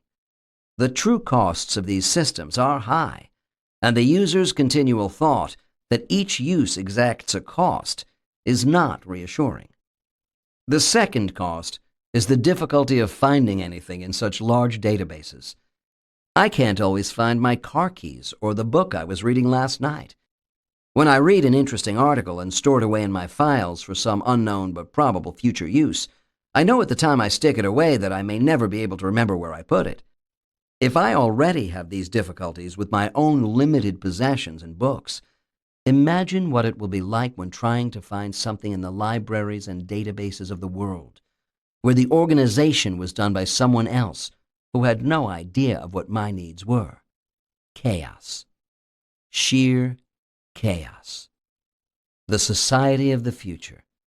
Something to look forward to with pleasure, contemplation, and dread. The design of everyday things. That design affects society is hardly news to designers. Many take the implications of their work seriously. But the conscious manipulation of society has severe drawbacks, not the least of which is the fact that not everyone agrees on the appropriate goals. Design, therefore, takes on political significance. Indeed, design philosophies vary in important ways across political systems. In Western cultures, design has reflected the capitalistic importance of the marketplace, with an emphasis on exterior features deemed to be attractive to the purchaser. In the consumer economy, taste is not the criterion in the marketing of expensive foods or drinks. Usability is not the primary criterion in the marketing of home and office appliances. We are surrounded with objects of desire, not objects of use. Everyday tasks are not difficult because of their inherent complexity. They are difficult only because they require learning arbitrary relationships and arbitrary mappings, and because they sometimes require precision in their execution. The difficulties can be avoided through design that makes obvious what operations are necessary. Good design exploits constraints so that the user feels as if there is only one possible thing to do. The right thing, of course. The designer has to understand and exploit natural constraints of all kinds. Errors are an unavoidable part of everyday life. Proper design can help decrease the incidence and severity of errors by eliminating the causes of some, minimizing the possibilities of others, and helping to make errors discoverable once they have been made. Such design exploits the power of constraints and makes use of forcing functions and visible outcomes of actions. We do not have to experience confusion or suffer from undiscovered errors. Proper design can make a difference in our quality of life. Now you are on your own. If you are a designer, help fight the battle for usability. If you are a user, then join your voice with those who cry for usable products. Write to manufacturers. Boycott unusable designs. Support good designs by purchasing them, even if it means going out of your way, even if it means spending a bit more. And voice your concerns to the stores that carry the products. Manufacturers listen to their customers. When you visit museums of science and technology, ask questions if you have trouble understanding. Provide feedback about the exhibits and whether they work well or poorly. Encourage museums to move toward better usability and understandability. And enjoy yourself. Walk around the world examining the details of design. Take pride in the little things that help. Think kindly of the person who so thoughtfully put them in. Realize that even details matter, that the designer may have had to fight to include something helpful. Give mental prizes to those who practice good design. Send flowers. Jeer those who don't. Send weeds. This concludes the design of everyday things. Please visit our website, www.tantor.com, for more information on our growing library of unabridged audiobooks and to take advantage of special offers. Or call toll-free 877-7-TANTOR to request a catalog.